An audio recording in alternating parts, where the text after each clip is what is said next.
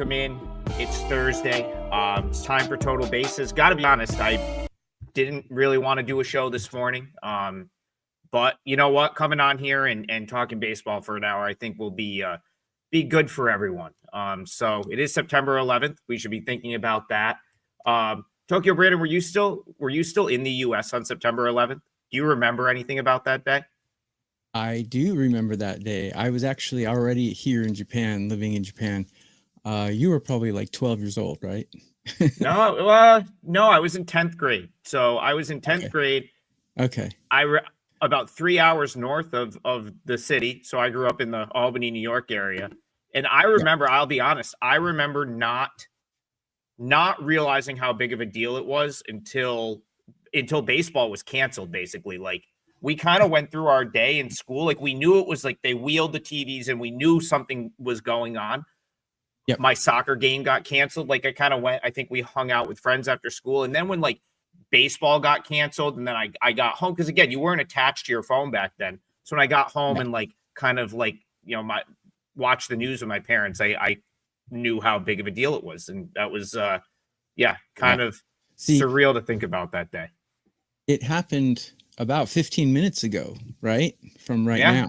So it's nighttime here in Japan, and I was in Japan. My son was about 2 years old. So I remember I was on the computer with my son on my shoulder, and I was looking at something on the internet, and my friend called me on my cell phone.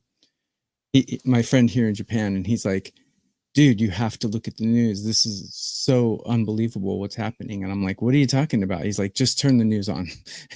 And I turned it on. I was like, oh my God, I saw a burning building. It was just incredible, amazing, just surreal. And that changed our country in a lot of ways. And especially for someone like me who travels a lot, it changed travel 100%. So yeah, just crazy thing that changed the history of the world, actually. Oh, I really think one of those things that brought everyone together in the wake of that was baseball. And of course, we had a week without Major League Baseball, and then it comes back. And those I still can remember as a however old I was at the time, 15, 16-year-old, watching those, because my local team was still the Yankees and the Mets, and this was like pre MLB TV. So getting to watch those Yankee games and Mets games every night was was like something I'll never forget. And that's where we'll start today in the Bronx. That'll give us something to do for the next hour, then think about the news, and we'll talk about Tigers Yankees in the Bronx. It was, of course, the year the Yankees went to the World Series, ended up losing it against the Diamondbacks, but that's still the best World Series I can remember for that I was alive for. That Yankees Diamondbacks series was absolutely incredible. TB, Yankees, do you think they can get back there this year? A month ago, I would have said no, but now I might be a believer in this team again. I don't know. What do you think? Series? Haven't you seen the beating they've taken 2 days in a row from the Tigers? My question to you, though, and we'll get into this game, is who do you think in the American League is so much better that it's not going to be the Yankees? Well, they got Nuke Weaver out there giving up runs every time he takes the mound. They got Williams, who doesn't have his head straight. They got so many guys who can't hold games down. You're asking who could be a contender in the American League? Astros are always a contender. The Blue Jays are always the Blue Jays are a contender this year, but Blue Jays have bullpen problems too. But I think their bullpen is a little more stable than the Yankees right now. I think the Blue Jays might surprise some people. They're really playing some solid baseball right now. Let's tie it into this game, TB. How about the Tigers? I know Sean is ready to explode in the chat right now because he wants me to say the Tigers. And as you do process of elimination, like Tigers might be a team that's the toughest out of anyone in the playoffs. They may be the sneakiest team of the bunch. So what do you think about this matchup? The problem is they only have one real legitimate pitcher in their rotation. I think that's going to hurt them in a series. You got to cover the logos and stop being a fan for a minute and actually think. Are they playing World Series baseball? Do you think? I mean, yeah, they put a spanking on the Yankees, but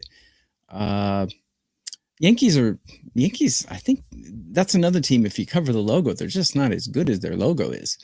But yeah, I mean, the Tigers, you can't argue with their record. I just think the Blue Jays have more talent than both of those teams, and they're actually peaking right now. So I think it's the right time for the Blue Jays, although they have a shaky rotation as well. So yeah, it's hard to say. So in this game tonight, as you said, the Tigers have kind of, got the best of it the last couple of days. It looks like we're going to have Cam Schlittler, and for the Tigers, it's going to be kind of, AJ Hinch. He loves to do this. It's yet to be seen if he's going to do this in the playoffs this year. But AJ Hinch more than anyone loves himself a bullpen game, and I think that's kind of what you're going to get today with Tyler Holton as like the opener. Schlittler's a guy I've been really impressed with, but I don't know that I'd lay this price here with the Yanks. What do you think about tonight's matchup? Yeah, my first impression looking at this was, Yankees all the way. And then I looked at the line and I'm like, oops, not for that price. But this is one of those gambling tricks you can do. I think after getting beaten in the head 2 games in a row, I think the Yankees will come back and at least take this one. The Tigers bullpen, I have them rated 26 out of 30 in current form. So if this is a bullpen game, it should give the Yankees plenty of innings to tee off on that vulnerable bullpen.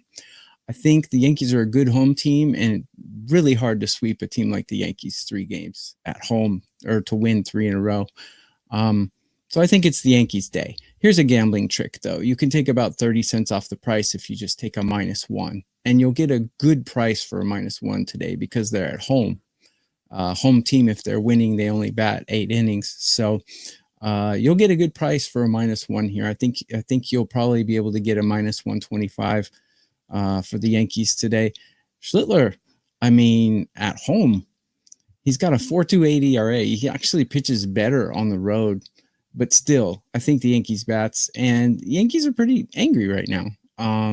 They have bullpen problems, but I think the Tigers' bullpen problems are bigger.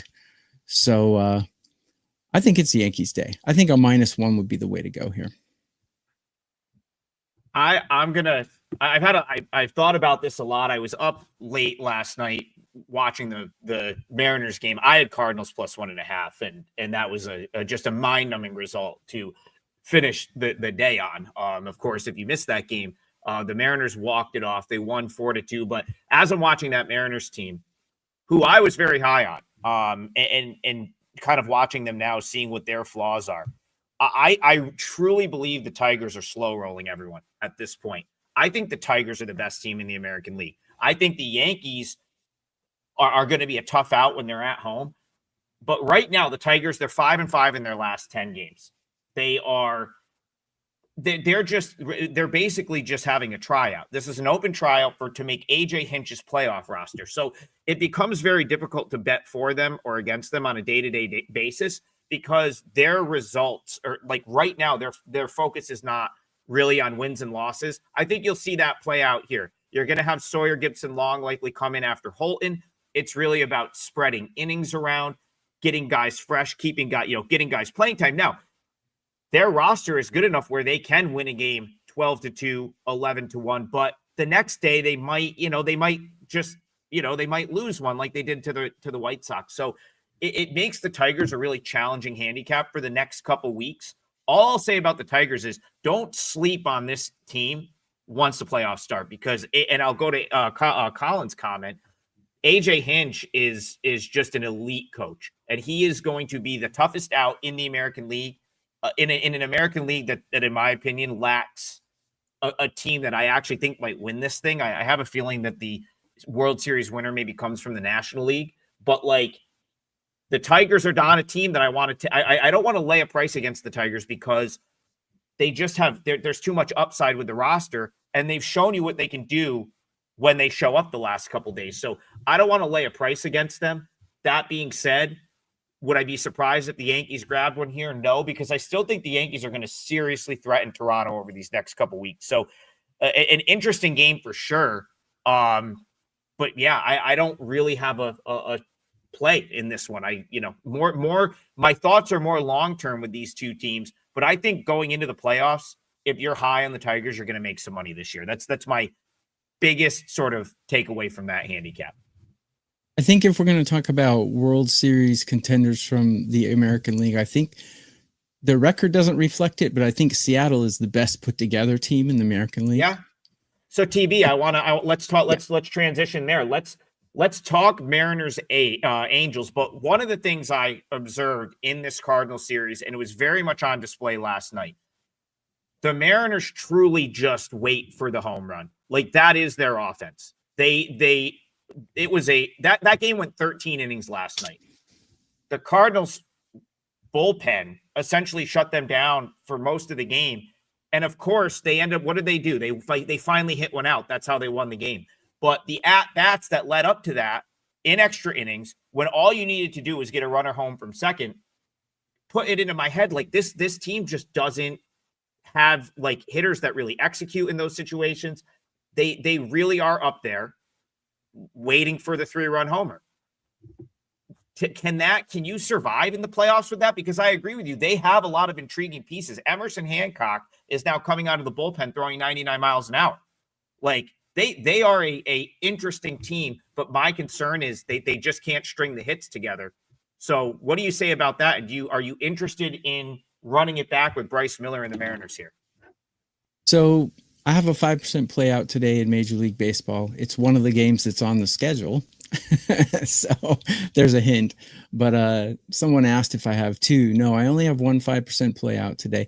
I had Seattle yesterday, so that was a little upsetting, but I actually went 3-1 yesterday in MLB, and I won a 4% play tonight in Japanese baseball. So things are going well right now. I got a 5% play up today. Regarding this one, you're right. Seattle is just such a well put together team. I'm just surprised they're struggling like they are. And they've got guys like their starter today, Bryce Miller, who throughout his career has been a great pitcher, but something's off this season. I don't know what it is. He's not pitching like I can't remember him with a 1.4 whip. Maybe he had, but it just didn't stand out to me like it does this season. He's getting hit pretty hard. He's given up 12 earned in his last 4 starts. I mean, that's only 3 earned runs per start, and he's gone more than 5 innings in each one. So I guess it's not that bad. Looking at the Angels, Soriano, he was a guy that I was kind of high on coming into the season, but he's somewhat underperforming. I got him, but I've got him ranked 12 out of 30 on a curve of 30 starting pitchers. So not that horrible, I guess. He doesn't pass the eye test. When I see him pitch, he doesn't look good. He doesn't look like 12 out of 30 to me. So let's take a look at how Bryce Miller has performed against these Angels, because he's got 52 at bats against. He's got a 231 average against and a 714 OPS, which is fair. It's not great. It's not bad. It's average. And he's been pitching kind of average so far this season.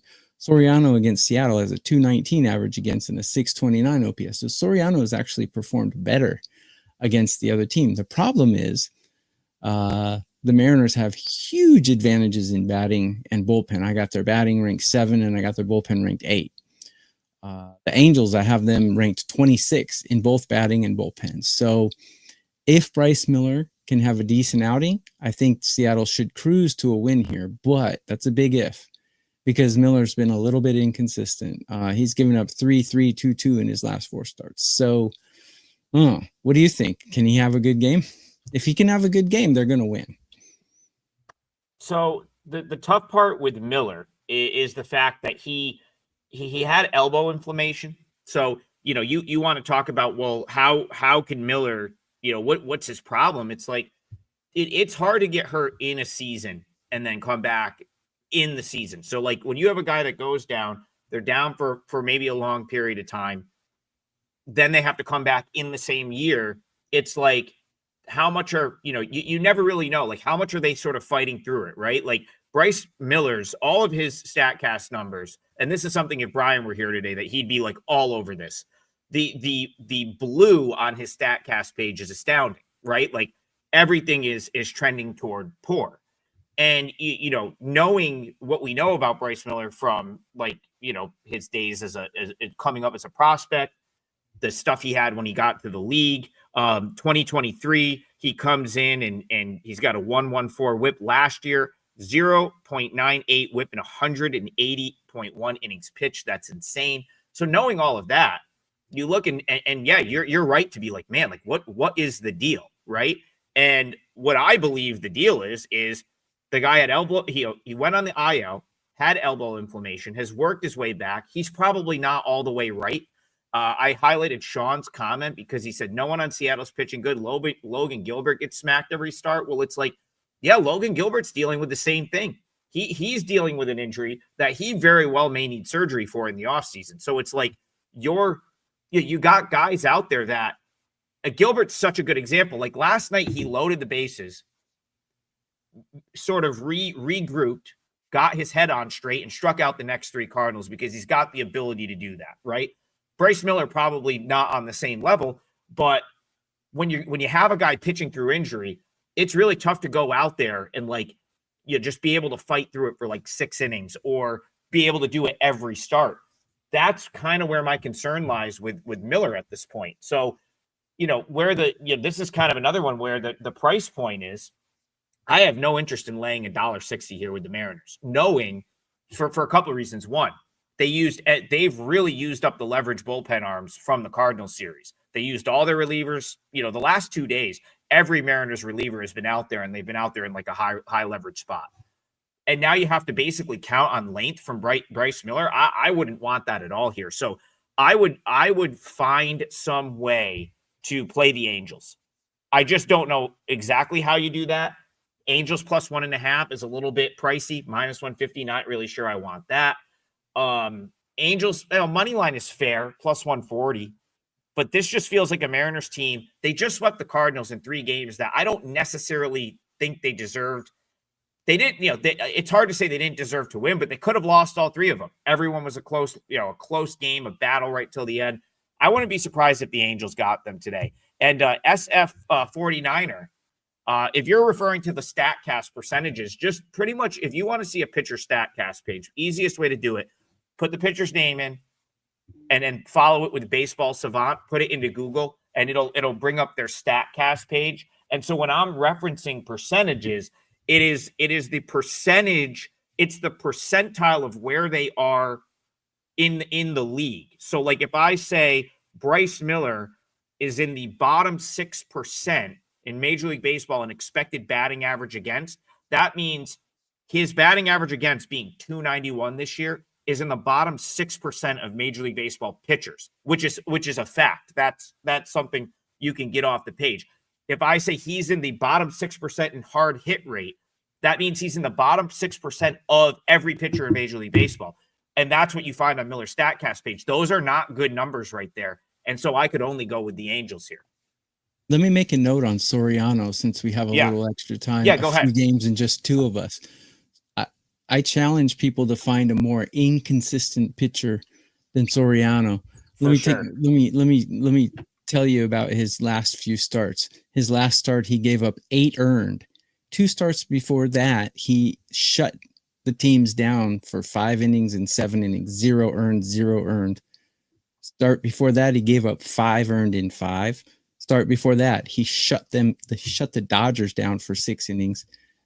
The start before that, he gave up 7 earned to Tampa Bay. So we've got game logs of 8 earned, 0, 0, 5, 0, 7. So basically with Soriano, he's either gonna shut them down for 6 innings or he's gonna get bombed. So whichever it is, roll the dice and find out. He's not a safe guy to bet.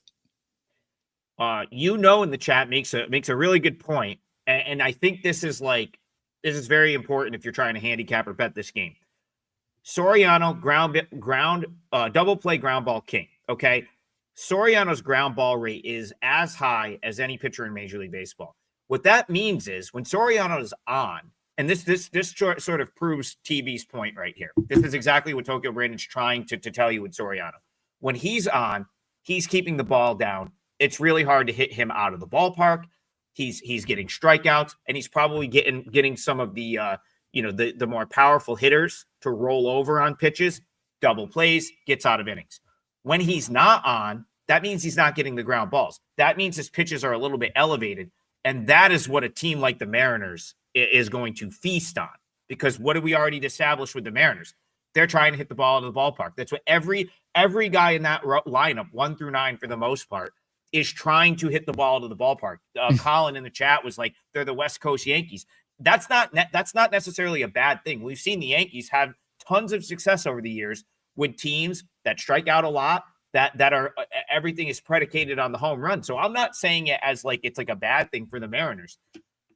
What Jose Soriano shows up tonight is going to probably decide this game, because if he's not getting that ground ball and those pitches are elevated, you probably have a nailer homer, you probably have a couple of bombs, and suddenly Mariners are back in the driver's seat. It makes it a very difficult handicap here. I was happy for their bomb yesterday because I had Seattle -1. Yeah. Going into the ninth inning, they hit a 2-run home run to win it, and that rarely happens. So I was pretty happy to get the win instead of the twist. Like I said, I was on the other side of that, and I was talking to people on Twitter, and they're like, "That's a horrendous beat," and that was actually the bottom of the 13th. That game went 13 innings, and it's like, but you had to know that when the Cardinals could not score, you had to know it was probably coming, because if you watched every at bat in extra innings, every person that came to the plate for the Mariners was trying to end the game with a home run. That literally is how they bat. So when you take it back to this game, Soriano, if he can't keep the ball down and it's up and he's giving up fly balls, he's probably going to get crushed. So maybe it's a live betting type thing. Maybe you see how Soriano looks in that first inning, but if the ball is up and he's not like getting either strikeouts on balls that are diving or grounders, it's going to likely be a long night for him. And it makes it a tough game to bet. But a great discussion right there, TB. It's a good, you nailed the point about the inconsistency in his results, and it has everything to do with his ability to keep the ball down. If there's a more inconsistent pitcher, I'd like to see who. I mean, 0 earned, 0 earned 8, 0 earned 7, 0 earned 5. It's like crazy. Yeah. It makes it based on where it's priced. It makes it a really tough handicap. So that's it. That's an interesting game. I want to go to. I'm just going to pick a game. I didn't see one in the chat, but I do want to. I noticed that right now, people seem to want to touch on the games that I guess have some sort of impact. So unless you're asking for a game specifically, I will try to stay on the games that are maybe a little bit impactful. Just for picking games at random here, and one that again, we kind of have talked about this series every day. That has a lot of it's a very impactful game is the Guardians Royals series. Royals get a game they absolutely had to have yesterday, 4-3. We kind of talked about it being a bullpen game, and they were, I guess what I maybe suspected, even though I didn't bet this, was that they might be able to piece it together with the arms they had for that game. So I just want to pull up yesterday's box score real quick before I kick it over to you and give you a chance to write down the timestamps, because I know you're trying to do that, and usually Brian gets to talk. The Royals did exactly what we thought they might do yesterday. Bolin for 2 innings. They bring in Zerpa for like 1 2/3, Long, Avila, Urseg, Estevez, and they close out a game they desperately needed to have 4-3. Now they come in today, TB, another game that is paramount to both these teams having any sort of chance to make the playoffs. You have the Cleveland Guardians 3.5 out, the Royals 4 out. I feel like the team that loses this game is done. I really truly believe that this is an elimination game right here, because I don't see, especially for the Royals, I don't see how you come back from like more than 4 back at this point. They're going to go with Steven Kolek, who has been pretty good since showing up in Kansas City. On the other side is Gavin Williams, who I kind of wish Brian were here to talk about, because I feel like he's really had a good beat on him. Gavin Williams, other than when they messed with him after the no-hitter, has been very solid. So Royals Guardians, massive game for these two teams. I'm calling it an elimination game. I think the loser of this game is cooked, done, out of any sort of playoff conversation. Do you have a bet here in Royals Guardians? Yeah. Looking at the way these pitchers face the other team, Kolek, he doesn't have really a good enough sample size to measure, but he has given 4 hits on 5 at bats against these batters, if that's worth anything. But Kolek is a really good road pitcher.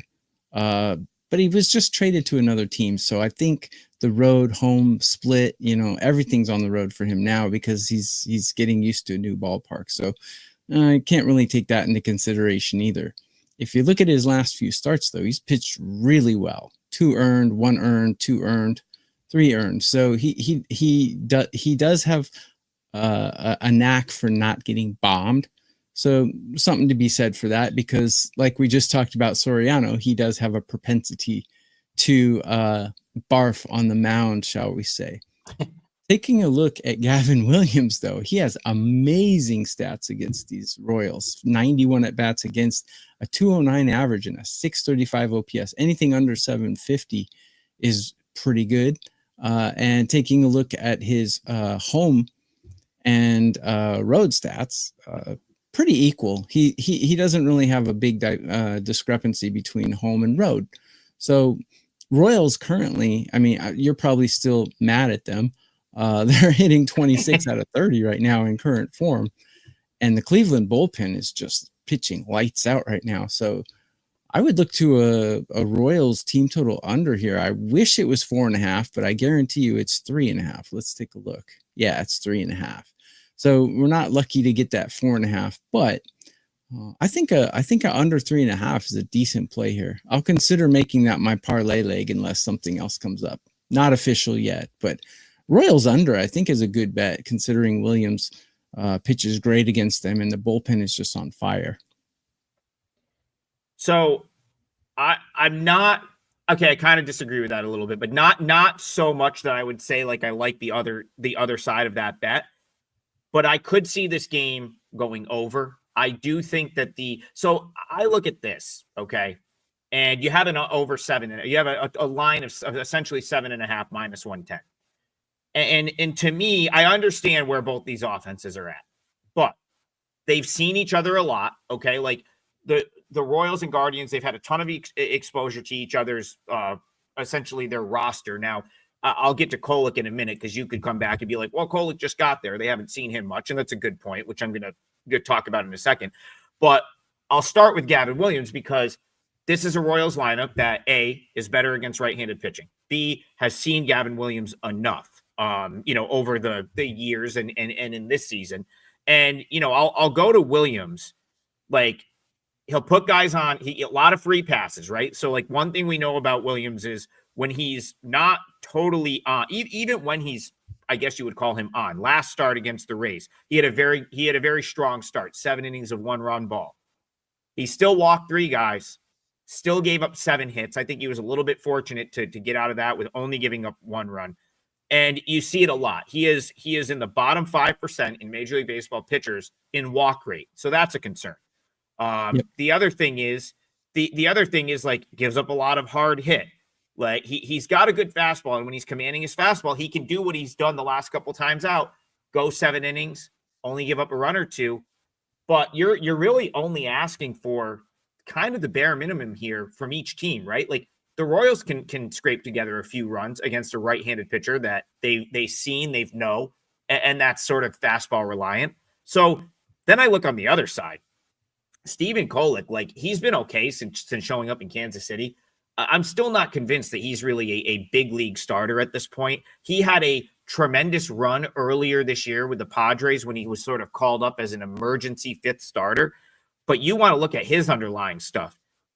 Doesn't strike anyone out. Very low swing, very low whiff rate and chase rate. Gives up a ton of hard hit. And doesn't walk, though. Yeah, like that's a good point. Like he's sort of on the other end of the spectrum. Sorry to interrupt you. No. It's a good point because that's his only saving grace. Right. Like he's on the other end of the spectrum where he's not going to just put you on base for free, but he's also everything's in the zone. 273 expected batting average against.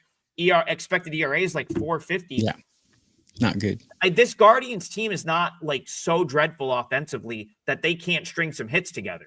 They just don't have the power guys, and like they're not going to put like oftentimes they're not going to put like the big sort of crooked numbers up. But I think the Guardians can handle that. And then you go to the bullpens, and the Royals used basically everyone to pin down that win yesterday. So I would look to a full game over 7.5 here. I'm not saying your bet doesn't get there. It could, but I mean, this sort of feels like a scenario where you're going to get, each team's going to get at least 3. And I think if there's a team that's more likely to put the crooked numbers up, it's going to be the Guardians on either Kolek or the Royals bullpen. So maybe both of our angles are get there in the end, because I could see like a 6-3 type game, 5-4, 7-2. Like it just 7.5 seems low here. I really like the over in this game. To back up your point, I have the Guardians rank 11 in offense current form. Well, they're hitting better. Doesn't mean they're the 11th best team. It means currently that they're hitting well. So they're hitting better, and they tend to hit at home. That's the other thing. They tend to hit the ball a little bit better in their home ballpark. So it's an interesting game. I think the over, and like you said, the loser can probably kiss their playoff hopes goodbye. They're going to be close to 500 after that. So yeah. And someone in the chat was like, these two teams, but both these teams have had no shot at the playoffs for a while. Like, I kind of agree with that statement too. Neither of these teams, I haven't really at any point in the year like really expected either of these two teams to overtake like a team like the Mariners or someone that they were chasing. But yeah, it's two teams that I don't think are very good and that know each other well. Like if one gets a little bit of a lead here, maybe it gets out of hand. All I know is it's going to take really strong pitching on both sides to keep that under 7.5. And I just don't see it with the guys that we're going to see on the mound today. So I like an over. All right, Queen Rock. The Royals looked like a team of destiny. The Royals looked like a team of destiny about a month ago, but man, have they gone downhill. Yeah, and Brian Leonard, our third, he'll be back tomorrow, but our third panelist pointed out that they had a really decent trade deadline. I too kind of agreed with that. I thought the Royals were in a really nice position to make a run like at the end of July, but just not a great ball club. They're a very average team. So are the Guardians. Not playoff teams, but here I think they could score on each other. So I like the over. Probably. O'Doyle rules. He wants an early game, TB. Let's give him an early game. And I saw someone else ask for Pirates Orioles, and I think that's an early one. So why don't we go there? Let's go to Pirates Orioles. So I want to yesterday, I think, did you win a bet in this game yesterday? Did you end up getting to the window with that? Like you nailed the under 1.5. I mean, they were under 1.5 for the game. Yes. Yeah. Yes, I won the Orioles under 1.5 versus 5. Yes, I did. 2%. Okay, yeah, okay. So they really were under 1.5 for the game. They didn't score that second run until the 10th inning, which as we know doesn't count, right? Like if you're scoring in extra innings, it's helped by the ghost runner. But like, to make the point, like you were right about that. Like Orioles couldn't hit Skeens at all. 2-1 final. Any under got there. I know that's kind of like the way we tilted our handicap in this game yesterday. Now we come back. I believe this is the fourth game. Is this the fourth game of the series or the third? Okay, it's the third. So we're coming back.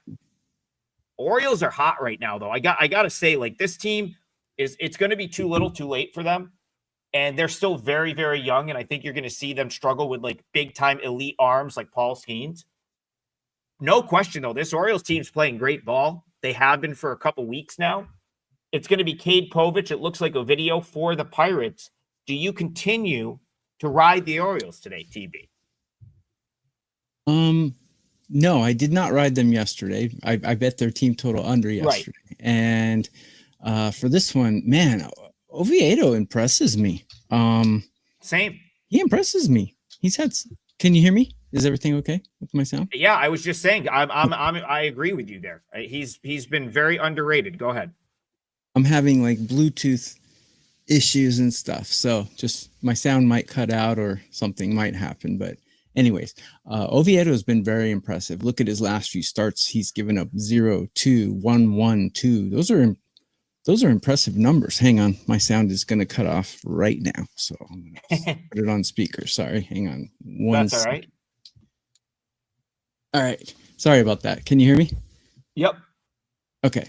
So Oviedo's been very impressive. And taking a look at Povich, he has not been impressive. 1.46 whip. And against these batters, we don't have a sample size. But man, Povich, he can get rocked. He doesn't get blown up, but he like, you can count on him for 3 or 4 earned runs almost every game. Looking at how the teams compare against each other, I have the hitting almost equal. Both a little bit dreadful, but fairly equal. Bullpen's fairly equal, but I have a huge discrepancy in the starting pitching. I got Oviedo ranked 6 on a curve of 30, where I got Povich ranked 26. Looking at this, I did put out a client play on this as 2%er. I like the Pirates first 5 plus the half run. I think Oviedo can hold them down at least 1 earned run, but I think the Pirates can probably get 1 off Povich as well. So I think the Pirates can at least pull out a tie here in the first 5. That's how I'm approaching this. And I did put that out as a client play. Yeah, I like, so I'll go back to before the series even happened, and, just kind of like coming into the month of September. I really like both of these teams, where they're at right now, where they're at against the market. I think you have 2 very undervalued teams in terms of, like, they've both been out of it for a while. So now you've kind of got this young influx of talent. They're playing, they're better, in my opinion. Both of these teams are better versions of what they were earlier in the year, like the Pirates with their young pitching. And Oviedo is a guy that would have likely been in this rotation right off the rip. He was hurt. He spent the majority of the first half of his season coming back from injury.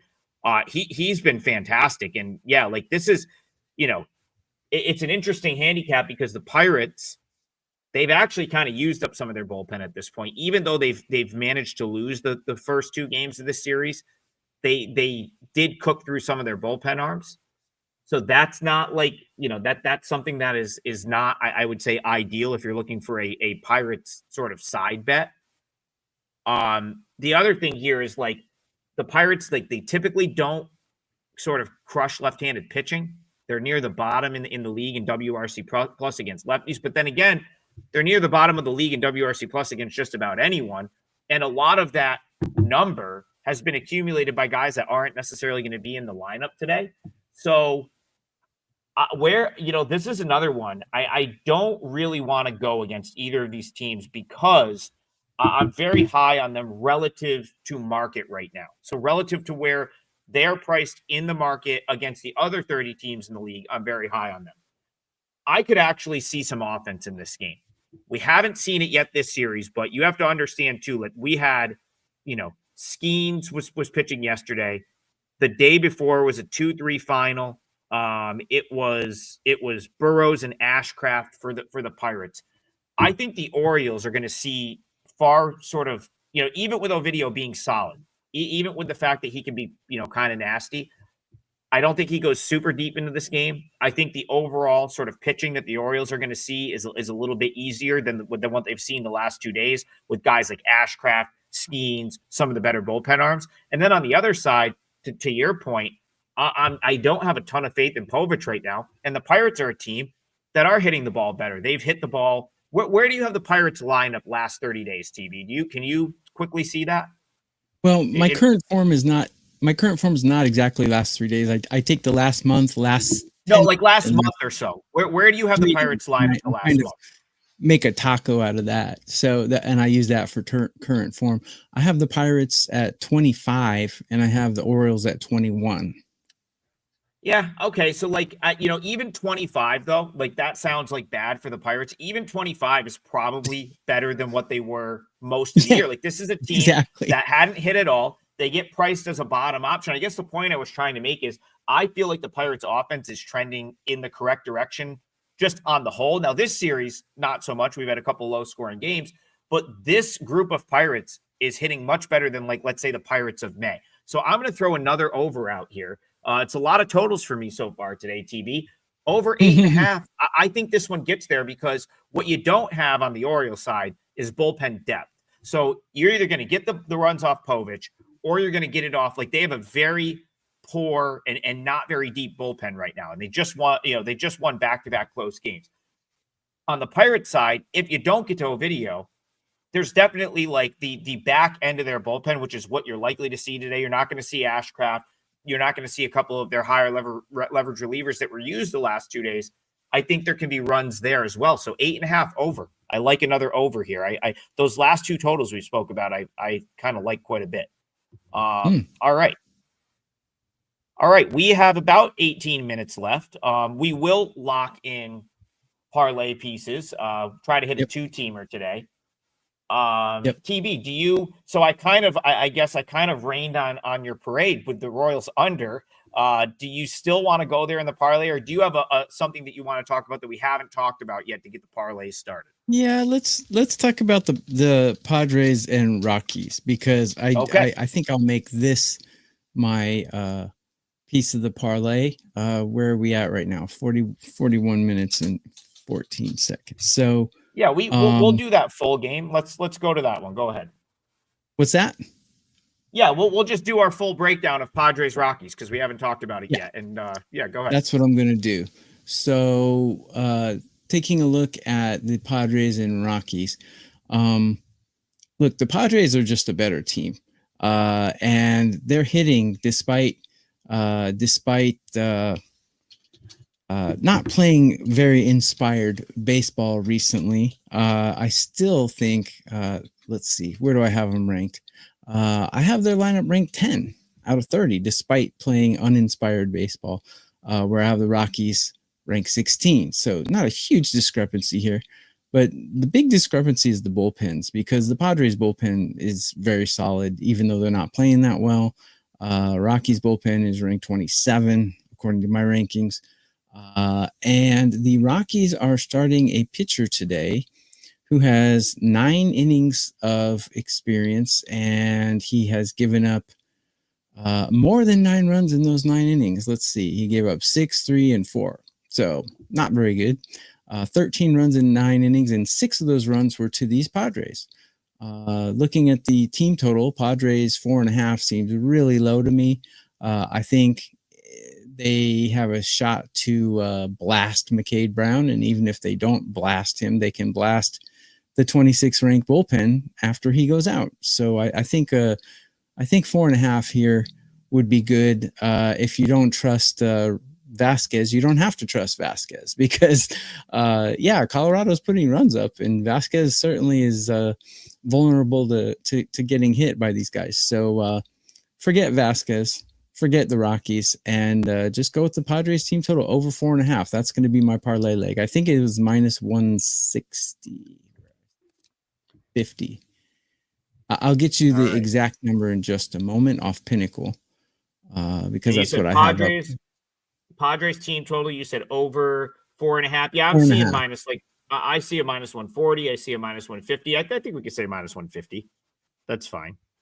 Minus 132 on Pinnacle. So yeah, I was gonna say I see some 140s. I see more 140s than like 150s. Let's say minus 140 then. Yeah, Pinnacle is rather generous sometimes. So yeah. Yep. Yeah, I'm looking at 2 over 4.5 minus 140s here. Cool. Listen, like it's going to be very difficult to like talk someone off of a team total against the Rockies, because even if you get a good effort from a starting pitcher, they're just always one crooked number away, right? Like it's just always, there's always the possibility that happens against what the Rockies are running out there bullpen wise right now. That being said, I like McCade Brown a little bit, and so I'll tell you, he has spent, so he didn't spend any time at AAA. The only reason I kind of had him on my radar is my cousin. I have a cousin that lives over in Connecticut, and her and her husband go to Hartford Yard Goats games frequently. And so when they go, they always text they always tend to text me to let me know that they're at the ballpark. And what I do is I kind of look at the roster and say, oh, okay, I think this guy's good. Because that's a double-A team. So obviously they're not, they just show up. They don't know who any of the players are. And so I see who's pitching for that day, who's in the lineup. And it kind of got me to look at McCade Brown a little bit. And I saw, that he's so first of all, it's craziness that the Rockies double-A team is over in Hartford, Connecticut, but that is true. The Colorado Rockies double-A affiliate is all the way over in Hartford, CT. And McCade Brown, that's where he spent most of his year. He actually started the year in high A, came up to double-A, has easily been the best pitcher in the Rockies farm system this year. Better than Dollander, better than Palmquist, 1.07 whip in the minors, 105 strikeouts and 76 and 2/3 innings. So, they called him up directly from double-A. I got to be honest, I may be a McCade Brown believer. And again, I'm not saying that the Padres won't find their way to some runs at some point in this game. But, yes, he's been crushed in a couple of big league starts. But you got to remember, they gave him no time at AAA whatsoever. They called him up. They said, hey, we need you. No AAA. You're going to come up and you're going to pitch against the Pirates. Obviously, that didn't go well. He's faced the Cubs and the Padres so far. And last time out, he got smoked by the Padres. So that may be a little bit of concern. But this guy's got good stuff. And I would just be cautious of thinking that you can just fade him for a free win here, because he has had really good stuff all season in the minors. And I just think that those 3 starts that you've seen at the big league level are him just he had no time at AAA. They just said, hey, Hartford Yard, go. We need you in the big leagues. And I don't, I think he needed a little time to get his feet wet. Here's the point I'm going to make about this game. At some point from now to the end of the season, he's going to come out and throw a gem. I don't know if it's going to be here, but I bet you he has a 6 shutout inning type outing in him, because his stuff is that good. I don't care, TB. You don't strike out 105 guys in 76 and 2/3 innings over a full season in the minors without you being kind of okay. I like Rockies plus 1.5, plus 105. I think that's a reasonably good bet. And I hope for your sake and our sake for the parlay, TV, it's a higher scoring game, because this is Randy. That you want to know who's worse than McCade Brown? It's probably Randy Vasquez. Okay, this is a guy that is a 4A starter at best. Someone in the chat's someone's in the chat this is one of Adam's wrong takes. Listen, I'm not saying TB's play is not going to hit, but I'll tell you right now, McCade Brown in a year is going to be higher on all of your rankings than Randy Vasquez. And you can get him right here, plus 1.5 at plus money. If I had to pick a side here, it's Rockies plus 1.5 all day at that plus price, because McCade Brown is really good. But obviously the Padres, they need the game. They're at home. So I don't think getting to the 4.5 is impossible, but I think Brown can keep them in this game. I'm just trying to give you guys the best info possible. Circle McCade Brown. If it's not this start, it will be next start. He's got a gem in him at some point. Go ahead, TB. 2 points to make. Maybe he did accumulate a lot of strikeouts, but he did not do that against Manny Machado and Tatis. Correct. Those are tough batters. That's a good point. Those are tough outs. And it's rare these days that they don't give a guy at least a start or 2 at AAA. You're so right. That's why I'm saying you got to take those numbers with a grain of salt, because he had no time at AAA. And You're right. So coming up and getting bombed by some big league hitters is not the Colin Gregory said Randy will be in the KBO. That is as factual of a statement as I have ever heard. Cue up the Randy Vasquez to Lotte Giants right now. 2027 KBO starter right there. 100%. He might not be Lotte's best pitcher. But anyways, my second point is I've been to Hartford, Connecticut one time. It was the most depressing place I've ever been. I walked down the street on a Saturday, and McDonald's in Hartford are closed on Saturdays. There's no street traffic. It was like a ghost town. I was depressed. Hartford is such a weird city, because there's parts of Hartford that you literally feel like you're in Manhattan that are super downtown, kind of Really? by where the yard. Yeah. So dude, it's very, very odd, because I felt like it was a ghost town. down by like where the Yard Goats play and where the XL Center is, where UConn plays, it looks like you're in Manhattan. You feel like you're in a huge city. If you go to like, I think it's West Hartford, it looks That's like abandoned and it's not very nice. It's a weird city. But I was hungry. I went to McDonald's. They're like, it's closed. I'm like, you closed McDonald's on a Saturday? Yeah, nobody comes here. I'm like, whoa. Anyways, just a little point. But yeah, I'll go back to like a point I made since the beginning of the season. Like Randy Vasquez, like credit to him for being able to sort of like hang around and do what he's done this year. He throws 5-6 pitches, but I don't have high hopes for him as a big league starter. And I wouldn't be surprised if the Rockies generated some offense off him here. So, so just to rehash, because I'm going to get into a game in a second, I'm going to close out our parlay. Tokyo Brandon, his parlay, like he's going Padres over 4.5 on the team total. It's like -140 in that game. So yeah, we can root for runs, and I'm gonna root for the Rockies to come out and find a way to win that game. But I hope they do it. Sounds great to me. Sounds great to me, for sure. Because actually, Adam, even if Brown has a decent game, I don't think he's going to go more than 5 innings. Yeah, I could see that. Like he's right, because they have no reason to like really run his innings up there at this point. So I do think you're probably right in the respect that you should get like 4 innings out of this Rockies bullpen. I don't disagree with that. Hoping. But Colin, I'm with you. And hey, hand up, right? Like I've lost money this year fading Randy as well. He has been, and this is such a good comment. Like I don't really know how to quantify it. I'm sure on the StatCast page you can.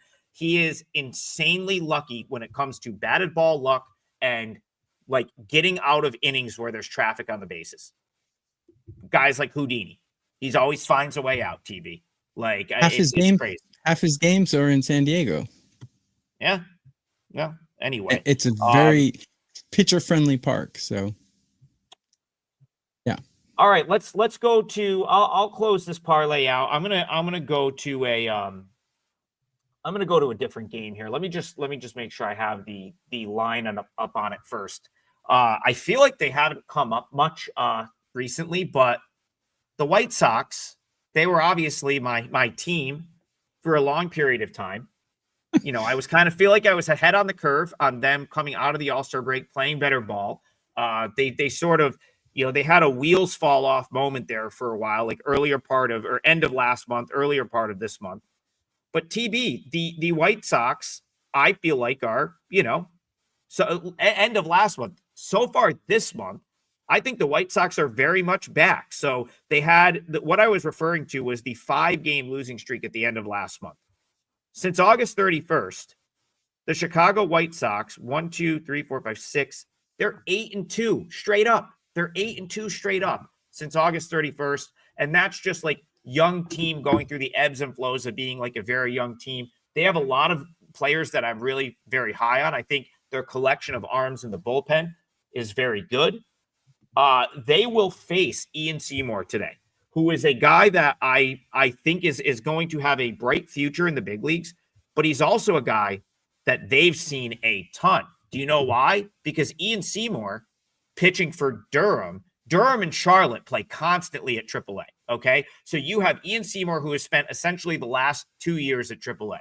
You have a White Sox roster who's essentially spent the last 2 years at AAA. Most of these guys are fresh to the majors, just up. I don't have it in front of me. They probably have as big of a sample size against Ian Seymour as anyone you're going to find at this point. And, you know, Ian Seymour, you know, at the big league level has not really been what he's been at AAA. So far, you know, he's had a couple of good outings. Last time out against Cleveland was decent. He only 2 times out to go against Cleveland was decent. 5 shutout innings, but the last 2 times out gave up 4 runs to the Nationals, 5 runs to the Guardians. This White Sox lineup is better than both of those. And then you've got Shane Smith, and even with Shane Smith's ups and downs, I still think he's had a very solid season. And I like these bullpen arms for the White Sox. The Rays are the team, Tokyo Brandon, that I think you can stick a fork in at this point. They had their big run, their big winning streak. This team's now 5.5 games out. They lost yesterday. Their season is over. My parlay leg will be White Sox plus 1.5. I won't be surprised if they win this game. but I want to hit the parlay, and I like having that run. So White Sox plus 1.5. I would like to know, though, do you agree or disagree? I agree with you that the White Sox are a very dangerous team and they're always underdogs. And they're probably, in my opinion, the most difficult team to cap in all of Major League Baseball because they, on the surface, they just look terrible, but they're not terrible. So the automatic knee-jerk reaction is to fade them. But if you fade them, you're probably losing a lot of money this season because for sure, they're extremely scrappy. And to enforce your point there, I have them ranked number 8 in current form in offense production. So 8 out of 30 teams, and they're on an 8-2 run, right? So, but I do slightly disagree with you in Seymour. I think my numbers love Seymour and his expected projection ratings, like expected ERA and those kind of ratings are off the chart. So he did give up a lot of runs in his last few starts, but they weren't all earned. I mean, he's backed by a pretty poor fielding team. So I like Seymour. So I don't know how to read the White Sox, though. That's the problem. They're hitting better than Tampa Bay. Bullpens are both fairly decent, slightly above average. But I got Seymour ranked higher than Smith. I got Smith graded very average, right at 15 out of 30, but I got Seymour ranked much higher. However, the sample size is small. So I won't argue with your White Sox plus 1.5, but I stay away from White Sox games because they're just so hard. I don't have stock in the team as well like you do. Yeah, right. Yeah, no. I just listen, they've been very undervalued probably since about the 90 game mark when we first started talking about them. I want to say this, you're not wrong to be high on Ian Seymour. Like, so I want to make like a very clear point here. Ian Seymour is going to be a very good starter in this league. He already has shown it. He already is to an extent.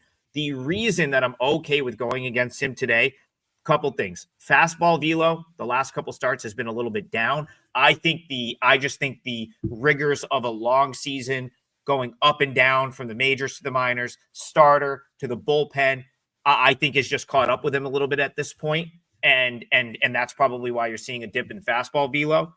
And then the other thing is just, it's a rare scenario where you have a guy that's new to the MLB that the other team has seen a ton, because the White Sox and Rays minor league teams are essentially rivals, which means they play more than any of the other teams. Like, so basically AAA, they're going to pair you off. Like, so Syracuse, Rochester play more than like anyone else. Durham, Charlotte play like more than anyone else. So they have a big time sample against him. And again, you rarely find that the big league roster is essentially all AAA guys from the last year and a half. And that's what you're getting with the White Sox. So I think it's I think it is a really good spot for the Sox, and you're catching the 1.5 on a team that's starting to fade out of the race. I really love this spot and setup for the White Sox today. All right. We have reached the end of the show. Got a lot in today. That was good, TB. I feel like we got a lot of good stuff, a lot of good conversation in. Yep.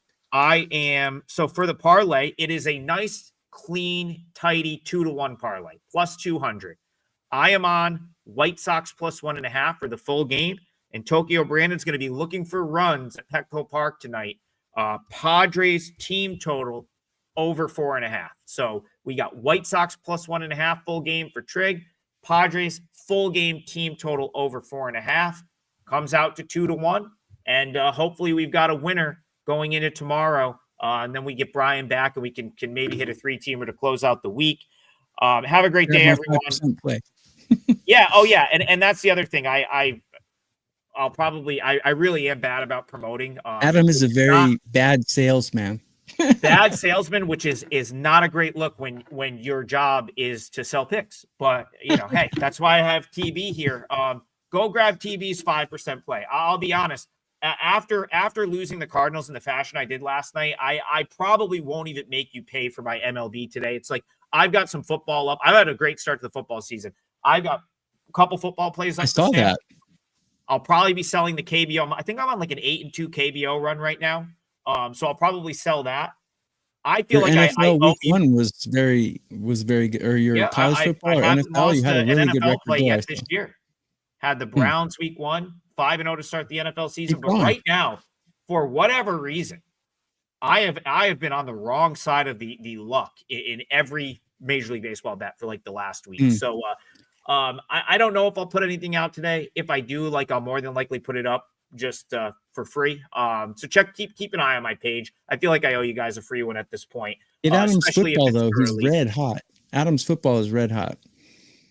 And you know, you can save the if you were going to buy me today, I'll tell you what, if you were going to buy me today, you can save that money and put it toward TB's 5%er, because he's been ripping these 5%ers off left and right.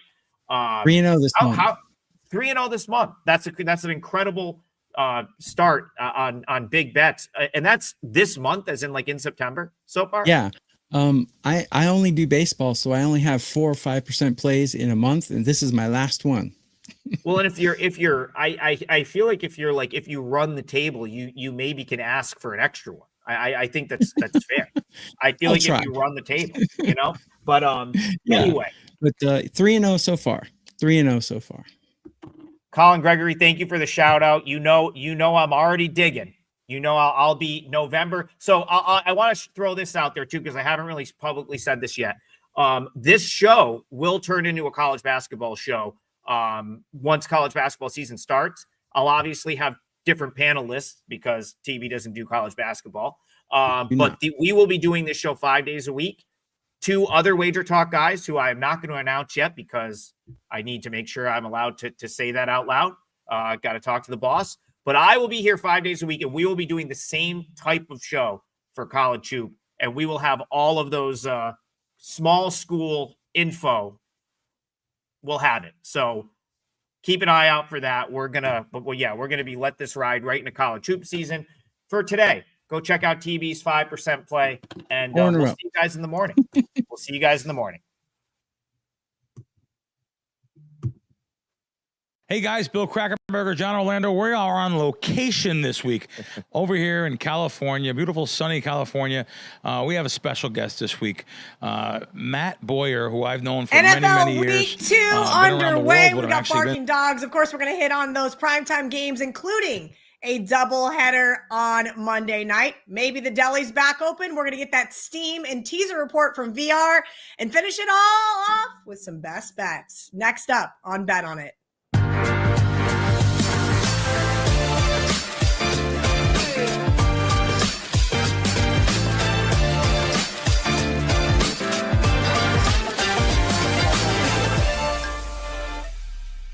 The comment section complained last week that Marco D'Angelo didn't get a talk for 9 minutes.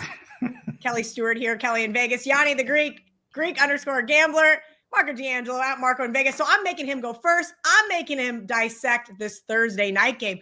This one's kind of got my brain in a pretzel, Marco. Both of these teams looked fantastic in their week 1 starts. Washington, a 3.5-point underdog at Green Bay. Total 48.5. Well, Kelly, you stole my opening line about these teams looking great last week, but the team that looked the best was Green Bay, and because who they played. Yeah, Washington looked good last week, but they played the Giants, and even though the Giants was one of those sharp sides, and I'll admit, I was on the Giants last week, it's still the Giants. I think the stock is too high on Green Bay. And I went back and forth whether I was going to use the side or I was going to use the total in this game because I think Green Bay's overpriced. But where I decided and landed in this game is I'm going to look at the total. And I think you're going to see some value this week on the totals because last week there were just a slew of unders in week 1 of the NFL. And after what we saw in the preseason with all of the overs, it reverted back. Well, you know what? History has a way of repeating itself. As we always say, generally speaking, the defenses are ahead of the offenses in week 1 because all of the teams that don't play any starters during the preseason, they're not hitting the ground running. And I'm going to look to the over here in this one in this week because I think everybody's going to have that fresh in their mind about all of the unders. But we've seen that one trend. Remember, Kelly, all those prime time games that we kept playing unders and kept going over? I think it continues here. You've got two teams that are non-division teams. It's hard to prepare for a team in a short week. But if you're playing a division rival, you know them. It's easier for preparation. That's not going to be the case for either one of these teams this week. Also, you look at Green Bay, that game that they come off of. The knee-jerk reaction is going to be, if Green Bay held Detroit to 13 points, that prolific Detroit offense that we've seen over the years, what are they going to do to Washington? Washington didn't score a lot of points last week. It was just an inept New York Giant team that kept setting them up in good field position. That's not going to be the case this week. Remember, that was a division game. That was their biggest rival. And, oh, by the way, and we'll see how the season plays out, that Detroit offense did not look good last week. Are they missing something? Yeah, they're missing their offensive coordinator, Ben Johnson. Let's see how that plays out later. The other part of it was Jared Goff's not mobile. He's a statue back there. They were able to put pressure on him. They come with pressure and they don't get Daniels at first crack. Guess what's going to happen? He's going to be off to the races. He's a mobile quarterback, can beat you with his arm, can beat you with his legs. I think you're going to see both teams score a lot of points in this game. I'm going over the total of 48.5. I think we're going to have a Thursday night shootout. Fun. I do lean to the dog, full disclosure, but I like the over as well. And that's where we're going on the show. First week overs, 12-4. They were rather impressive towards the under. VR, you've got the Sunday night football game. I think this is going to be an absolute barn burner as well. Let's get into it. Atlanta Falcons, a 5-point underdog at the Minnesota Vikings, 45.5. VR, Minnesota and JJ McCarthy looked abysmal. I had the Bears in teasers on Monday night. I think closing out 4 or 5 of them, sat back. Nothing to worry about. I can't believe I had to sweat that teaser there in the end. Was that more of a Minnesota comeback or more of a Bears defensive fallback? No, it was the collapse of the Bears. That's what it was. They played awesome in the first half, and then you just saw what the Bears are about in the second half. And that was the difference maker. But, I like to look at teams that actually stock drops off a win or stock improves off a loss, because that happens a lot. And here's a spot where the Vikings stock actually drops off that win, because exactly what you touched on, like they more or less got lucky to get that win. But I look at it from the perspective of now they have some momentum. You played that badly and yet you still won a game against a division rival, which is huge. So I think this week, they're up. That team's up. They're feeling good about themselves. Falcons, on the flip side, is the opposite. You lost a really tight game against a division rival that you're going to be battling to win the division. And more importantly, you had a quarterback in Michael Penix Jr. who played above what we expect.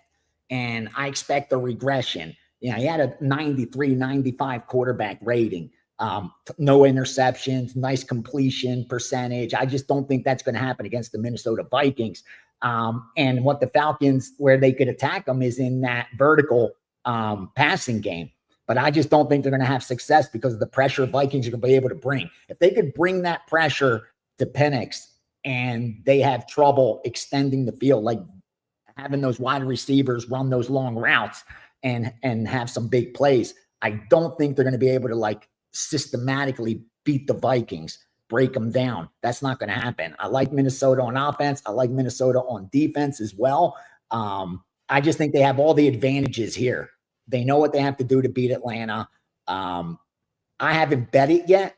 Want to see where this line kind of settles. And, 5's one of those dead numbers, one way or the other. We'll see if the market gets me involved. But I just think Minnesota's the right side. Again, I think it's a team whose stock dropped after a win. But, as expected, they were a top team, 14-win team last year, and they looked the part again this year. So I think it's Minnesota or pass for me. The first game of the Monday Night Football doubleheader, Tampa Bay catching 2.5 at Houston, total 42.5. Look, hand up, I don't love this game. I think you could argue the Bucs were Lucky that Atlanta missed that field goal, but Baker did have a really substantial game-winning drive prior to that, and then they missed the PAT. That is my feelings on that game. Let's talk about the Houston Texans. They turned the ball over twice, 11 penalties, and then went 2 for 9 on third down. Better quarterback here, I would argue, is Baker Mayfield, and I would say that I don't trust this offensive line to keep CJ Stroud upright. We got a better defense here on the road plus the points. I think the obvious answer here is low total, teasing Tampa up over a touchdown. Give me Tampa Bay here, and I will get you guys a second leg.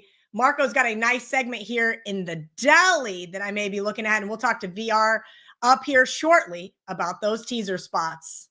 And Marco gets to break down the second Monday Night Football game. That's why we got a doubleheader on Monday night, the late game.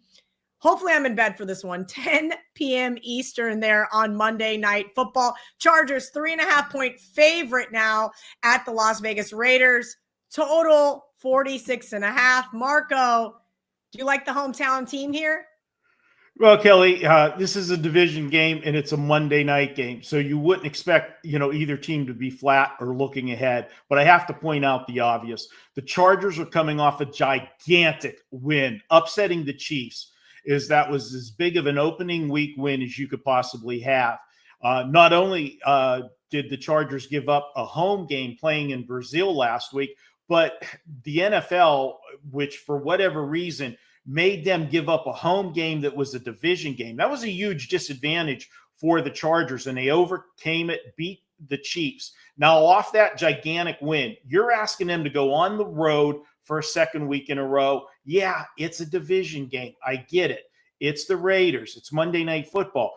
But it's Monday night home opener for the Raiders. Not only is it the Monday night home opener, it's the first home game regular season for their new head coach, Pete Carroll.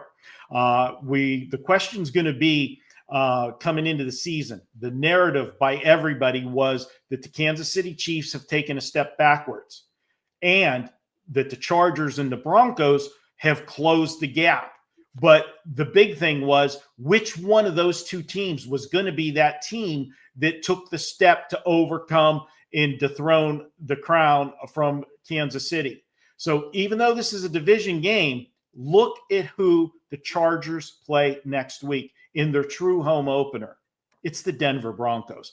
To me, this is a horrible scheduling spot. I am going to look to the Raiders getting the points. I think the stock is as high as it can be on the Chargers. It was a lot of hype coming into the season. Justin Herbert looked absolutely fantastic in that first game.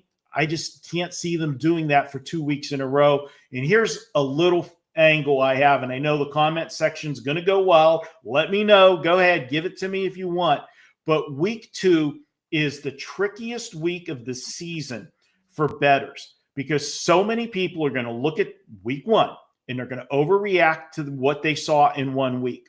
Or they're going to do this, and I hear it all the time when I'm in the sports books or if I'm sitting at a poker table listening to John Q. Public talking, they'll say, oh, this team can't start the season 0-2. There's no way they're going to lose both games to start the season because everybody knows the history of teams that lose both games and how hard it is to make the playoffs. But there's also a flip side to that. There's going to be a team or two that's going to be a major surprise that starts the season at 2-0. And that team that's going to be a surprise is going to be the Las Vegas Raiders. Yeah, it would be no surprise for the Chargers to be 2-0, but it'd be a big surprise for the Raiders. And I'm going to go with that. I think they're undervalued in this one. Let's take the dog plus the points. And I know, Kelly, you love primetime, home dogs. Throw in it. It's a division game. It's Vegas. This game starts late. Let's go ahead and take the Raiders. Can't wait to wake up a winner. Guys, get your notepads out and your pens ready. The Steam report is coming in hot. And then VR, when you get done with that, I have a couple other things I want to talk about, including those teasers you give out every single Sunday morning on Last Call.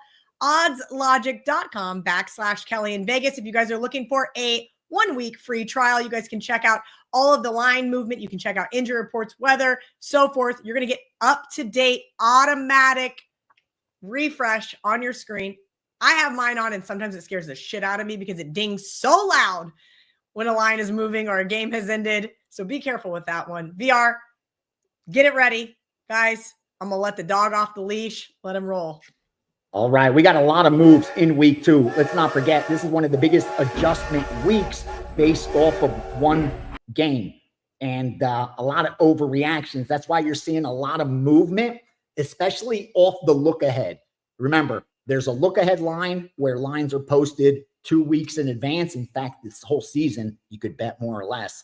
And then they start getting bet into, and then you'll see a line settle. And here's what I'm talking about. We saw with Green Bay, opens up -2.5, gets bet up through that key number. And that's when you saw the Washington money come in. So you have sharps on both sides of that game. Green Bay at -2.5 and Washington +4. Now move on to Sunday's action. New England +2.5 and under 45.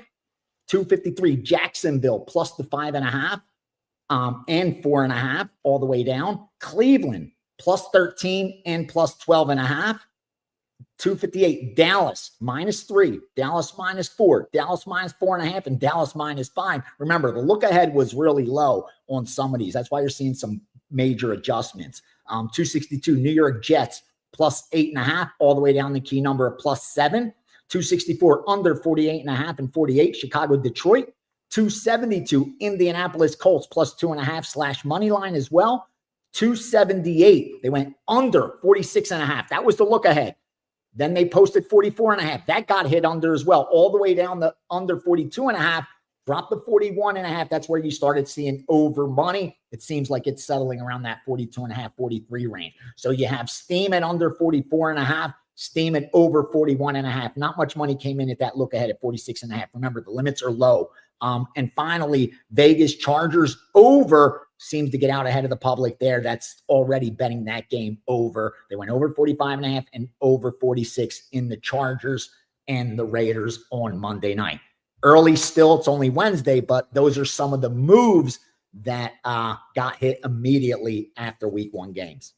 RVR, I happen to catch your segment Monday on WagerTalk today. It's also posted up on the WagerTalk Instagram channel regarding teasers.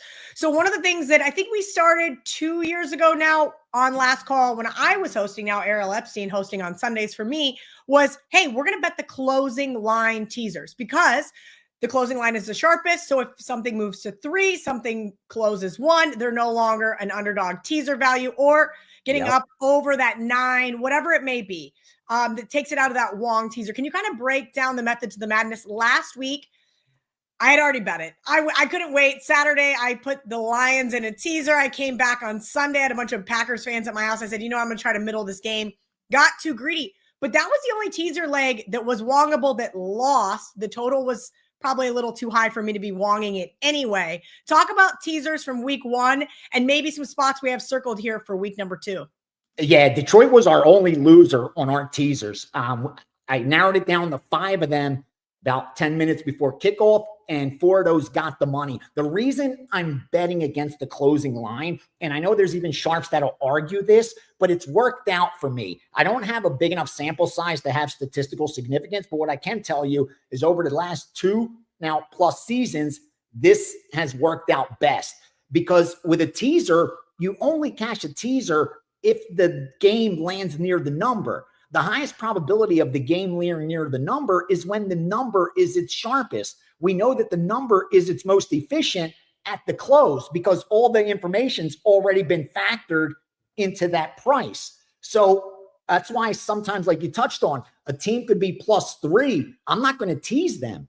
But come 15 minutes before game time, if that dog gets steamed down to where I'm now getting them at +2, +1.5, now I will use the teaser. Because again, I can't get the 3, that's gone. But now I can get the 3 and I can go through the next big key number of 7 by teasing it. So that's what we're looking for. We're looking for those sharp moves that maybe the number's no longer available, but now it's teasable for us. Because again, The goal is to go through the numbers 3, 6, 7. The goal is to not lay more than 125. And the goal is to only bet those numbers, not the teams. The teams are irrelevant. I could be against that team on a straight bet. The only thing we're doing is teasing those numbers because that has proven to give us about a 2% edge over the books if we're able to lay minus 120. That's what you want to aim for, laying that minus 120. I know there's still available out there 6-point teasers for minus 120. But if you're laying minus 130s, don't even do it. You're better off straight betting. Those aren't beatable. You're now no longer plus EV. Stay away from 6.5, 7-point teasers because they're never priced right. For a while, there were 10-point teasers where there was some value on even some 6-point teasers on 6-team teasers that, they were mispriced. But books have really cleaned that up because teasers become so popular that now you just got to focus on 6-point teasers, lay 125 or better, go through 3, 6, 7, bet it versus the closing number, and you'll do just fine. You'll cash more than you trash. When the season's over, you'll have made some money. Damn it. I said during the barking dog segment, the game that Marco gave out, I thought was teasable. Now I'm looking at my odds screen and just what VR said there on the teasers, it is now moving out of that position.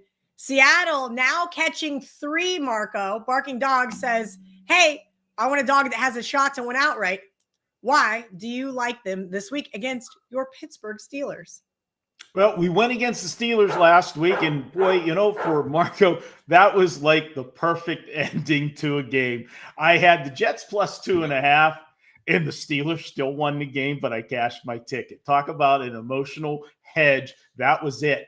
But let's be serious now, okay? Have you heard more ad nauseum about Aaron Rodgers and the Steelers from last week? All you heard about was 4 touchdown passes, no interceptions. Everybody is just chugging the Kool-Aid here in Pittsburgh with Aaron Rodgers after one performance. You know what nobody's talking about, though? How about the fact that the Jets put up 32 points on the Steelers? Yes. And went up and down the field with Justin Fields. I told you Justin Fields was going to have a big game last week. He had something to prove. I told you back when we did the preview in August, when we went through the divisions, I said I am going to look for spots early in the season to go against the Steelers because they're not going to be priced right. This is one of them. Again, all right. In this one, I'll be honest with you. I considered putting this in as a trap game for that segment, but we're using something else because we've got a great sandwich situation. Green, look at it. You're looking at the Steelers -3 at home after they put up all those points last week, and then you've got Seattle traveling cross country. The Steelers are only a 3-point favorite with all of the hype of the Steelers. And remember, the Steelers still made the playoffs last year with Russell Wilson. They got trounced in the first round, but they made the playoffs. They're only a 3-point favorite. If this was a neutral field, you're going to tell me with all the hype that Pittsburgh really would be a pick 'em? That's, what they're telling you here in this game. That smells fishy as hell. I like Seattle. I think they can actually go in there and beat Pittsburgh. Seattle played well against San Francisco last week, and they were actually driving at the end of the game deep in San Francisco territory in a 17-13 game, had a chance to win that game. An untimely fumble by Sam Darnold and cost them the game. If he has a clean game this week, if Justin Fields was able to move the ball the way they did last week, I think Seattle is going to go in and ruin the home opener for the Pittsburgh Steelers. Give me Seattle plus the points in this one. I'd be happy. I'm calling it 20-17 Seattle, but if we get Pittsburgh 21-20, I'll be okay with that as well. All right. Marco's looking to thread the needle once again with his team. VR, you're making me a little nervous. Looking at your spreadsheet here, and you like the Carolina Panthers as your barking dog. I know my team and I, and some of my solo entries, have the Arizona Cardinals slated for this week. Should we be worried for survivor backers? Everybody does. And here's the bottom line. I'm going to tell you now, Carolina is the worst team in the NFL. Power rating wise, there's nobody worse than Carolina right now. But with that said, there's still not this many points worse than Arizona at home, which has basically less than a 1.67 home field advantage at that. Bottom line, Bryce Young's getting better and better. And they just, Arizona doesn't have the defense to just completely shut them down. If you're not able to put pressure on Bryce Young and that Carolina offensive line holds, he finds his rhythm, this team's just going to be fine as far as putting up points. Now, the key is, can they contain Kyler Murray and that offense? That's the bottom line. And I think they can. Check the injury report, make sure JC Horn's playing, because that's who they're going to have on Harrison. If he's one-on-one on Harrison, I like my chances of them slowing down Arizona. Again, this is going to be one of the most teased sides in Arizona. So you may want to wait a little bit in case they do add that teaser protection, because I am seeing some 6.5s out there. So obviously Sharp picked off the 7s. That's why, you know, the sharper books don't have 7 anymore. But with all that said, the public hasn't spoken yet. That money from the public's not coming in until Sunday. Rest assured. They have all of college football. They have primetime action on Thursday and Friday. They have college football on Saturday. They have MMA and the Canelo fight on Saturday night. They're not already locking up a lot of their cash in the NFL. When they do, rest assured, Arizona will be one of the most one-sided bet games and one of the most one-sided teased sides as well. And it's a terrible teaser right now. Like, anyone teasing it down from 6.5 or 7 down to -1, -0.5, it's a terrible teaser. You're better off laying the points. Again, I don't care if it helps you and it cashes where they only win by 3. It's still a terrible teaser. I didn't give one out. You talked about it before. I forgot. But the best teaser right now is Indianapolis. Take the Colts up. And I mean, wait till Sunday to see what happens there. But that's the perfect teaser. You got a home team. You have a total that's being steamed to the under from 44 down to 42. So less points are expected. Less points means each point's worth more. And you're going through 3, 6, and 7. So if you want to use a teaser, look at teasers like that, like on the Colts. But getting back to the Carolina side, again, the key is, can they keep it within the number? And that's what I'm looking at. I don't think they win this one outright, but I do think that back door stays open. And against a secondary like Arizona's, I do think Carolina is going to be able to move the football. And again, if they could keep it within 2 scores, within 10, 13 points, we're live at the end of the game. So give me Carolina, give me the 7 points, and see if we could cash a nice barking dog. Woo! Talking about teasers, I considered the Cincinnati Bengals this week, and that was until I started reminding myself how awful this team is in the month of September. Cincinnati 2-9 straight up, 3-8 against the spread weeks 1 and 2 of the season. Cincinnati narrowly escaped for their survivor backers last week in Cleveland. Boy, oh boy, does it Jacksonville look attractive this week. And that's why I think they have an opportunity to go in there and win this game outright. They had a lot of nice plays against the Panthers last week. VR just told you, Panthers, one of the worst power-rated teams in the NFL. Defense forced 3 turnovers. And I think that they're going to do the same thing against Cincinnati here this week. They've got to stop being penalized. 11 flags thrown in their way, 93 yards, and of course, Trevor Lawrence with the turnover as well. If they can play cleaner, they can go in and beat the Bengals on the road. I like the 3.5 here. Cincinnati is now off my survivor list. I do not trust this team. I think Jacksonville looks like a more complete team, at least here in September. Marco D'Angelo, it's about lunchtime here on the East Coast, and that means I'm getting hungry. Is the Deli back open this week? I know it has been absolutely on fire in college football. Yeah, Kelly, check out if you like these segments that I do, the sandwich spots, the trap games. I do a bonus show. You know, I only give you, one in each category here on the show, but I do Marco's Deli. It'll come out Thursday night or early Friday morning each week, and we break down several other games. I tell you the situations. Last week we had 5 games. We went 4-1. And, I'll tell you, and I love the comments. I like you guys jumping in. But you guys always come in and say, how can you take this team? They're ugly. I'm going to tell you right now, you're going to get a lot of ugly-looking games. That's why they fit in there. It's a sandwich spot. The other team's going to be looking past them, or it's a trap game. We're not going to be coming up with all the marquee teams. You're not going to have me telling you to take, this top 25 favorite in a route. That's not what I'm looking for. I'm looking for the bad spots where a team is going to be overpriced and maybe not totally focused on their opponent. With that said, let's segue into the Deli. And Kelly, this is one of those ones where you're going to say it's a stinky one and you might have to hold your nose, but that's okay. We can do it. Just breathe. Go to the window. Say the team. Whisper it if you don't want anybody else to hear that you're betting them. But we're taking the Tennessee Titans this week. And this is one of those spots where, I'll be honest, I am betting Tennessee, but I'm just as much betting against the Rams in this game.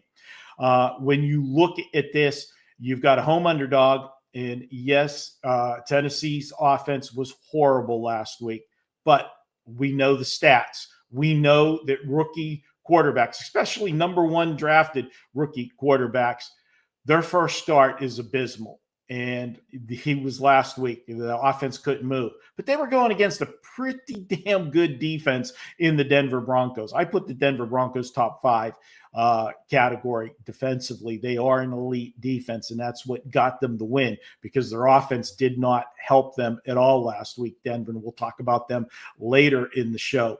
But this is a spot. Look at the Rams. They were life and death last week against Houston. They weren't impressive. Slow start. We've seen this before from McVay's teams because he doesn't play the starters in the preseason. And we know that Bradford's just a hit away from, getting knocked out of a game with his bad back and everything else. But I can't help. You're traveling across country week 2 to play a team that looked abysmal offensively last week. You could probably say, hey, we just got to show up and we're going to win. But where I'm really looking at this is the sandwich spot of it. Look at who the Rams play next week. They play the Philadelphia Eagles. And I tell you, there's certain revenge spots that you've got to circle. And I've had this one circled when I looked at this schedules back in July, as we do. We go through and circle spots so you don't forget them. Who ended the Rams season last year? It was Philadelphia. In Philadelphia, in a game that the Rams were getting beat badly, but at the end had a chance to win that game and came up short. They're going to be looking ahead to next week. I'm going to take Tennessee at home, and this will be an ugly one, low-scoring game. Let's take Tennessee 17-16 as my sandwich game this week in the Deli. Hopefully the health department doesn't come and close me down after week 2 with food poisoning. Hey, I'll give that Titans defense a ton of credit. They were able to exploit Bo Nix last week. Marco, that Deli sandwich is not as bad as you think. You've definitely had way worse ones. All right, guys, we're going to get into the best bets. That's what you guys are all here for. If you have not given us that thumbs up or jumped in the comment section yet, you are behind. VR, your best bet for week 2 in the NFL. Yeah, Marco nailed it with, I like both his games, actually. But I really like the Seattle side over Pittsburgh. If you look at the box score for Pittsburgh and the Jets, again, you never want to get overreaction off of one game. But they got outplayed pretty much everywhere by the Jets. It's just the final score where, there was a little luck involved on the Pittsburgh side. But I love what Marco pointed out, just how many points they allowed. And Seattle, that's what they're going to need, a soft defense, because defensively, they were impressive against San Francisco. They held San Francisco to 20 points, 17 points, and they had 3 fumbles. They fumbled the ball 3 times, lost 2 of those, and yet that defense forced 2 interceptions by Purdy. And like I said, held them to only 17 points. If they could create some problems for the Steeler offense, which I think they will, then offensively, I think Seattle's going to do just fine. Again, they underwhelmed in week 1 with Sam Darnold, but I think they're not facing a San Francisco type of defense this week. So if anything, that was a good thing, going up against that much resistance and now going up against a Steeler defense, which is banged up. Look at that injury report. They're losing a lot of pieces on the defensive side of the ball, and they're not really deep. And so I think Seattle's going to have success on the offensive side. And like I said, defensively, look for them to shut down the Steelers a lot better than the Jets did. They could keep this within 3 for sure, but I like the money line. It's a sprinkle for me. This one I did release to subscribers. I did take the 3 with Seattle. That one is a premium play. I think out of the 3 that I released, that's the only one so far we fired on. But I like Seattle a lot. Sprinkle that money line. They give Pittsburgh their loss. Awesome stuff, VR. Before we move on to Marco, can you let everybody know what you've got up for the second week of the NFL over at WagerTalk.com? Indeed. I have my NFL package with 4% best bets. We'll see if a 5% jumps out at us. We never force those. If that package is up, we're number 1 right now, combined college football, NFL 2025. It's early, but so far so good out of the gate. And we'll have the steam room on Sunday as well. It's for subscribers only 30 days or more. You get to come in there leading up to kickoff of the first batch of games. We go over each and every game, cover sides, total, player props, all the lives, the stuff that's coming in while we're live as well. And of course, those teasers towards the end. So ton of value. And more importantly, the results, numbers are speaking for themselves. We're hot right now. I'm working with the best groups I have in a really long time and just feeling like in the zone. This is a good time. Oh, Marco, I know it's overreaction week.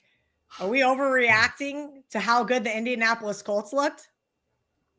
Well, Kelly, I think it's a combination of both how good the Colts looked and how bad Denver looked and was, lucky to get out of there with the win. I got to tell you, I know that was a popular game in Survivor last week was the Denver Broncos. How were people feeling that had the Denver Broncos when that score was 13-12 in the fourth quarter and Sean Payton decides to go on 4th and 1 in his own territory at the 46-yard line and get stopped turning the ball over to Tennessee? I am sure there was a lot of people's hearts that stopped at that. But that's why I like Denver this week. They had that first week scare, and we talked about it. Denver is a team that had a lot of hype coming into this season because of the jump they made last year in year 2 with Sean Payton. Bo Nix, rookie quarterback. Hey, you know what? He looked like we said, be careful with all these rookie quarterbacks that looked good last year. Don't assume it's going to be a progression automatically the next year. And what happened? Well, Bo Nix had a bad game. Okay. The Denver offense did have 317 yards. They should have had way more. Why did they only have 317 yards? Because they gave the ball away 4 times. You give away 4 possessions, that's going to hurt your total yardage. But their defense was stout. Now, part of it was going against a rookie quarterback for Tennessee, but we know this defense from last year, how good they were. I talked about the Chargers having a look-ahead spot. The Chargers were coming off a satisfying win and are going to a game where they got the look-ahead spot to Denver. So why do I not think Denver will look ahead here to the Chargers? Because they played so poorly last week. I've told you time and time again, teams that are big favorites that have the scare, I love to look at them in the next week because you're going to get value in the line and you're also going to get a very focused team. The Colts were the biggest surprise of the week last week. Not that they won, more so in the fashion that they won in dominating fashion. Let's see Daniel Jones, which I think he was the right choice for the Colts. We all like the Colts in our preseason previews to win that division. And I said that he's going to be the quarterback for them this year sooner than later. Well, he started the season, and I think unless he gets injured, he'll be the quarterback all year. But let's see what he does in week 2 against what I feel is an elite defense. Give me Denver at a short number. I'm buying low. Give me the Broncos. Marco, before I give out my best bet that is correlated with yours, please let everybody know what you have going on there at WagerTalk.com. Well, Kelly, we've got that special going site-wide at WagerTalk this week. It's called the Weekend Warrior. You can pick up Saturday and Sunday's football plays for just $49. Pick your favorite capper, lock it in at that price. And why it's such a great deal? Well, that's going to include any 5% plays. Anybody that has a 5% play always sells those plays for $35. Yours truly is going to have a 5% this weekend. It'll be my first one of the football season. I'm very selective with these plays. We have to have a play that just fits, checks all of the boxes. How about over the last 19 months, 31-13 with those 5% plays? So jump on board the Weekend Warrior. You'll get every play I have this week. And going back to last year, number 2 in football combined, college and pro, in Money One at WagerTalk. All right, I mentioned that my best bet was correlated to Marco's, and it kind of is. Who looked worse last week? Yeah, well, I know. I like betting hot garbage teams from Florida. If you guys check out the college football edition of Bet On, and I'm going to take the Miami Dolphins this week because they could not have looked worse week 1. Tua sucks. Fire Mike Daniel. Dolphins Twitter was going absolutely nuts and still is freaking out. One of the things I love about the Westgate Superbook is their look-ahead lines. This one was 2.5.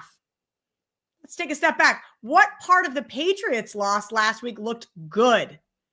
Small sample size, but the Patriots absolutely owned by the Dolphins. 7-0 in the last 7 games. 4-0, 4 out of the last 7 they've covered. 3-1 in the last 4 seasons. With Tua, they're at home against the Patriots. I'm sorry. New England's offense, every time I saw them in the red zone, it's because that's all I watch on Sundays, just kept sputtering and stalling. That team got lucky with that fluky touchdown on the goal line fumble. Drake May, I don't think he's the answer there. I think everybody needs to calm down and realize Tua is going to be okay. He was missing his left tackle for the better part of that game. He should be back for Sunday. It's not going to be as hot as I'd like it to be there in Miami for this one, but it's still going to be a spot where I lay the -1 with the Miami Dolphins and the biggest overreaction from week 1. That's it, guys. Let's throw up that recap graphic. Thank you to VR. Thank you to Marco. You guys are absolutely the best, bringing the heat every single week here on Bet On It. All right, for you to scroll to the end, the least you can do is give us that thumbs up, press that like button, and jump in the comment section. What do you love about the show? What do you hate? Sorry that I wore a turtleneck this week, but we had to change up the vibes because I have been absolutely hot garbage. You know what's not hot garbage? Yeah, that's right. Ralph Michaels TNA. If you guys missed it, it has its own standalone segment here on the WagerTalk YouTube channel now. And of course, if you missed the college football edition of Bet On It, we got lots of barking dogs and of course, best bets, some of that steam from VR. And maybe the Deli's open there as well. Have a great week, guys. And until next week, let's bet on it. NFL Prime. NFL Primetime Football on Prime this Thursday night. Commanders, Packers, 2 teams off big wins in week 1. I think one of them will regress here in week 2. I've got your free play with analysis for Thursday Night Football on Prime coming up right here, right now. Hi, this is Steve Merrill, WagerTalk.com, right back here on WagerTalk TV. And a quick reminder, if you're liking these free play videos, I will keep doing all the Spotlight National TV games Thursday night, Sunday night, Monday Night Football each week for you. All I ask is a thumbs up, like, and a positive comment below. And I'll keep these free play videos coming here on WagerTalk TV. And make sure you subscribe and you click that bell as well so you get an instant alert when these free play primetime games are posted each and every week. This game does return to Amazon Prime. And what are your thoughts on that? Do you like it on Amazon Prime? Comment below. Let me know. And one thing about Thursday Night Football over the years is that the home team normally has the edge and the better team normally has the edge. Now, the Packers are currently a 3.5-point favorite. So maybe the odds makers are saying they're 1 to 2 points better when you factor in a little bit of home field. But the reason this works over the times, over the decades now in Thursday Night Football is because of the short week. Both teams played Sunday. Both teams have 3 days of rest and turnaround. But the road team loses a day of prep and really rest because they have to travel. And therefore, it's really a 2-day turnaround. While the Packers not only played at home last week, but they remain home again this week. So I do think the edge goes to Green Bay as far as the schedule. So let's dig a little bit deeper and see if we can find an edge as well on the field. Not my Washington Commanders has become a running joke here in my weekly videos. I grew up as a Washington Redskins season ticket holder and fan in the 80s and 90s during the Hogs and the Joe Gibbs era. Not a fan of the Commanders logo and nickname. I hope they return back, HTTR. And I know there's many of you viewers out there that agree. Hey, drop it in the comments below. But I also feel like the Commanders were a bit of an overrated commodity last season. They vastly improved under Dan Quinn last year. And while it was an impressive improvement, not sure it was for real. And they were exposed in that NFC title game. And teams that lose championship games often regress the following year. And after going 14-6 last year, I look for the Commanders to maybe be one of those teams that regress. Keep in mind, they were just 4-13 2 seasons ago. And if you dig deeper last year, they did outgain a good amount of opponents, but they had a lot of fortunate close wins down the stretch, especially. And I think now in a difficult scheduling spot, this could be one of those sell spots against the Commanders on Thursday Night Football. And I'm not going to read too much into the blowout win against the New York Giants, projected to be one of the worst teams in the NFL this season. Packers win, though, last Sunday, a little bit more impressive, and we did have a strong client best bet on Sunday at WagerTalk.com on Green Bay, minus the 2 points. And as I told you also in my very popular Fade the Public video, the Lions were the most public underdog last week in week 1, and you know how we love to fade those public dogs. And the Packers got off to a nice 27-13 win to start their season. Dig a little bit deeper into the stats, though, not that impressive offensively. They barely had over 250 yards, did not run the ball very well. I think they will run the ball better this week. Commanders were not tested against what I think is a very weak offensive line for the Giants and a weak rushing game in general. But the Packers' run D was fantastic. 46 yards allowed on 22 carries against the Detroit Lions. Commanders are a run-based offense with Jaden Daniels, and I think that's going to serve the Packers well in this one on Thursday Night Football. And you could also take a look at the under in this game. Now, the Packers minus 3.5 would be my lean on the side. Ugly number. I know 3 is a very key number, so keep an eye on it. Maybe we'll get a 3 later this week, but I think it's going to hold 3.5. But the under 48 is appealing to me because, once again, the Packers' offense, despite the win last week, was not that impressive with only 250 yards. And the Commander defense looked good. We'll see if it's for real or not. A little bit of a step up in class this week against Green Bay, perhaps, if the Packers' offense is decent. We'll see. But I think that under 48 gives us some value, especially with the quick turnaround and both teams having just 3 days to recover and recoup. I look for a lower scoring game than expected as well. So Packers minus 3.5, under 48 also on the total is my way to attack this game on Thursday night, 8:15 Eastern on Prime. Once again, drop your thoughts below. Side, total, player props. How are you attacking this Thursday night football game? Hey, include some analysis if you have time. Let's learn and earn and win together here on WagerTalk TV. And once again, if you're liking these free play videos, I'm also doing the Thursday night ESPN National Spotlight game in college football this week between NC State and Wake Forest. You know, that's the second longest continuous college football rivalry in the country. The Thursday night ESPN game in the ACC is free for you as well here on WagerTalk TV. So make sure you click subscribe and you click that bell as well so you never miss out on instant alerts. Also post free play videos throughout the week here on the channel on a daily basis. And don't sleep on baseball. You know, last year, over the final few months of baseball, I finished on a 57-28 best bet winning run. We have almost 2 months of baseball best bets remaining. Obviously, college and pro football here. College and pro basketball just about a month and a half away. This is an excellent time to be an all sports, all access client. Now you can get a 1 day pass for $39, a 1 week for $99. That's 7 days. There's a 1 month, even a 1 year. And obviously, the longer-term packages get the cost per play down quite a bit. It doesn't matter, by the way, if you get a 1 day, 1 week, 1 month, 1 year. Every client gets the same plays I'm personally using. It's been that way since I started in August of 1996, over 29 years ago, as a full-time professional handicapper. If I have a play, if I have a personal best bet, I send it to everybody. But the longer-term packages are where you really start taking a serious, consistent investment approach. And the best offer is the 1 year all access. And if you use that promo code you see on your screen, SM365, you get an instant $811 discount on the 1 year all access pass. And that gets it down to $3 a day, about $1 a play for every college and pro football, basketball, and baseball best bet for the next 365 days and nights. If you're ready to take a consistent, true investment approach to sports betting, now's the time to do it. All the major sports are about to go. And also, it's a great discount with promo code SM365. Full details are on my page, SteveMerrillWagerTalk.com. You get there quicker with the shortcuts, WT.buzz/SM. And by the way, I'm very selective. 2 to 3 best bets per day on average, which means that last cut that bonus free play I post for everybody is a pretty strong opinion still. The last cut for my best bet card goes up free every day for everybody on my page. So check out the free play every day. Must see TV, WagerTalk TV, but also must see webpage. My page every day has a bonus free play for you that was just a bit outside for making the best bet card. So check out the free play, check out the special offers, Steve Merrill, WagerTalk.com, and get there quicker. WT.buzz/SM. And the way out, don't forget to follow me on social media at Steve Merrill on X and Instagram. You see it in the bottom corner of the screen there. 2 R's, 1 L, MERRIL, at Steve Merrill on X and Instagram. And stay tuned here to Wager Talk TV because, as I said earlier, you know there's more free play videos coming up next, including my Thursday night college football preview, NC State, Wake Forest. So stay tuned. More free play videos coming up right now.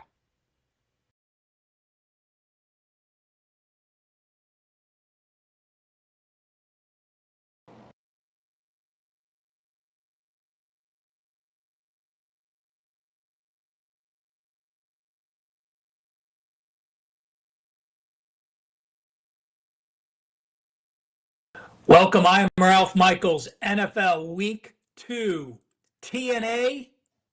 That means trends and angles. This is the Wager Talk NFL TNA Report.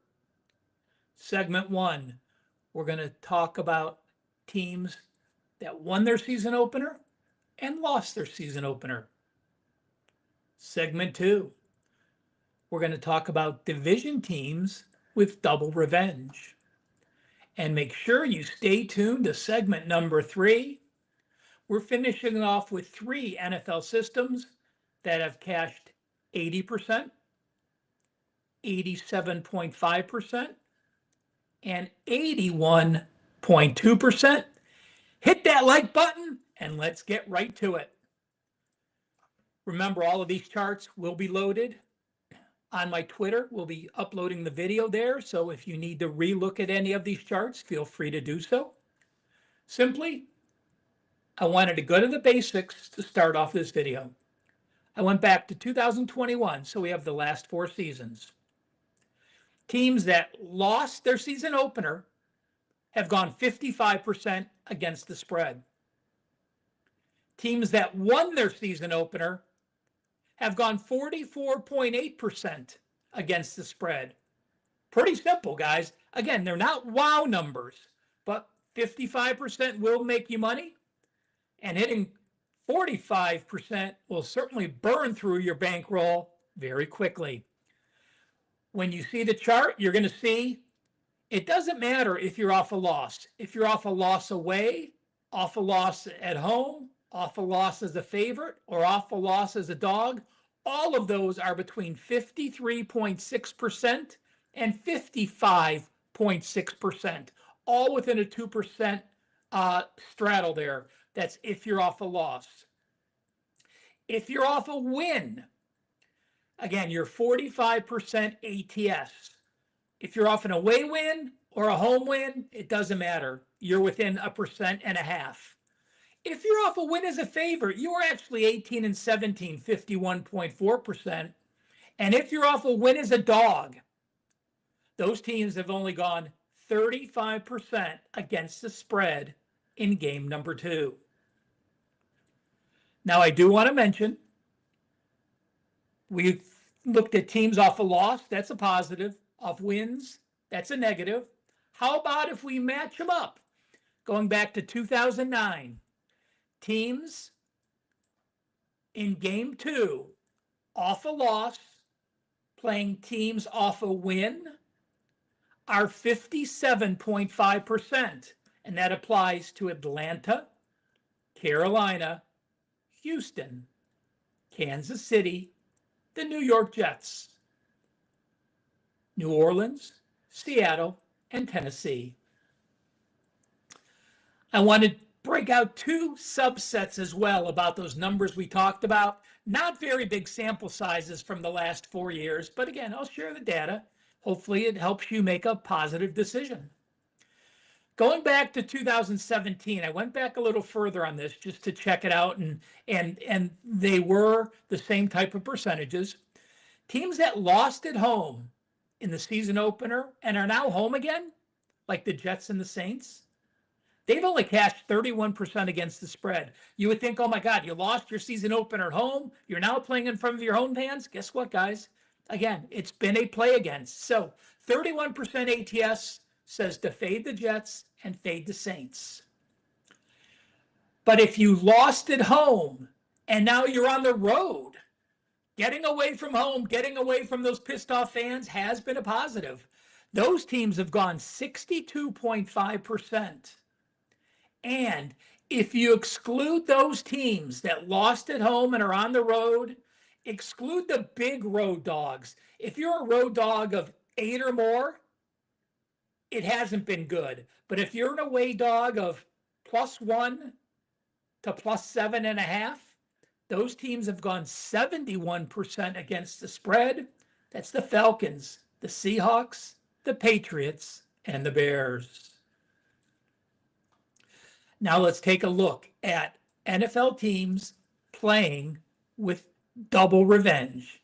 These are division teams playing the first game of the season after losing both games last year. Well, if you have double revenge, if you lost both games in your division, you are 46% against the spread since 2017. If you lost both games last year and you are now home against your division, it's even worse. You've only covered 42.6%. And if you lost both games to your division foe last year, and now you're a home favorite, 27 and 55, 33% against the spread. 3 teams apply. Those teams that are in a 33% ATS situation as a home favorite against teams that have beaten both times last year. It applies to the Jaguars and 49ers this week, and it does apply to Arizona in week number 4. So those are fade spots. Houston and San Fran this upcoming week, and San Fran and Jacksonville this week, and the Arizona Cardinals in week number 4. And if you have double revenge playing your division opponent on the road, you're 48.2%, and away favorites and away dogs were about the same percent, so I didn't even need to break it down. So every situation of you having double revenge and now playing that opponent for the first time this season, all are in the negative roles. Here in segment number 3, we got some wow numbers, guys. Again, I know you like wow numbers. I know they're 80% plus, but remember, never base a play strictly because you have a trend or an angle. It should only be part of the entire handicapping. The situations, the schedules, the matchups, the injuries, all of that has to go into it with, again, trends and angles being a portion of that final determination. I do want to mention, guys, a big NFL 5% this week. Let me share a few numbers for you. My football 4% and 5% plays, 21 and 4, 84%. My NFL teasers 4% and higher, 7 and 0, 100%, and 14 and 1, 93%, going all the way back to November 2023. Last year in the NFL, 5 top-rated 5%. I went 5 and 0. Don't buy that 5% though, guys, this week. It's $35. We have an incredible Weekend Warrior football special. Get all my college football on Saturday, all my NFL on Sunday for just $49. That's only $14 more than the price of a 5% release. And hit that like button, please. Make sure you're following WagerTalk on all the social media networks. And if there's a trend you want to see run, please share in the comments. And hopefully you'll be making an appearance on an upcoming NFL TNA show very soon. All right, let's close down segment number 3 with 3 trends, all 80% or higher. Since 2014, teams that are winless in the NFL on the road as a small dog or a favorite, like the Patriots and the Bears, have gone 32, 8, and 2, 80%. So all you have to do is be off a home loss as a favorite, and now you're on the road as a favorite or a small dog, and you're winless. So again, this doesn't apply to only this week. This trend continues, so write it down and keep track of those winless teams to see if it occurs. 32 covers, 8 ATS losses, 80% system, New England and Chicago. This one is specifically for game 2. You're an away favorite.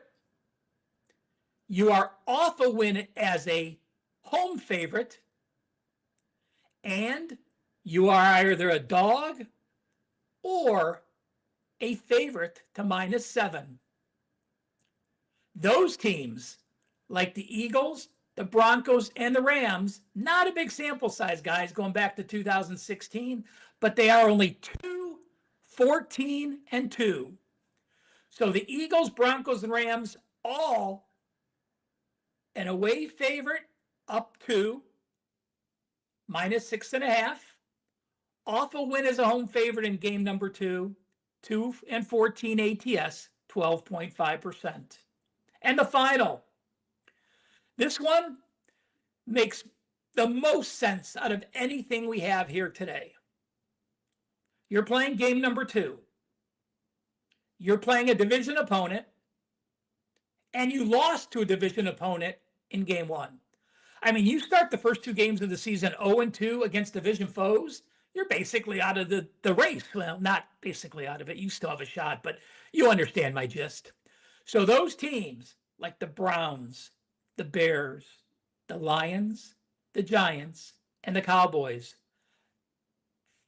that all played division games in week 1 and lost and are now playing division opponents again. But let's remember this. The Bears and Lions are playing each other, as are the Giants and Cowboys. So there's only one true system, one true team that follows this system. It is the Cleveland Browns, and they have gone 26, 6, and 2, 81.2%. Again, it doesn't get simpler. You lost your season opener against a division foe. You are playing a division opponent game 2. Doesn't matter, home, away, favorite dog. 26 and 6, 81.2%. Cleveland falls into that category. I hope you enjoyed this week's NFL TNA. Leave those comments. Leave those suggestions. I'm happy to run them. Sometimes numbers don't work out, but that's fine. Knowing the data is all that matters. If it's a 50% trend, you know not to shade it one way or the other. If it's a positive trend, you put a check mark next to the teams you might like. If it's a negative trend, you put a minus sign next to the teams you are looking to fade. It's that simple. Have a great NFL week number 2. Make sure to check out my college football TNA video for college football week number 3, and I'll be back next week.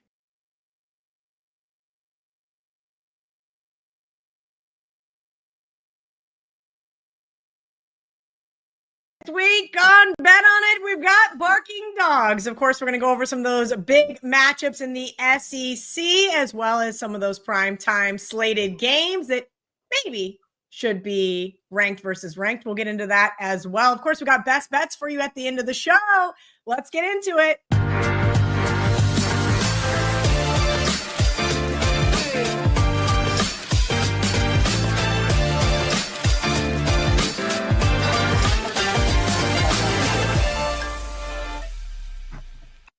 Bet On It, college football week 3. Kelly Stewart here. You guys know me as Kelly in Vegas. Marco D'Angelo, contrary to what the comments say, does not get to dictate my outfits. We're going to cover them up today. You know why? Because we've been getting killed in college football, and something's got to change the mojo. We got VR fresh off a nice night there in the UFC. Comment section loving him as well there on the YouTube Shorts. So if you guys are watching on your phone, be sure to check out that feed. We're going to get right into it, guys, with some of these primetime games. We're going in TV time order, so I'm up first. 3:30 p.m. Eastern, Tennessee, 3.5-point underdog at Georgia, total 49.5. I'm just going to come out and say it. The spread is too low, okay? I get it. Austin P, not exactly a college football powerhouse, but we've seen Kirby Smart do this before. He just doesn't cover as a big favorite against inferior opponents. Marshall, come on, guys. I don't think we downgrade Georgia just yet because the dogs refuse to run up the score here. I made this game 6.5. This one opened 5.5, 4.5, now down to 3.5. I'm not going to get into the AP voters, but let's just say that maybe they put these two teams in the top 15 for the Mouse Network. I'm sorry, Vols, you guys just aren't in my top 25 power ratings. I think this is a buy low spot on the Bulldogs, who have won and covered 7 of the last 8 meetings. I apologize. They've won the last 8, 7-1 against the spread. I'm going with Georgia here, Marco, D'Angelo, and I think you kind of said, hey, if this one hits 3, I'll be on Georgia as well. We'll get to Marco here in a minute, though. Ace, VR, 4:30 p.m. Eastern. A game that, boy, oh boy, are we excited to see. Saturday, Miami at home taking on USF, the favorite killer. They beat Boise State. They beat Florida last week. We'll get into that game here in a little bit.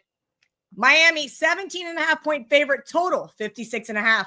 I laid the 17 with Miami. I released that to my subscribers as well. I thought the line was a little bit short. Bottom line, Miami's a little bit higher ranked than they should be. They're not a top 5 team. That's the bottom line. I mean, having the impressive win against Notre Dame and then beating Bethune Cookman the way they did, impressive, but they're not a top 5 power rated team.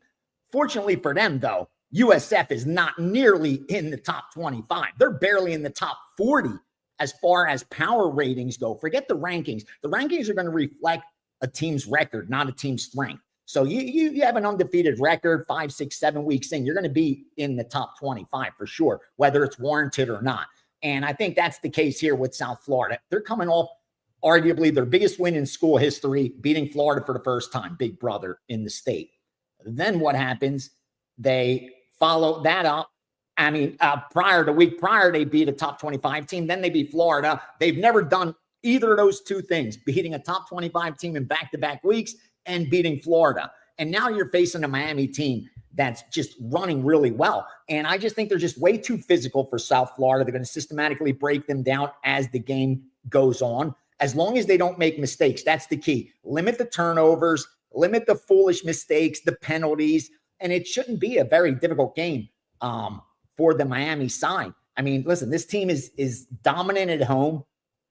As long as they're able to slow down that dual threat quarterback, which I think they will by putting pressure, I think they're going to just start to break away with margin, especially in the second half.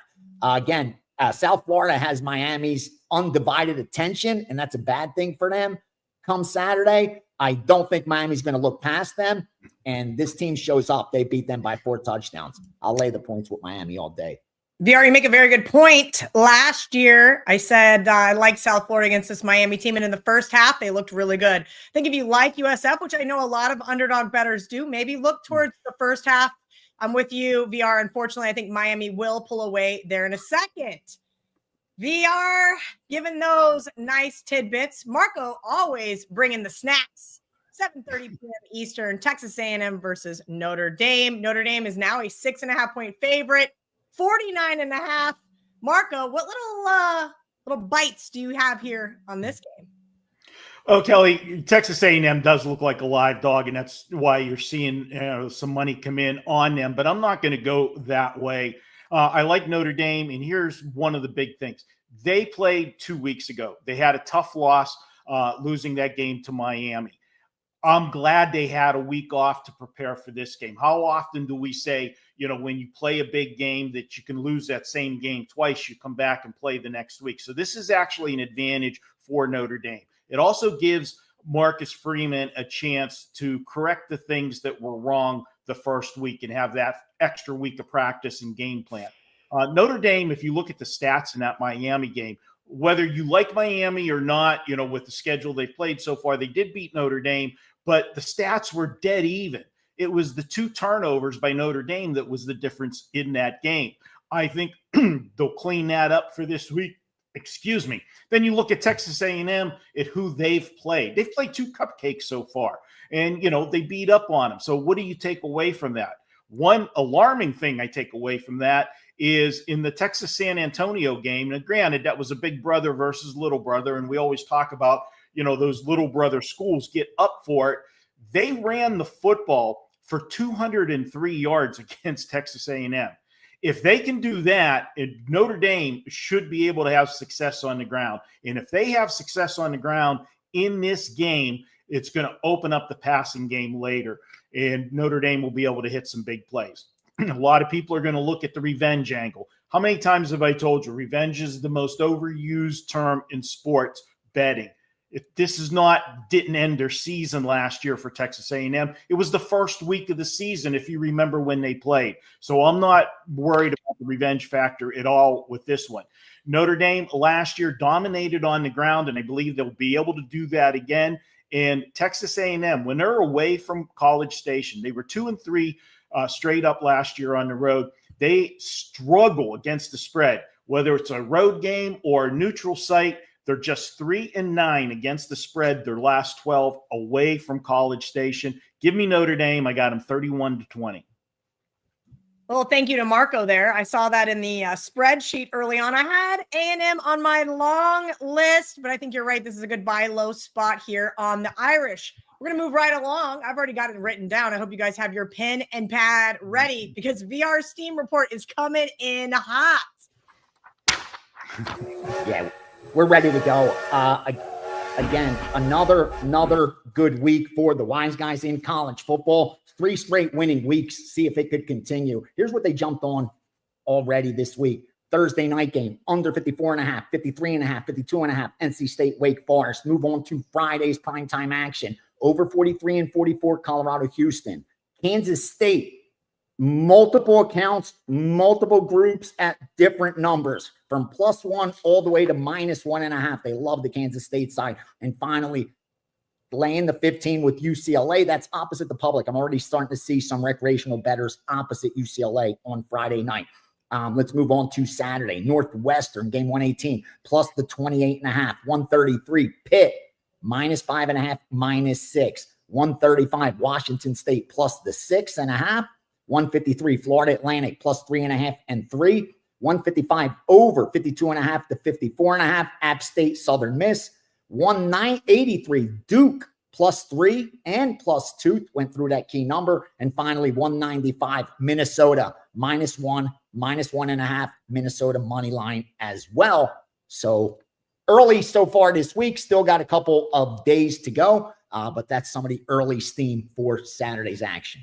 All right, we got some barking dogs for you guys. Up next is the Deli Open, and of course, some best bets. Head over to oddslogic.com. You guys can get a 7-week free trial using ACE's promo code, oddslogic.com/ACE. Marco, here was a team that I looked at. I text our good friend John Murray there over at the Westgate Superbook, and I said, talk me off of West Virginia. And he said, you're a better woman than me if you can bet that team. Last week, a lot of people said Ohio was the look-ahead spot here before Pitt, and they were right. Got to cash that +4 and 0 money line dollars, but I appreciate the nod there. Talk to me why you're looking at the Mountaineers here. I know this is a old-school rivalry that has been revitalized in your backyard. And it is called the backyard brawl, and it's called that for a reason. These two teams don't like each other. And Kelly, yes, I was one of those teams, guys, that was on Ohio U last week. I also was on Central Michigan for the same spot for those two teams that Pitt and West Virginia looking ahead to this week. West Virginia did go down. Pitt got the cover. Well, that's another story for how they got that one on Saturday. But looking at this one, and I just got done telling you in the last one where I don't look at, revenge. It's an overused thing. Well, I said there's certain times that revenge is a factor in my playbook. The top one is if it's ended your season. This is not that case. The second one, though, is when it's a rivalry. And this is a big rivalry between Pitt and West Virginia.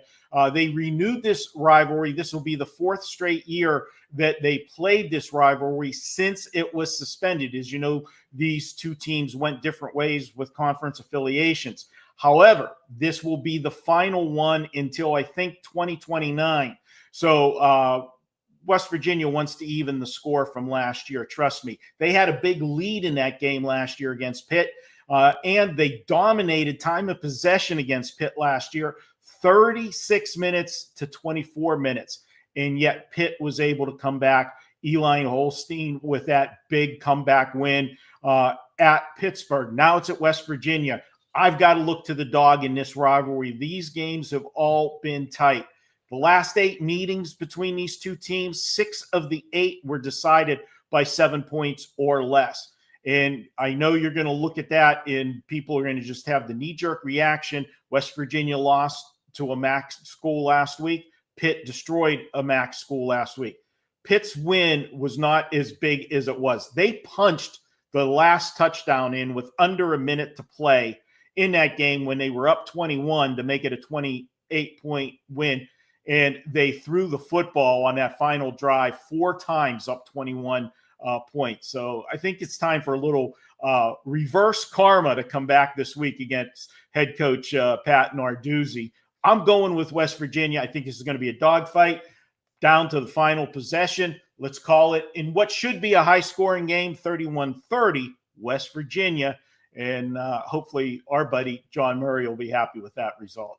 I might have to join you, Marco. God, this team is just so frustrating, and the quarterback play is so abysmal. VR, a game that I had on my long list, but truthfully, I know nothing about Delaware. I know nothing about this team, but I do know that I had UConn last week, and I still don't know how I lost that football game. Tell me why you think they're going to lose that Syracuse game twice. Well, that was a tough loss for them in overtime, and now you got to go play a Delaware team, which can't be too motivated for. With that said, the path to victory for Delaware is obvious. Throw the football. That's Syracuse's weakness. Unfortunately for Delaware, that's where they're strongest. If you look, the yards pass differential for them is positive compared to negative for UConn. And with UConn, they're going to have their most success running the football. So as long as the Delaware is able to sustain some drives, not give UConn that short field, this is a game they could keep it within 2 scores for sure. Again, as long as they stay consistent on offense, those drives, they can't have those quick 3 and outs. They have to have rhythm. That's the key because they are going to depend on their passing game. So as long as they stick to the fundamentals and let Minchucci, however you say that quarterback's last name, win or lose the game for them, they're going to be just fine. Again, I thought they played well against Colorado, as good as you could play, having to go to Colorado, not an easy place to go and play. And because they weren't able to put up a lot of points, I think we're getting more here than we should. Add in home field advantage and defense that didn't look all that bad. I think they do hold it close. Give me Delaware, take the 10 points, small sprinkle there. So far, the dog bets are 2-0. We hit a plus 400 dog, a plus, what was it last week? Plus 1, it was a small dog. This one's a little bigger, but I think the plus 10, we're safe. You know, I would love to hit an outright underdog just once. Okay, I'm done complaining. I am going to complain about this, though. I've got the odds logic screen up, and let's see. This game's already down to 4.5. Vanderbilt was my 5.5-point barking dog, now down to 4.5. So somebody agrees with me. Look, South Carolina is in a 16-game streak, right? 16 straight they've won in this series. So sit here and say, oh, Vanderbilt on the road catching less than a touchdown. Well, it's really fishy. And I know the Gamecocks are really excited. Lenora Sellers, give them the Heisman. But I think we need to back it up here. I have not been impressed with South Carolina's offense. They've scored 17 points the last 2 games. And that loss to Illinois in the bowl game as well. They needed 2 touchdowns on special teams and 1 touchdown on defense to get past South Carolina State last week, and a punt return to get the cover versus Virginia Tech and Atlanta. I think we need to pump the brakes on the Gamecocks here. I think Vanderbilt has had this game circled. Sure, South Carolina's covered 6 of the last 7. I think Vanderbilt gets one back here. Give me Vanderbilt plus 4.5. Give me Vanderbilt on the money line. If you guys have not checked out our friends over at the Gold Sheet, WT.buzz/GTS. WT.buzz/GTS. Gold Sheet's top football selections went 7-1 this past weekend on WagerTalk. And truthfully, it could have been 8-0 if that Ravens team kept a 15-point lead. But the Gold Sheet provides itself on being one of the first football newsletters to market each week. They give analysis on NFL and, of course, college football. And then they update it throughout the week. Once the injury news is widely available, the weather forecasts are set. Gold Sheet, head over to WagerTalk.com to get their premium selections. Speaking of premium, Marco's Deli has been awesome. If you guys have missed it, Marco puts out a Deli video of teams that didn't make bet on it, but they are still sandwich worthy. 4-1 last week, and Duke looked good there in the first half, Marco, and well, that was about all she wrote. What can people expect from you seeing this every single week besides here on Bet On It? Yeah, Kelly, we do both the NFL and college. So obviously last week we only had the one play in the NFL because it was week 1, not many sandwich spots to look at or trap games. But I break these games down for you. The video generally is up late on Thursday or early Friday. And I always tell people, I can give you a winner and I can make you a unit. But if I give you an angle or something and I take you off of the loser that you had, I actually did better for you because I saved you 1.1 units with the juice. So it's a very informative video. We pound all of the games, in a quick fashion, run it off, in 10 to 12 minute show, and you'll get anywhere from 5 to 7 free plays each week from me. So check that out on the WagerTalk TV channel. Marco, Deli's open this week. I know the Deli's open this week, and I totally screwed up. I want to go back to barking dogs because you just mentioned actionable info, and you text Ralph before the show. Our good friend Ralph, he does a TNA segment here on the WagerTalk YouTube channel as well. Can you please tell me what you called and asked him about the Delaware plus 10 side? Yeah. Yes, Kelly, we're all in agreement on Delaware in this one. And I always told you guys about the angle of lose the same game twice. Well, where that really comes into play is teams that are coming off an overtime loss. Last season, if you're a favorite the following week after you lost in overtime, those teams went just 2-7 against the spread. It's the epitome of lose the same game twice. So just add that to VR's already on Delaware. You already like Delaware. I had Delaware on the trap games spot, and you'll probably see Delaware on the Marco's Deli on Friday as well. So give you the triple endorsement on Deli. Love it. Delaware from the Deli. There you go, Delaware from the Deli. Let's get into this week's Deli play. As you mentioned, they have been doing so well. You got a big old fat sandwich for us this week. They're in Denton, Texas.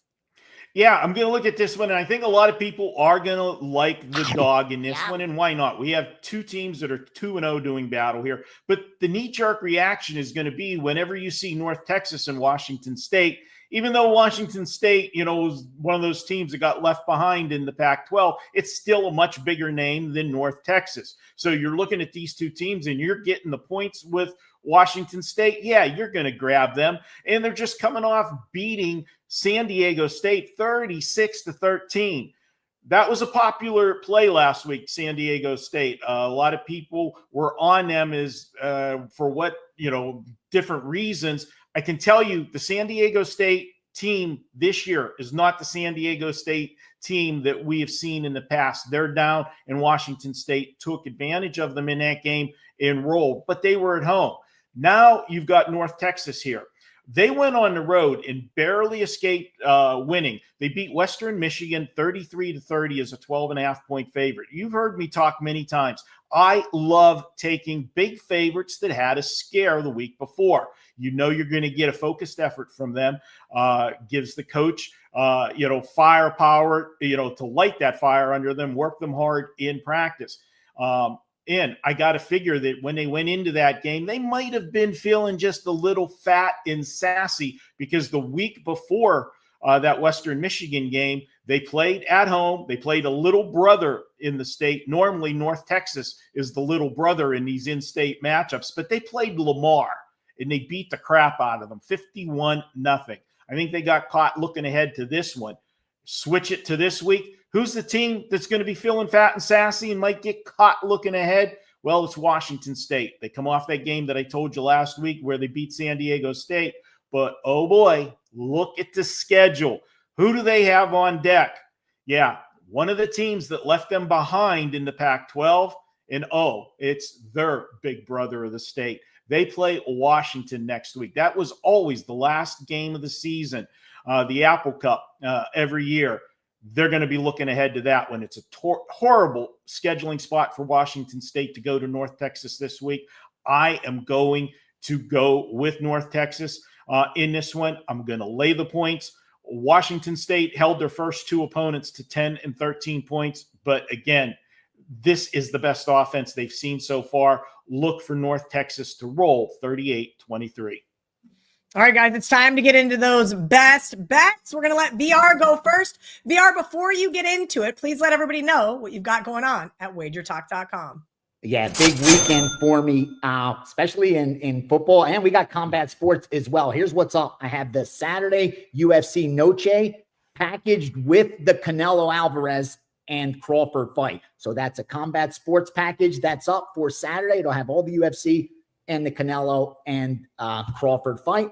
I have Saturday's college football pass up with a 5% big move in there. And then I have Sunday's NFL package as well. Currently number one in college football 2025, number one combined college football NFL 2025.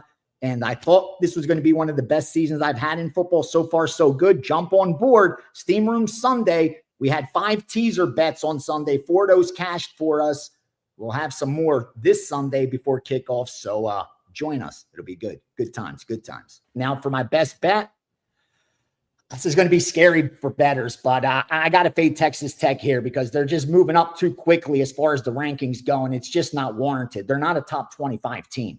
I think when the season ends, that will come to fruition. So far, they've just been dominant against bad teams, averaging 60-plus points, putting up 600 yards of offense. And I get it. Oregon State's not a world beater by any stretch, but they're going to put up more resistance than Texas Tech has faced to date. And here's another spot where they just can't make those mistakes.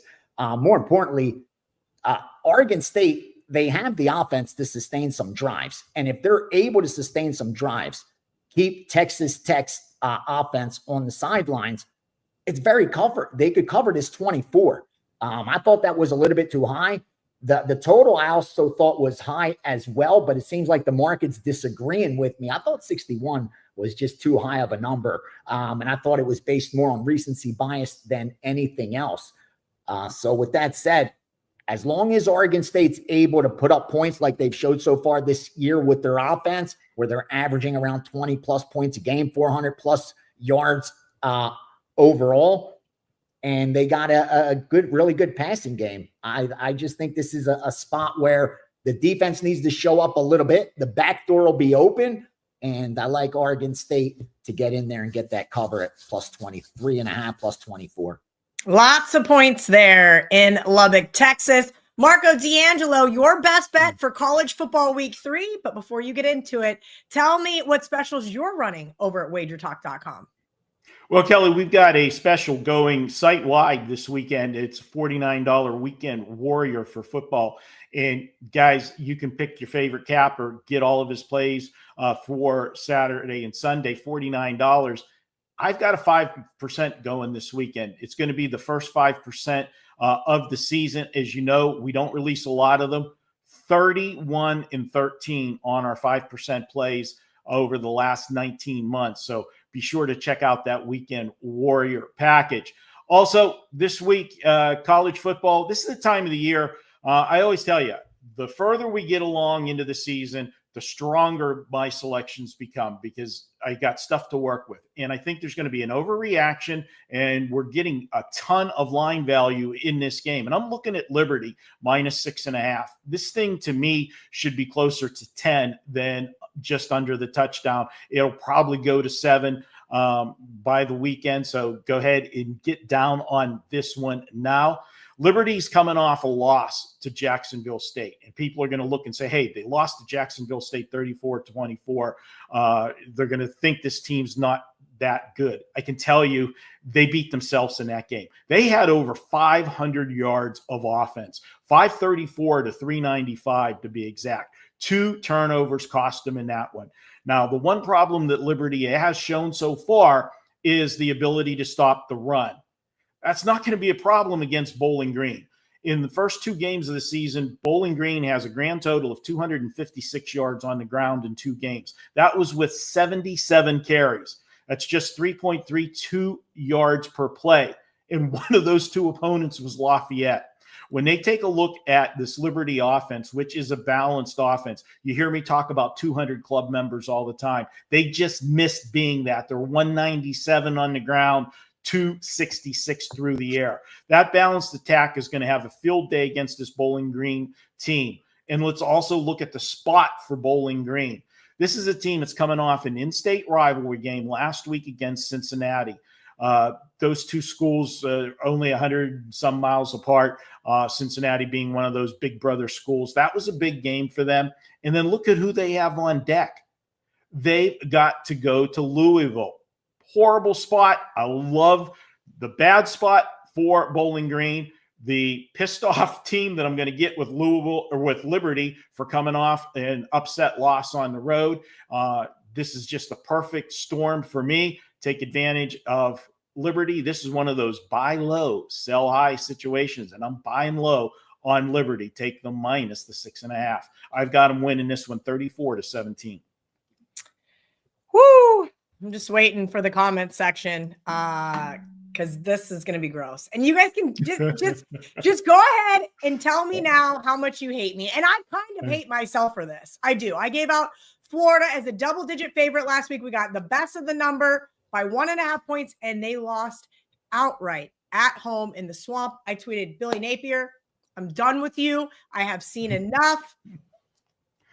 Except I have this game circled for my 3-team money line parlay all the way back in July. Yes, I go through the schedules early. Yes, I still like Florida here. I get it. Go ahead. Just say whatever you want to say. But you guys know as well as anyone, last week's result was downright embarrassing, not only for myself, but for the Florida Gators. And this is a team that possesses all of the talent in the world. Now, here's my question. How are they going to respond getting punched in the mouth by USF? Were they looking ahead to this LSU team? Quite possibly. How good is this LSU team? Lots of chatter, lots of love to start the season. Garrett Nussmeier getting lots of Heisman chatter. I don't know. Did you guys watch that Clemson game? I was with Marco. I took the +5 when it hit. Wasn't that impressive of a win after we watched Clemson struggle for 3 quarters versus Troy. Look, I'm going to say it. Give me the better defense plus the points. Florida +7.5 is my best bet for this week. And yeah, I'm going to put in my 3-team money line parlay. I think they can go in and get the win there in Death Valley. Let me have it. I deserve it. I deserve all the hates in the comment for wearing a turtleneck and giving out the Florida Gators as my best bet for the 2nd week in a row. All right, bring it on. Bring it on. All right, let's bring back in Marco D'Angelo, NVR. You guys are awesome. Thank you for talking me off of some of these ugly square underdogs and giving us some really good information there on the ones that are barking. You guys can check us out on the NFL edition of Bet On It. We'll see you guys here shortly. Put up that recap graphic for us, Dan. Everybody's been asking for it back. It is back, even for you that cheat and scroll all the way to the end. The least you can do is give us a thumbs up and hit that subscribe button so you never miss another episode of Bet On It. If you're looking for Ralph's TNA, you can get it right here. Standalone segment on the WagerTalk YouTube channel every single week. And of course, here is your NFL edition of Bet on It.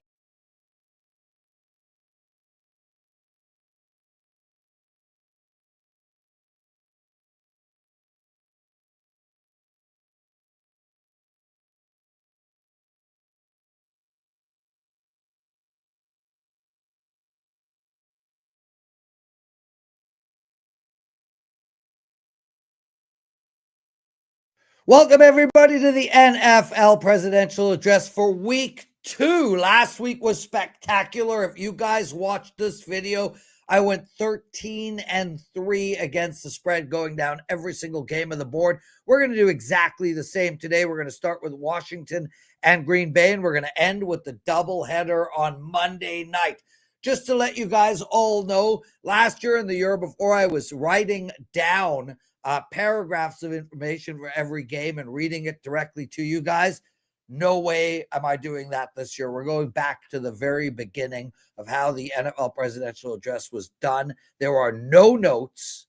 I am doing this off the top of my head. Of course, I've done a ton of research. I watched every game from week 1, and I am ready to go. Let's start right off the bat with Washington going into Green Bay. The line here is -3.5. The total in this game is 48. And right now we have pretty even money all over the map here. The line was -3 initially. So there is some money coming in on Green Bay, but it's pretty much held steady. What do I like in this Thursday night game? Right off the bat, I'm looking to take the over 48 points. Now, I did take the over in the Green Bay-Detroit game, and that did not work. And I think that was more reflective of the fact that Detroit just couldn't find any rhythm. We saw Washington play outstanding defense last week, but that was because they played nobody.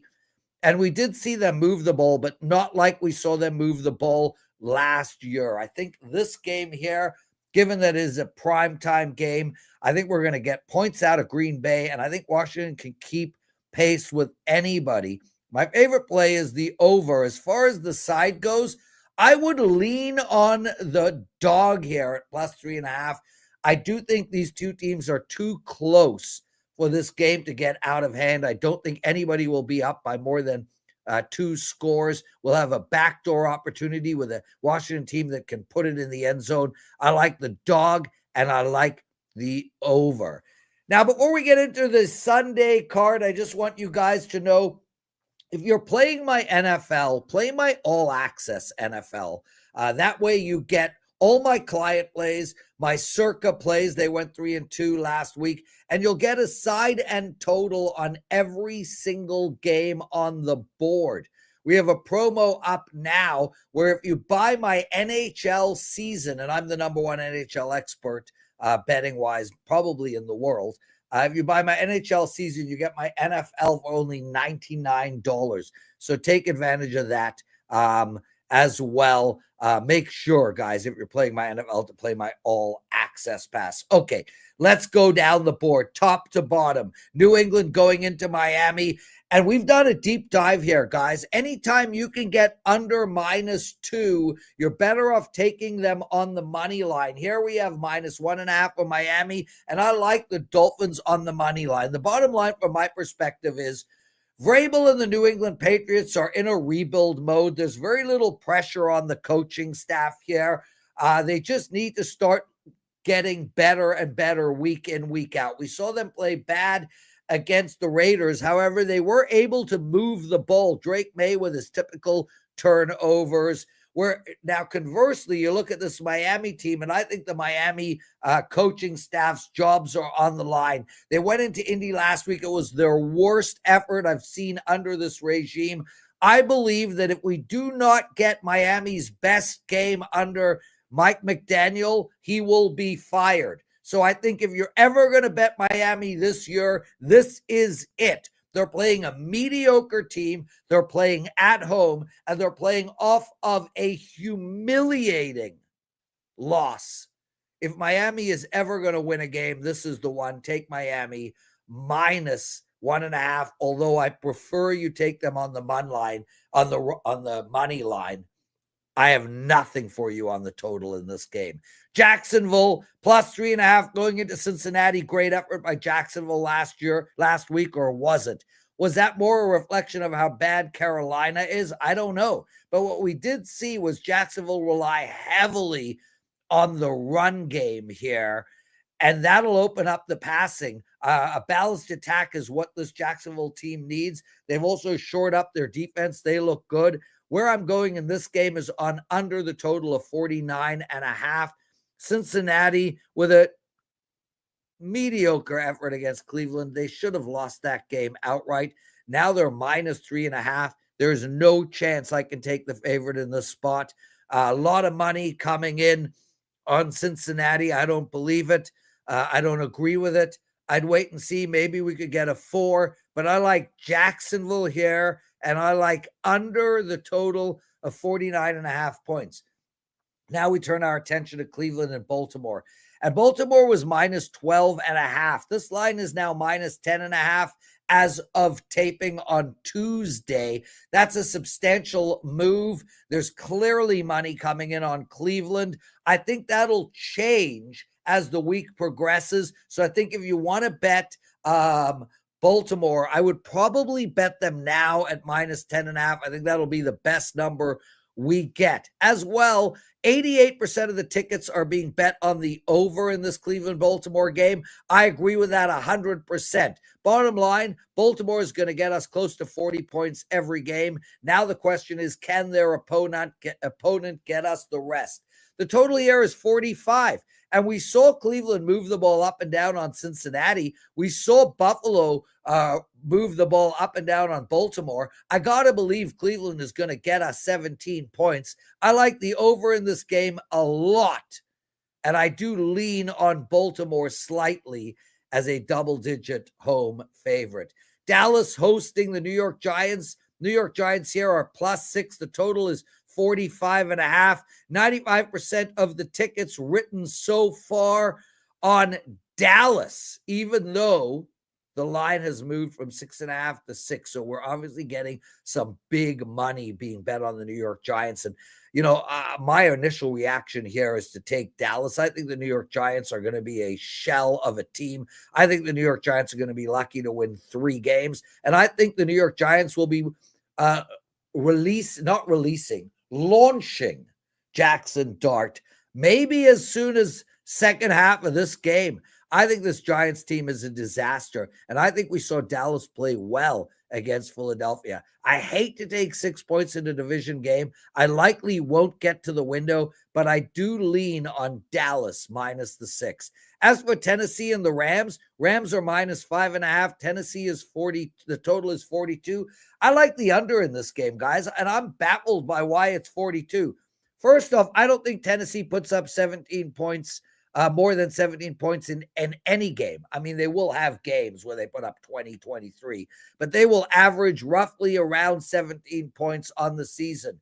Last week, Tennessee couldn't move the ball at all on Denver. Now, I understand Denver's got a great defense, but this Tennessee team started 5 possessions in the Denver side of the field. 5 times they started with the ball on the Denver side of the field. They came away with 2 field goals. I think if you add Tennessee's penalties and their backward plays, so when they got sacked or lost yardage, I think they might have lost more yards on the day than they gained. And I don't think anything's going to change against this Rams D. This Rams D was good last year. They were great last week against Houston, held them to 0 touchdowns. And we've seen that the Rams aren't some juggernaut scoring team. This Rams team has not scored consistently in a year and a half of football. On top of that, we see year in, year out, Matthew Stafford and the offense start off slow. We saw it last week as well, 15 whole points. 42 is a big number. I think we're going to see like a 17-13 type of a game. I like the under. As for Buffalo and the New York Jets, I like over the total in this game, and I like it a lot. We saw Baltimore run all over this Buffalo Bills team. Well, the New York Jets, they should do the same. Bryce Hall looked great against Pittsburgh. Justin Fields was running up and down the field against Pittsburgh. There's absolutely no reason to think that in 6 days, Buffalo could find a defense that could stop the run. I'm not buying it for 1 second. I love the over in this game, and I lean on the New York Jets here at +6.5, but I'm not going to get there on the side. Take over the total, and I would take that bet right now, guys. I think this line is only going to move up. Chicago going into Detroit, horrible loss by Chicago. They gave the game away, but now they're playing Detroit, and Detroit had an even worse loss against Green Bay. This Detroit team looked miserable, and I'll tell you right off the bat, I think Detroit's defense is going to have problems all year. I think their offense will find their way back. This is an offense that averaged 33 points a game last year and are coming off of maybe their worst offensive performance in the Dan Campbell era. I want Detroit off of a bad performance, especially with Dan Campbell as their coach. I love Detroit -5.5 here. That's the play, and I likely will get to the window with it. Seattle playing Pittsburgh. Total here is 40. The line has been moved to 2.5. This is a tough game for me. I'm likely going to pass. I lean on Pittsburgh. If I can get it to 2, I'll take them on the money line. San Fran playing New Orleans -4.5, 42.5 is the total. And I understand San Fran is decimated with injuries. It doesn't matter. This is a bet against the New Orleans Saints, not a bet on San Fran. So long as San Fran marches out a defense, and I think they will by default, I think the New Orleans Saints are going to struggle to score. I think the New Orleans Saints are going to struggle to get to 13 points in this game. Can I get San Fran to 20? Yes. I understand Brock is injured and Kittle is injured and Ayuk ain't back. I understand that this team is a mess on offense, but CMC is there. Brock Purdy will play, and they will have wide receivers, regardless of whether we know the names of them or not. Plus, Pearsall looked great last week. I think San Fran is the bet here, and I love that the line is under 7. We're taking the 49ers against the Saints. Carolina playing Arizona. Well, Carolina looked good at the end of last year. Bryce Young was finally starting to put it together. They had a lot of good feelings coming out of spring training, genius, coming out of the exhibition series. And then they show up and lay an egg against Jacksonville. Now they got to feel down on themselves. I think their emotions are going to get the better of them. With that said, Arizona looked terrible. I'm taking the under in this game, 44.5. I'd like to take the favorite, but I don't think Arizona has deserved our money quite yet. Denver playing Indianapolis. I'm on the under. I'm on the under in every single Denver game moving forward. This Denver team showed a couple of things last week. It showed the mightiest defense maybe in football. Now, I understand they played Tennessee, but you'll see their defense is incredible, stacked. The words coming out of the defensive unit is our defense is scary, and that they are. On top of that, they're playing Danny Dimes off of the best game he's ever had maybe in his life. I don't think Danny Dimes does that again. I think we saw Indy play good defensively against Miami. We saw Denver play good defensively against Tennessee, and we also saw Knicks turn the ball over, and that was really the only way Denver could have lost that game. I think Sean Payton leans heavily on the run here. 42.5, give me the under. Philadelphia going into Kansas City, pick him here. I like Philadelphia, and I like him a lot. Full disclosure, I think Kansas City will not make the playoffs this year. I just think it's going to be one of those moments in time where, you know, a great team has an off year, and that is what is going to happen. They have no wide receivers. Their running game could not get off the snide against the Chargers, and their defense didn't look good against LA either, especially their secondary. Now they're playing a Philadelphia team that can run on anybody. We're able to run against them in the Super Bowl, and I think Kansas City just don't have the legs. They don't have the horses right now. I know they're coming off of a loss, and I know they don't lose 2 games in a row very often, and I understand they're at home. But I think Philadelphia is just better on paper on both sides of the field, and I think Kansas City is too hurt. Take Philly on the money line. As far as Atlanta and Minnesota go, the late game on Sunday night, I would lean on Atlanta here, guys, plus the points. Minnesota did not look great against Chicago. Now, JJ did get going towards the end of the game, but this is an offense that really was sputtering throughout. I think this offense comes in and plays quite conservatively, and we've seen Atlanta's defense step up. They played great against Tampa Bay. 45 is the total. I like under, and I got nothing for you guys on the side. As for the Monday night game, Tampa Bay playing Houston, I like the under in this game as well, and I lean on Tampa Bay. Houston has not scored consistently in a year, and that number is slightly too high. And the Chargers playing the Raiders, 47.5. My favorite play on Monday Night Football would be the under in the Chargers Vegas game. I don't think I can give you a side, guys. I think the Chargers win this game, but I think it is going to be close. I'm scared by that hook on the 3. So let's just focus on the under. That's it for the NFL presidential address. Guys, if you like this video, please take a second out of your day and hit that like button. It would be greatly appreciated. Also, make sure to comment on this video as well. I will read the comments. I'm not going to be giving out prop bets on the show. It's Tuesday. The lines aren't out. I will be giving out some teasers as the season progresses, but I got nothing for you guys today. That's it. That's the entire card, top to bottom. Thank you so much for watching the NFL presidential address. Make sure to tune in every week for the show, and also make sure to check out my new show. It is a daily show, Monday, Tuesday, Wednesday, Thursday, and Friday on WagerTalk TV. It's called The Best Betting Show Ever. It is myself, Joe Ranieri, and Art DeCesar, and it's going really, really well. Thanks for watching, everyone, and we'll see you for the NFL presidential address, week 3.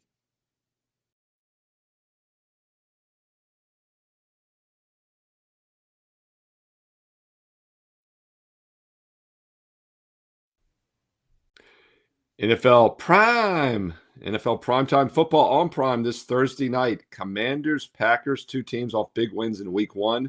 I think one of them will regress here in week 2. I've got your free play with analysis for Thursday night football on Prime coming up right here, right now. Hi, this is Steve Merrill, WagerTalk.com, right back here on WagerTalk TV. And a quick reminder, if you're liking these free play videos, I will keep doing all the Spotlight National TV games Thursday night, Sunday night, Monday night football each week for you. All I ask is a thumbs up, like, and a positive comment below. And I'll keep these free play videos coming here on WagerTalk TV. And make sure you subscribe and you click that bell as well so you get an instant alert when these free play primetime games are posted each and every week. This game does return to Amazon Prime. And what are your thoughts on that? Do you like it on Amazon Prime? Comment below. Let me know. And one thing about Thursday Night Football over the years is that the home team normally has the edge and the better team normally has the edge. Now, the Packers are currently a 3.5-point favorite, so maybe the odds makers are saying they're 1 to 2 points better when you factor in a little bit of home field.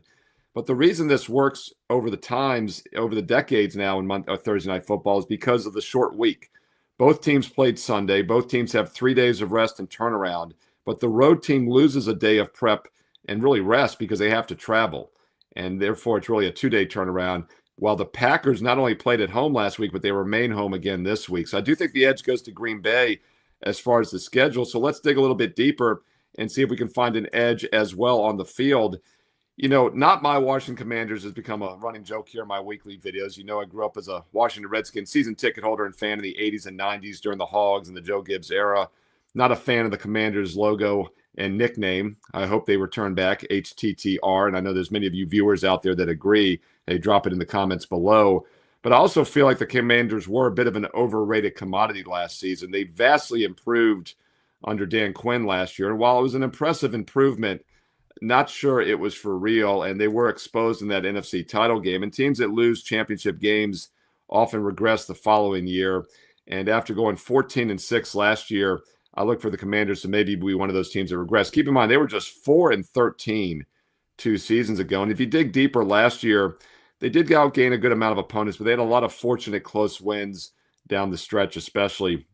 And I think now in a difficult scheduling spot, this could be one of those sell spots against the Commanders on Thursday Night Football. And I'm not going to read too much into the blowout win against the New York Giants, projected to be one of the worst teams in the NFL this season.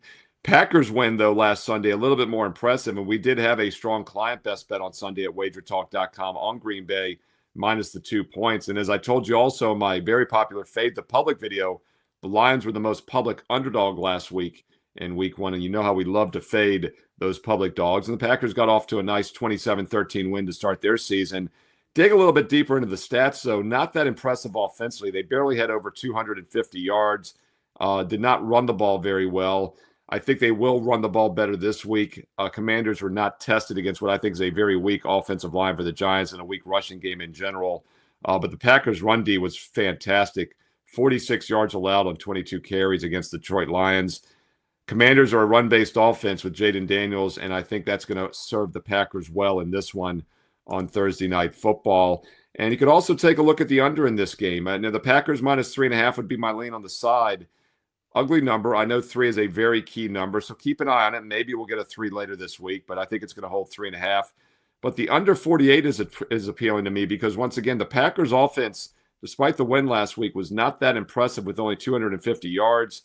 And the Commander defense looked good. We'll see if it's for real or not. A little bit of a step up in class this week against Green Bay. Perhaps, if the Packers' offense is decent, we'll see.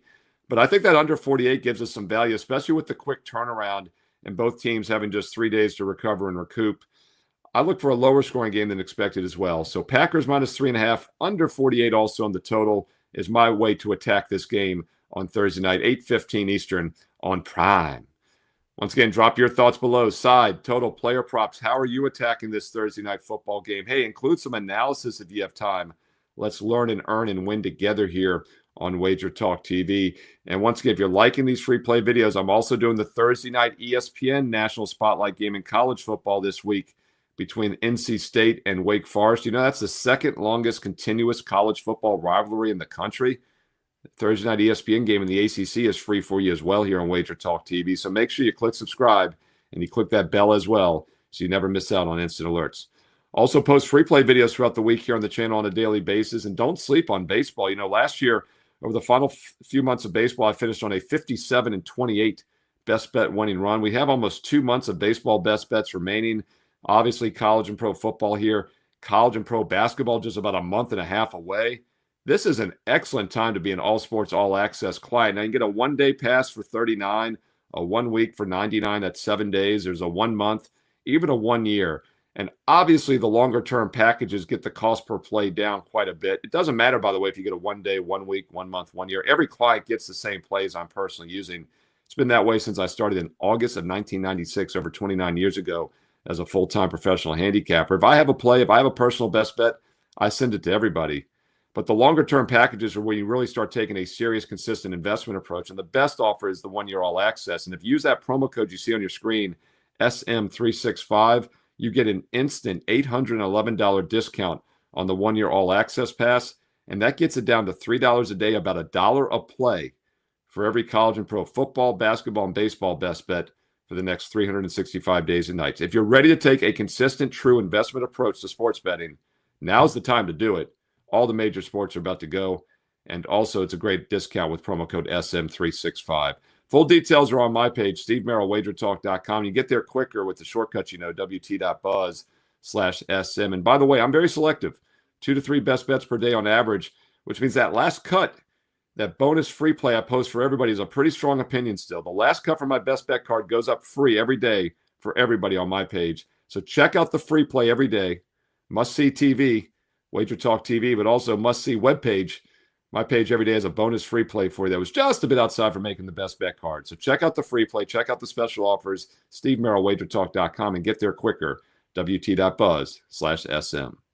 And on the way out, don't forget to follow me on social media, at Steve Merrill on X and Instagram. You see it in the bottom corner of the screen there, 2 R's, 1 L, MERRIL, at Steve Merrill on X and Instagram. And stay tuned here to WagerTalk TV because, as I said earlier, you know there's more free play videos coming up next, including my Thursday night college football preview, NC State, Wake Forest. So stay tuned. More free play videos coming up right now.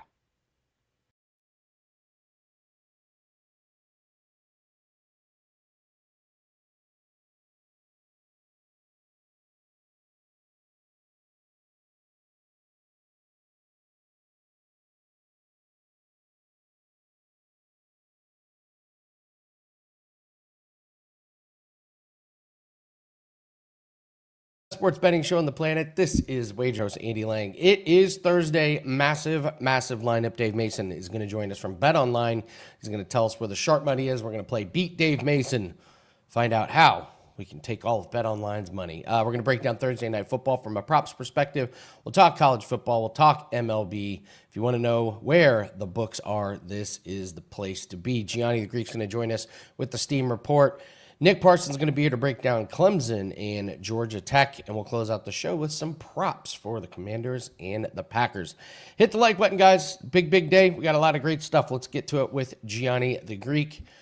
Gianni, happy Thursday. Hope everything's going well for you this week. I'm sure we got a busy day. Where do we want to start, my friend?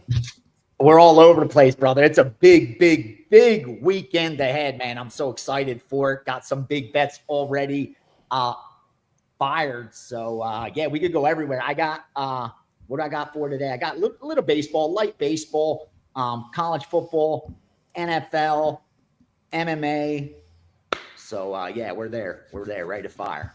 Wherever you want to go. I think that's a difficult MMA card. I had trouble with this card. It's a very weird one. Very weird.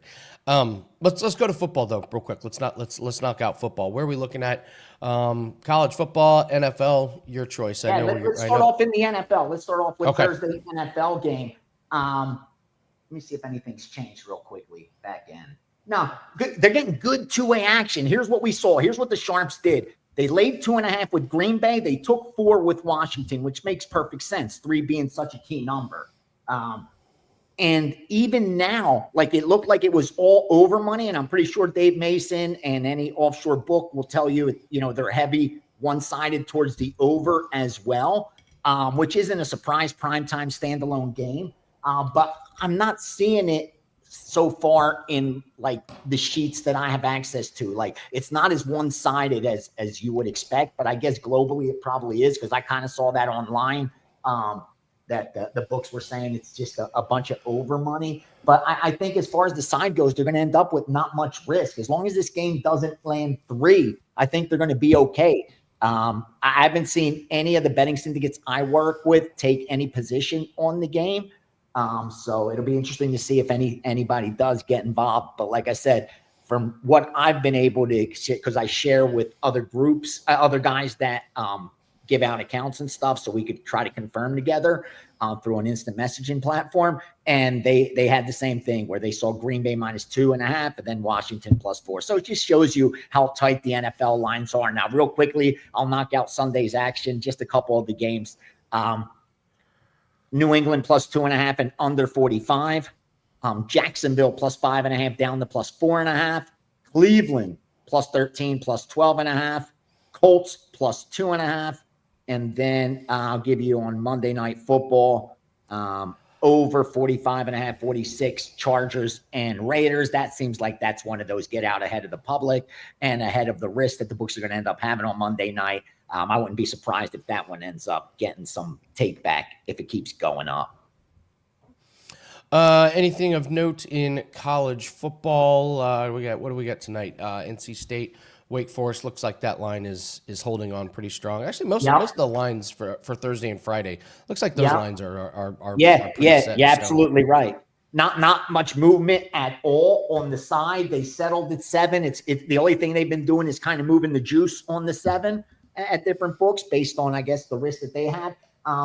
And under did get hit from 54.5, 53.5, 52.5. That's why you're looking at 52.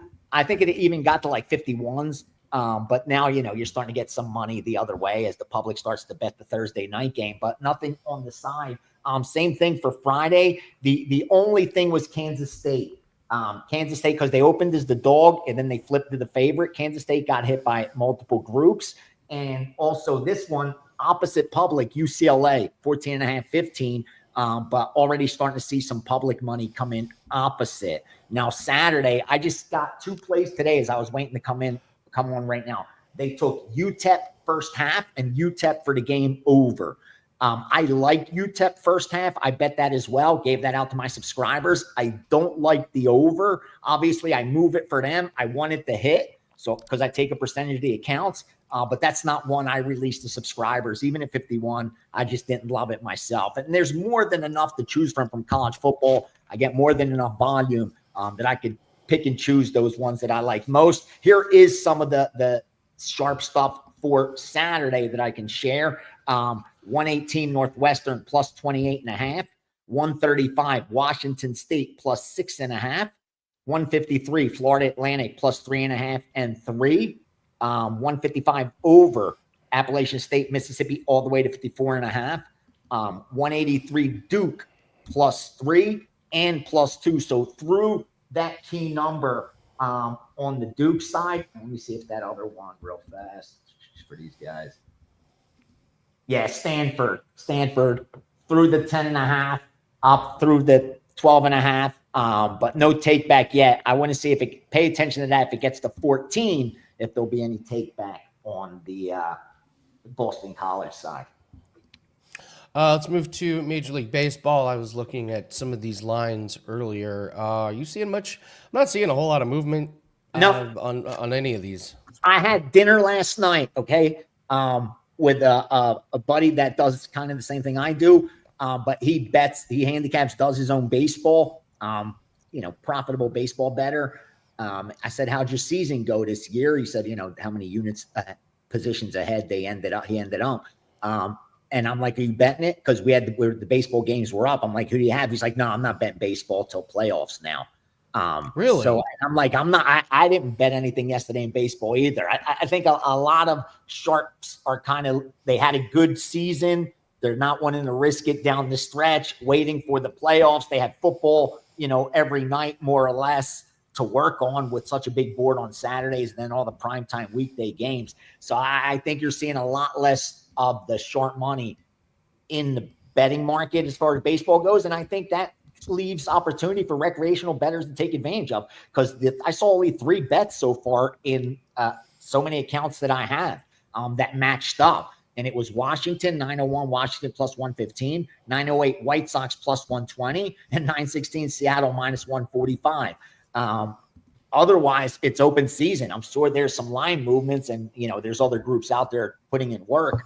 But I'm not seeing that heavy overnight hits and even early morning stuff that I used to, seeing throughout the summer. It's starting to come to an end. So again, if you're a baseball handicapper, you're betting the baseball, don't quit now. Now is when you're not going up against those best traders in the planet. You know what I mean? So now is the best opportunity for recreational bettors to beat the market. They're not competing with those guys. So yeah, have at it with baseball. Forget football. Bet baseball every day now.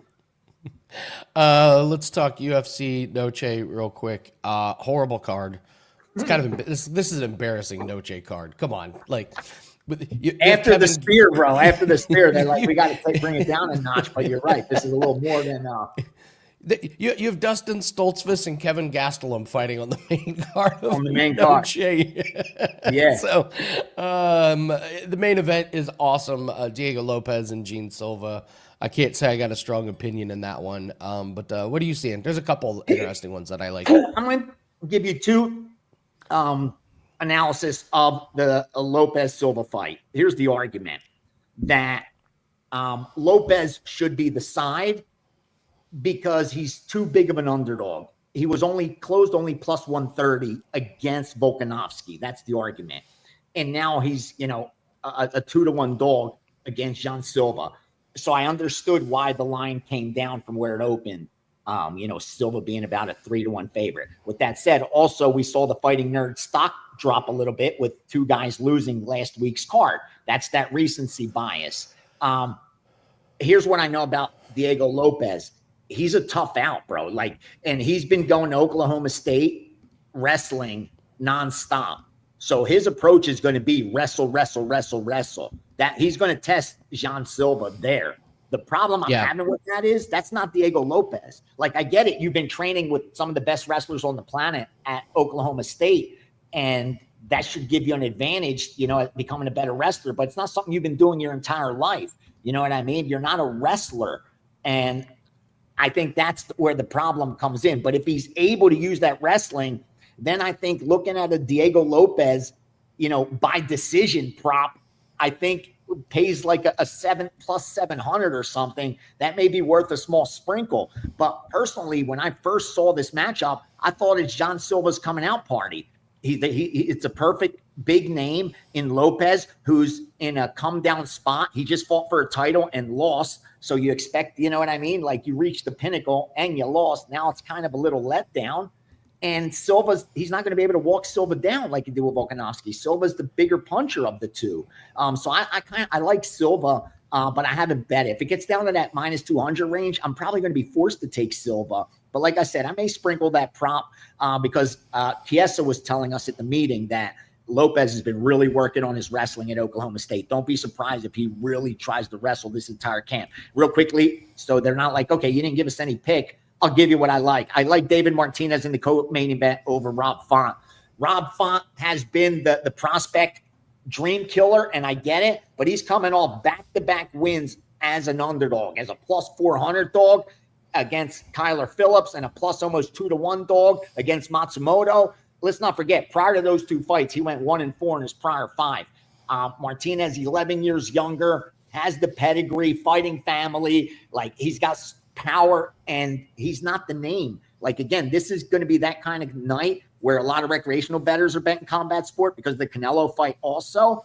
And I think when they see Rob Font against David Martinez, who's David Martinez? He's had one UFC fight, but he's not being put into the co-main event by accident. They're not going to put someone that's not ready for Rob Font, who's got all that experience. So at plus money, I like David Martinez. And I'll give you another one. I took Fajeda at plus money against Hernandez. I thought that was a coin flip at worst. And Hernandez could turn around after the Chase Hooper win. I think Fajeda just has that finishing power. And he could even beat you on the mat. So it's just a little information for you guys. But I fired 6 UFC bets are in there and 2 boxing. I got 2 boxing bets for Saturday night. So nice combat sports card. If you're a combat sports fan, it's on at WagerTalk. My card's up. I combined boxing and UFC for Saturday night. I like Quang Lee as an underdog. He's fighting a 21-year-old on short notice. Yeah, Luna was the dog. Now he's the favorite. I get it. He's a prospect, but you're betting potential over credentials, and now the return isn't there. I could see it as a dog, but now you're betting him as a favorite. Yeah, I like that one. Couple of underdogs. I can't believe I'm going to say it, but I kind of like Jose Medina over Todorovic. I could see that. And David, I like David Martinez too. That guy's a surgeon. He's like a doctor. Yeah, he's like a robot. Like, who created this guy?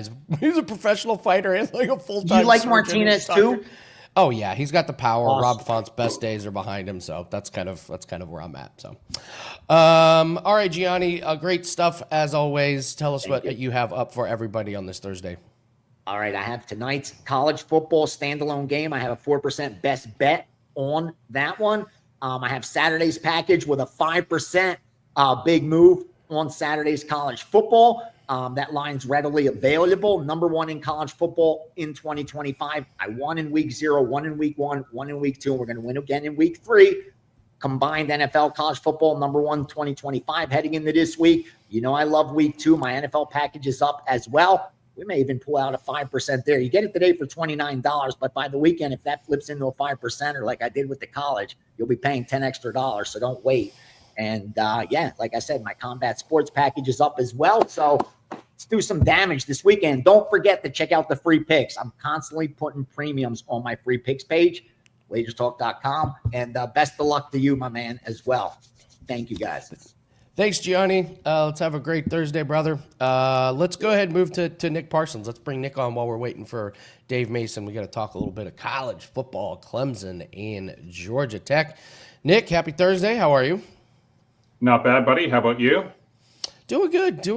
Didn't sleep well last night, but the show gives me energy. I do. I just wake up when I'm researching the show and getting ready for the show. Let's talk Clemson and Georgia Tech here. We got pretty close line here. No, you did a deep dive on this game. What's your takeaway? Yeah, I mean, it's a big early season ACC showdown from Bobby Dodd Stadium on Saturday afternoon. But it's one that I think it favors the visiting side. Clemson, it's 1-1. clearly it's not the same team as it was last year. It lost 17-10 to LSU as a 5.5-point favorite before then sort of bounced back with a lackluster 27-16 win over Troy last week. They were a 30.5-point favorite in that one. But here's the thing. While 2-0 to start the season, Georgia Tech, it hasn't really looked all that great either. It held on for the 27-20 road win at Colorado late, and then it did hammer FCS Gardner-Webb 59-12, but that's no big feat or anything. The thing here is that Dabo Swinney's team, it was supposed to be a lot better heading into the 25-26 season, or so most thought, because he returned more production than any other school in the nation. So far, Cade Klubnik, he's looked extremely average under center for the Tigers. And I'll admit that, the Yellow Jackets in the past, they have actually performed really well in this spot for bettors. And since Brent Key took over, they have a number of really big wins. In fact, on September 3rd, the Tigers, they were favored by more than a touchdown in this game. And now it's down to 3.5. And so I think that now is a good time to jump on Clemson here and not give up on the Tigers quite yet. They do have really great experience on both sides of the ball. They also have a ton of talent. They also are really well coached through every phase. Of course, Haynes King, he's a true dual threat. He won't be easy to slow down. But the Tigers, they're stacked defensively, and I think they're up to the task. They have multiple top-tier pass rushers. And I also don't think that the Yellow Jackets, they're going to be able to slow down the Tigers' offense. Klubnik, he hasn't done much yet, but last year he posted 40 points or more on 6 different occasions. Garrett Riley's offense, it's poised to post some production here. And I think it's going to be this week against the Yellow Jackets, a defense who really has done nothing yet to this point. And so it's not easy winning in this building since Key took over. But I think the Tigers are going to be up for the task this weekend. So I'm laying the points with Clemson.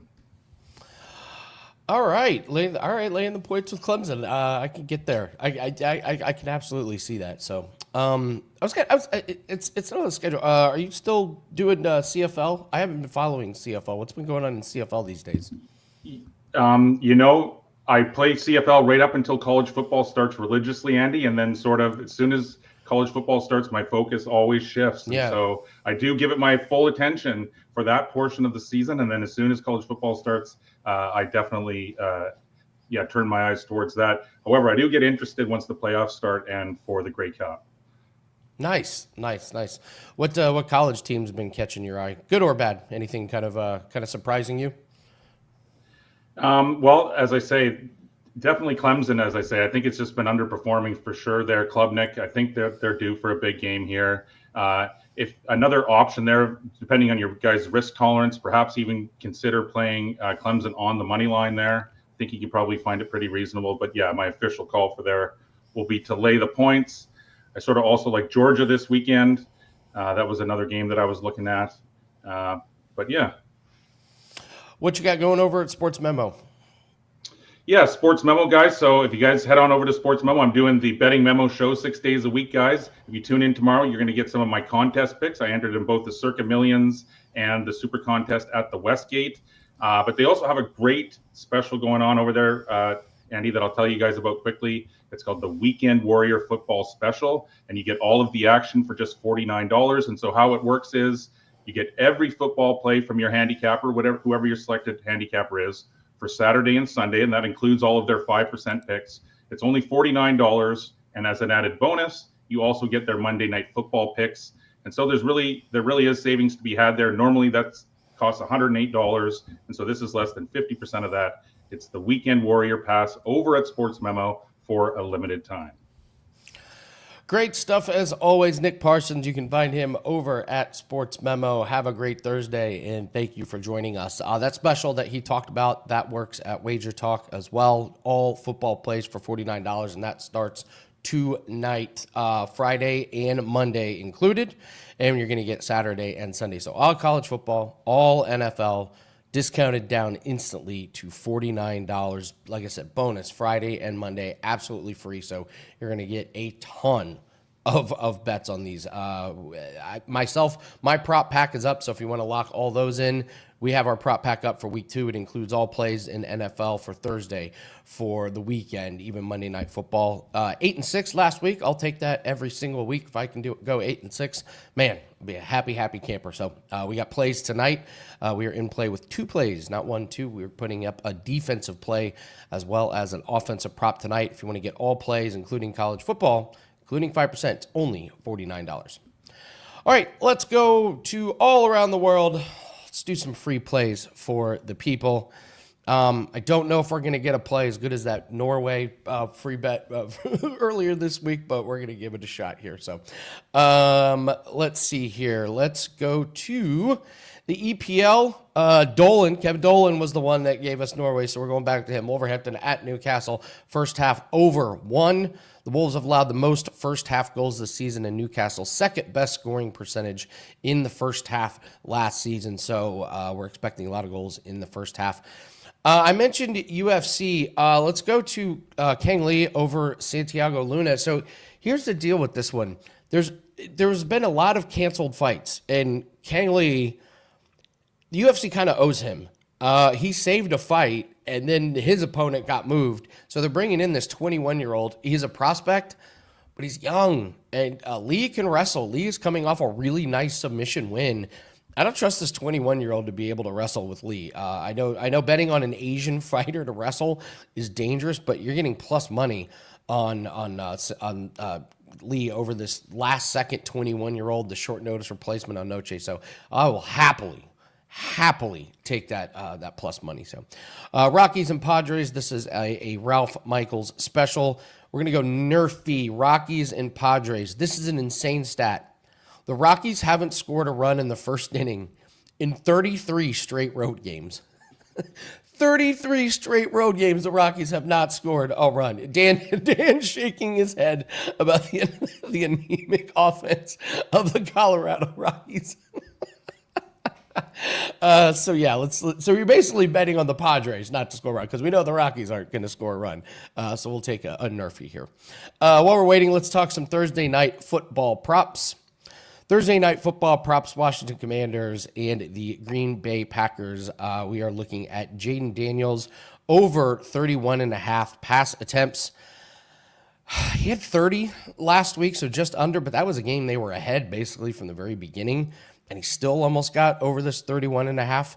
So let's take a look at Jaden Daniels to go over his pass attempts.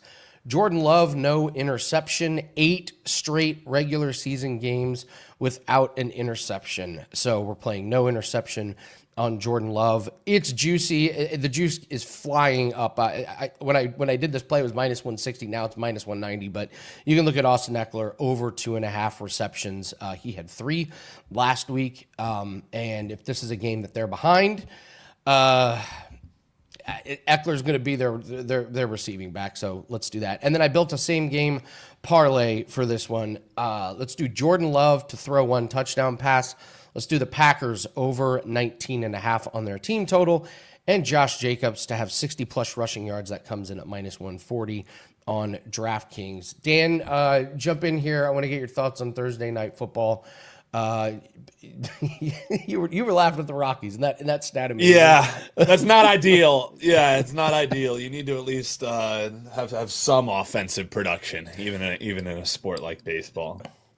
What's your take on this one? And then I'm starting to circle some games on the survivor pool. So let's talk this game real quick. Yeah, I'm flip-flopping on a couple different survivor picks. I'll tell you what. There won't be a survivor pick coming in this game, because I think this 3.5 is even a little bit long, simply because if this was week 3, week 4, where we just know what happened in week 1. Was this just that the Washington Commanders were playing against the Giants, or is this team going to continue what they did last year? The thing for me here with Washington is it's easy to just say, well, they won, well, they covered. Andy, the second half didn't look good for Washington. They were letting the Giants hang around. Now, luckily, they were playing against Russell Wilson. They're playing a little bit different, higher caliber of a quarterback here in Jordan Love, whether he's 100% or not. But for me, man, this feels kind of like a dog or a pass spot simply because of how good Green Bay looked in week 1. They beat the absolute piss out of the Lions, and now they get to stay at home. Washington has to travel. So I feel like there's a lot of good narratives on the way of the Packers, but simply are they as good as they looked in week 1, or are they going to come back down to earth here a little bit? Thursday night, always throw some wrenches in it. People love those primetime unders. We'll talk with Dave Mason, see if people are still backing in on that under, because I feel like people see Washington Commanders, they think Jaden Daniels, they want to play some overs. For me, Andy, I wish that this thing was 2.5, because this would be a teaser leg for me taking Washington up. But I can only lean that way with the Washington Commanders covering a field goal and this being a tight game to start off Thursday night football. That's not, a league opener. So that's the thoughts for me, Andy. Nothing that I ran to the window to bet, but hey, if we get some line moves late, maybe I'll get down on something. I know I'm tailing your same game parlay. That's something I do know I'll be. Yeah, that's going to be it. That's a good one. I like that one a lot. And they're the fun. 49ers were going to be my survivor pool pick, and now it's Mac Jones starting quarterback. So that blows that one out of the water. Oof, bagoof. I know. Is it going to be the Cowboys? Is everyone going to be on the Cowboys fading the Giants? That feels like the most obvious one. How many times are you going to feel great in about division? Dallas? I don't really want to put a divisional team in. I do like the Cowboys this week. That's something I'm toying around for one of my pick 5 entries. So we'll see if I end up getting there on that. But yeah, this week's a little bit tougher than last week. I was honestly thinking of going to the Cardinals that you were. I mean, you and I will talk about our survivor picks on tomorrow's show and give the official ones, as we have about 1 million entries into the Bet Online survivor. Yeah, Jack, Arizona. Obvious pick. Yeah. I Baltimore against Cleveland, but I kind of want to save my Baltimore Ravens pick. I agree. I think you hold on, and again, divisional. Exactly. And let's not turn a blind eye to the fact that Baltimore just completely collapsed in the entire game. The defense didn't really look good. So Cleveland, for what it's worth, they can move the ball on you. Not like they have playmakers in spades, but they can move the ball on you. So I think they're going to win outright as 11.5, 12.5 point underdogs. Maybe not. All right, good stuff, Dave. Let's bring in Dave Mason. Dave, hope everything's going well for you. Dan and I did great in the Bet Online Survivor. We advanced everything. The chat is saying that the Cardinals at home against the Panthers are going to be the obvious one. Is that what you're thinking this week in Survivor? I mean, personally, I'm going Dallas, and I'm in a few different pools. I'm going Dallas and Arizona. I think they're the two. You got to keep Baltimore. It's too damn early in the season to use Baltimore. Agreed. Dallas and Arizona. I mean, I always look at spreads too. A lot of people don't discount spreads, but I mean, you got to put some math into it too. Probabilities. They're both about similar favorites. I also kind of look down the road too. Obviously there's not an exact science to it because so much changes over the season, but I still look at, what the likelihood of needing one of these teams down the road. So I kind of do my own spreads all throughout the season and kind of see, okay, am I going to need Dallas again during the season? You have to, because you got to survive the whole season, And Dallas, right as of now, there's Dallas. As of now, Dallas wouldn't be a good option any other week of the season.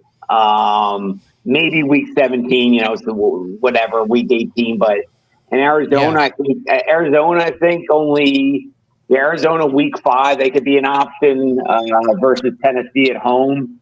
So, again, Baltimore, they're a good option 5 or 6 weeks as of now again. So I'm splitting it up. I'm chopping it up on a few different pools. Half is going to be Arizona, half is going to be the Cowboys, and roll the dice. I mean, they both could lose outright, right? But you have to do that. You just have to. It's so unfair what you the Thanksgiving situation. That's so unfair.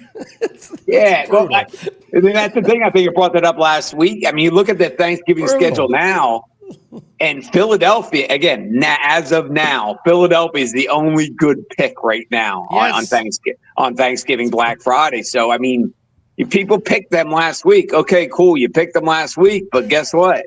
Now the good have fun for Black Friday and Thanksgiving. You know. Absolutely. So, all right, Dave, let's play Beat Dave Mason. Can you tell us any liabilities that you have? College football, NFL. What's something that the sharps or even the public can beat Dave Mason on this week? Okay, yeah. Well, let's do some sharp stuff first. NFL over 47.5 got hit earlier. $28,000 bet came in on over 47. Ooh. Yeah. What else? Browns plus 12.5, Giants plus 6, Jets plus 7, Falcons plus 5, Jets over 46, Indy over 42, Houston over 42. So early sharps are liking a dog. Shocker there. College football, Colorado plus 5.5 or better. Kansas State pick, UConn minus 10, Pitt minus 6.5. Appalachian State minus 2.5 or better. Tulane pick. What is that? BC minus 13.5 or better. As far as public stuff, who's some big liabilities here? Big liabilities, Appalachian State, but again, that has a lot to do with sharp. Minus 3. North Texas, Alabama minus 20.5 versus Wisconsin. What else here? Florida plus 7.5. That's a liability. From a bet count point of view, which teams are getting? I mean, A&M, Notre Dame, that's getting good two-way action from a bet count point of view. Same with South Florida, Miami, that's getting a lot of bets. But again, that's two-way. Georgia's getting bet over Tennessee from bet count point of view. But about 69% of the bettors are on Georgia. The money's a lot more even though, so we'll see there. NFL, I mean, shoot, Eagles are getting bet. I kind of like KC to tell you the truth. I faded my team last week. Hot take. Yeah, hot take. I faded my team last week. I might fade them again. Oh my God, I'm going to hell. I don't know. I haven't decided yet. I can't do it. Detroit's getting bet. San Francisco, despite the quarterback thing there, they're still getting bet. Man, I think some people don't even know about the quarterback situation, and they're still betting. Dallas, they're getting bet, so that kind of makes me nervous. That's Dave's public service announcement. Make sure you know who's the quarterback of the absolutely. team that you're betting on. Make sure you I hear you. You got to pay attention to that newswire. So was last week kind of a nightmare for you guys with all the teasers and money line parlays with the obvious teams? It could have been worse. Okay. The Bills saved us. If the Ravens held on, it would have been god awful. We still lost, but it wasn't a nightmare by any means. It was, one of those things where you're looking at, your third quarter, looking, holy hell, this is going to be an absolutely colossal loss. So many bets are keyed in on that Sunday night game. People are winning or doubling down. People are losing or chasing, and we need the Bills pretty big. So they saved us. Still a losing day. Not a great. Mm-hmm. I mean, again, I work at the marketing side of the thing, so we always kind of look at it a different way. The actors were through the roof. People are back betting football, so that's great. The risk management guys just look at it whether we won, lost. So I kind of look at a bigger view, and week 1 went to the NFL public. You wrap things up, so whatever. On to week 2, and if we're gonna lose, we like losing early in the season. I like it. It seems like a tough week for teasers. Not a ton that I would see that a lot of people are going to be teasing. Maybe Baltimore, maybe Buffalo. They'll be teasing those 6. I mean, they're going to tease the Cardinals down. That's going to be popular.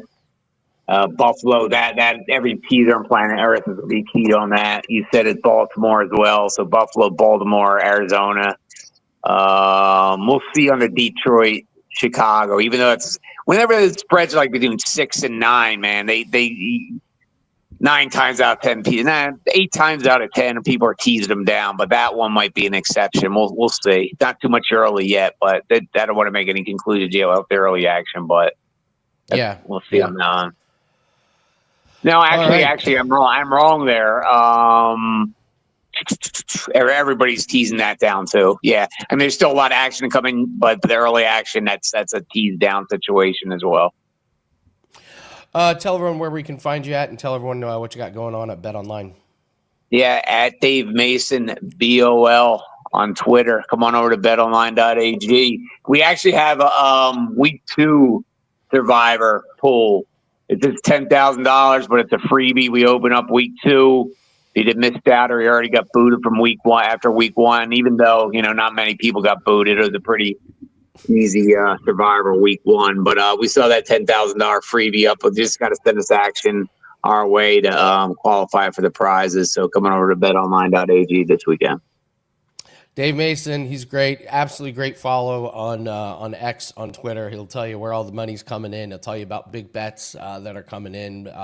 Really, really good information. And I say this every time, Dave, I'm a Bet Online client, have been for years and years and years. So appreciate it. Love your product. Thank you. Oh, also the big fight this weekend. We raised limits to $40,000 for it. Crawford Canelo. And it'll get raised another $10,000 up to $50K on Saturday. Wow. So lots of action coming in on that. Will be the biggest fight of the year. Well, until Jake Paul Davis. So we have a prop on what'll do more views on Netflix. This incredible fight this weekend, or last year's Tyson Jake Paul fight. I mean, and Jake Paul Tyson is favored, unfortunately. It's gonna be Jake Paul Tyson. I know this. You know our audience. Come on. It's disgusting. I mean, from a marketer, I love those fights because it's just they're events. But from a odds guy and a bettor and a sports fan, it makes my skin crawl. But whatever. I know. Well, thank you for raising the limits on that boxing fight. Now Dan can get some action in. Yep. Come on in, Dan, you can now get $40,000 down on the Canelo fight. Dan's smiling. He's like, thank God. So now I just need $40,000. But I'm glad that I can get it down. Yeah. Set up a GoFundMe, Dan. Let's just share your Venmo. So awesome, Dave. Thank you so much. Appreciate you guys. Have a great weekend. Yeah, you too. Talk to you next week. Dave Mason, absolutely fantastic follower and a great website. Love it. Always first to come out with UFC lines and all that stuff. So, all right. Thank you so much, guys. It's been a really, really good Thursday. Good luck on the Thursday night game. Again, NFL Week 2 prop pack is up. Myself and my team, all props starting tonight. All the way through Monday Night Football will be up. We went 8-6 last week. I am very, very happy with that. We keep that winning percentage up. We're going to end the year up quite a few units. So grab that. Make sure you get tonight's plays in. We got to get 2 plays locked and loaded for tonight. NFL Week 2 props pack. Thanks so much for joining us. We're going to get ready for Football Friday tomorrow. Absolutely jam-packed show tomorrow. Gianni, Marco, Teddy. Kelly had a winning week in the contest, so she's going to join us tomorrow and go over her picks. So we're rooting her on, see how many weeks in a row she can have a winning record. So do not miss Football Friday tomorrow. Thanks very much. Good luck on your plays, and take care.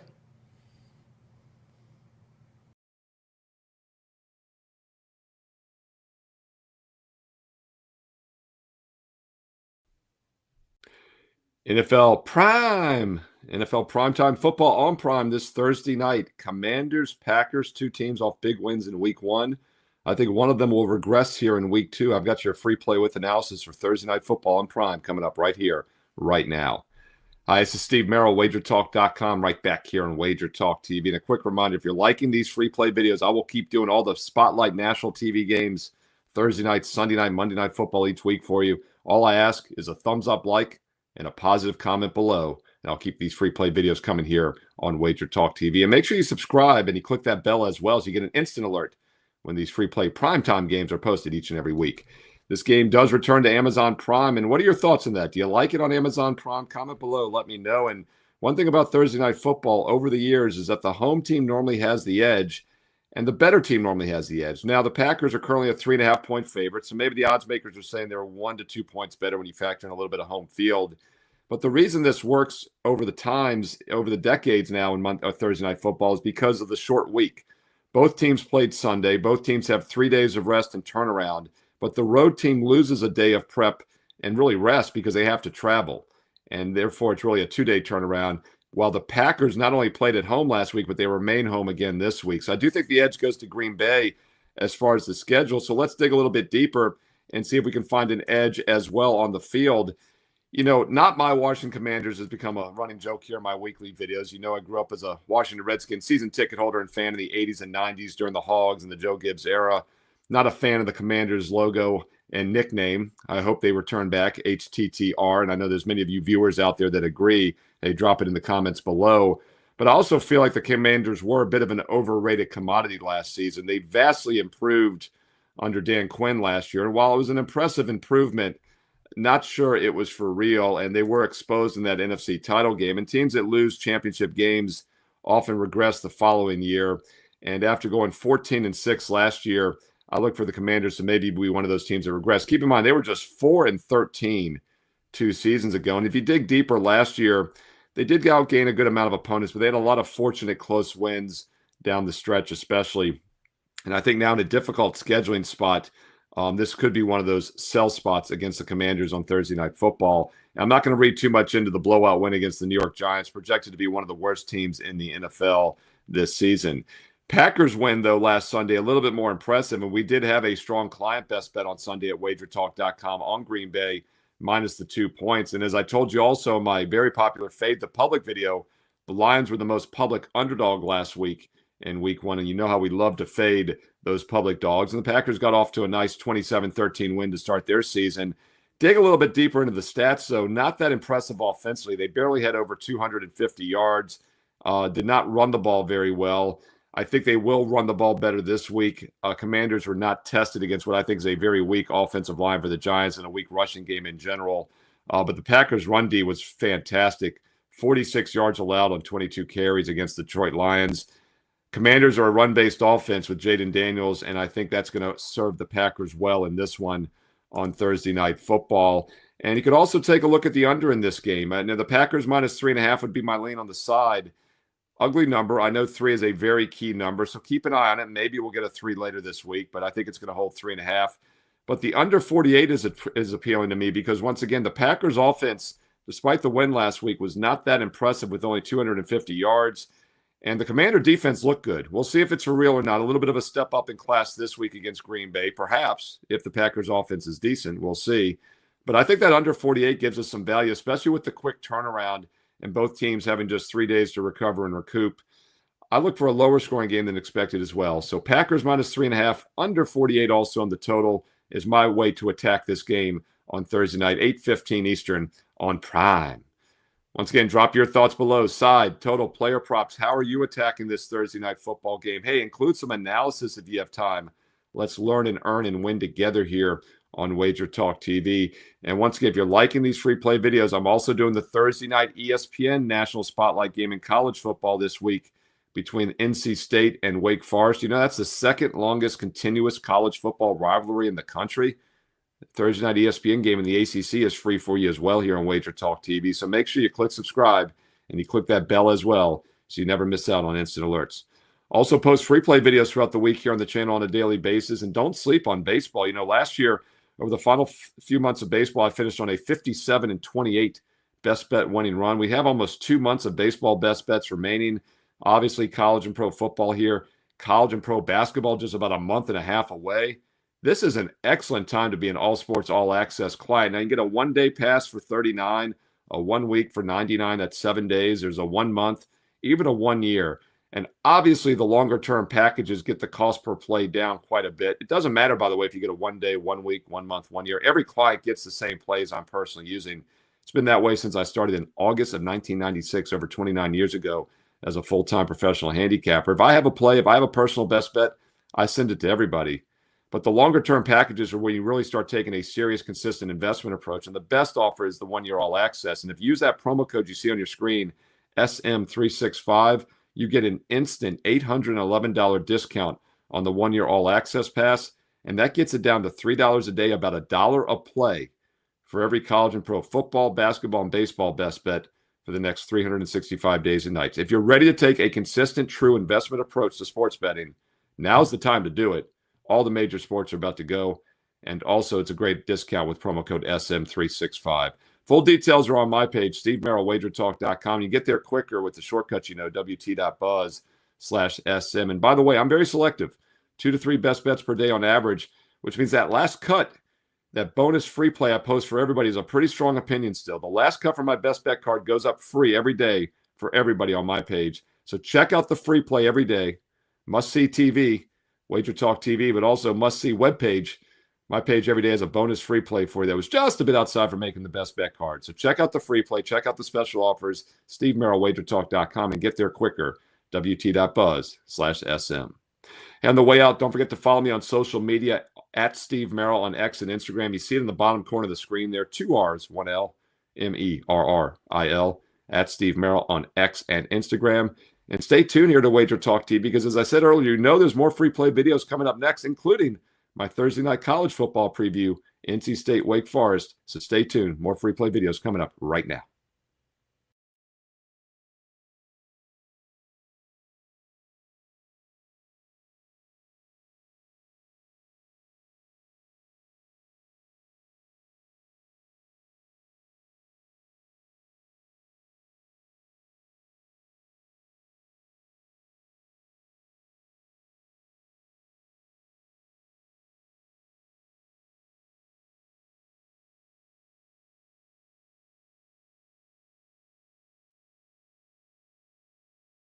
Welcome. I am Ralph Michaels, NFL Week 2 TNA.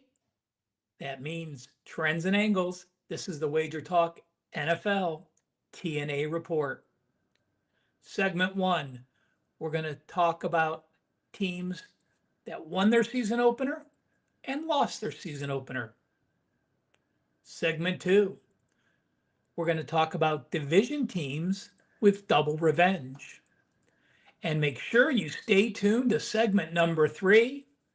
We're finishing off with 3 NFL systems that have cashed 80%, 87.5%, and 81.2%.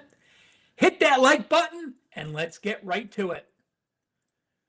Remember, all of these charts will be loaded on my Twitter. We'll be uploading the video there. So if you need to relook at any of these charts, feel free to do so.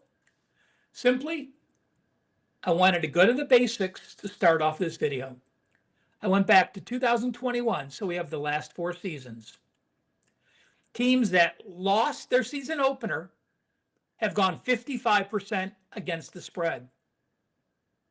Teams that won their season opener have gone 44.8% against the spread. Pretty simple, guys. Again, they're not wow numbers, but 55% will make you money, and hitting 45% will certainly burn through your bankroll very quickly.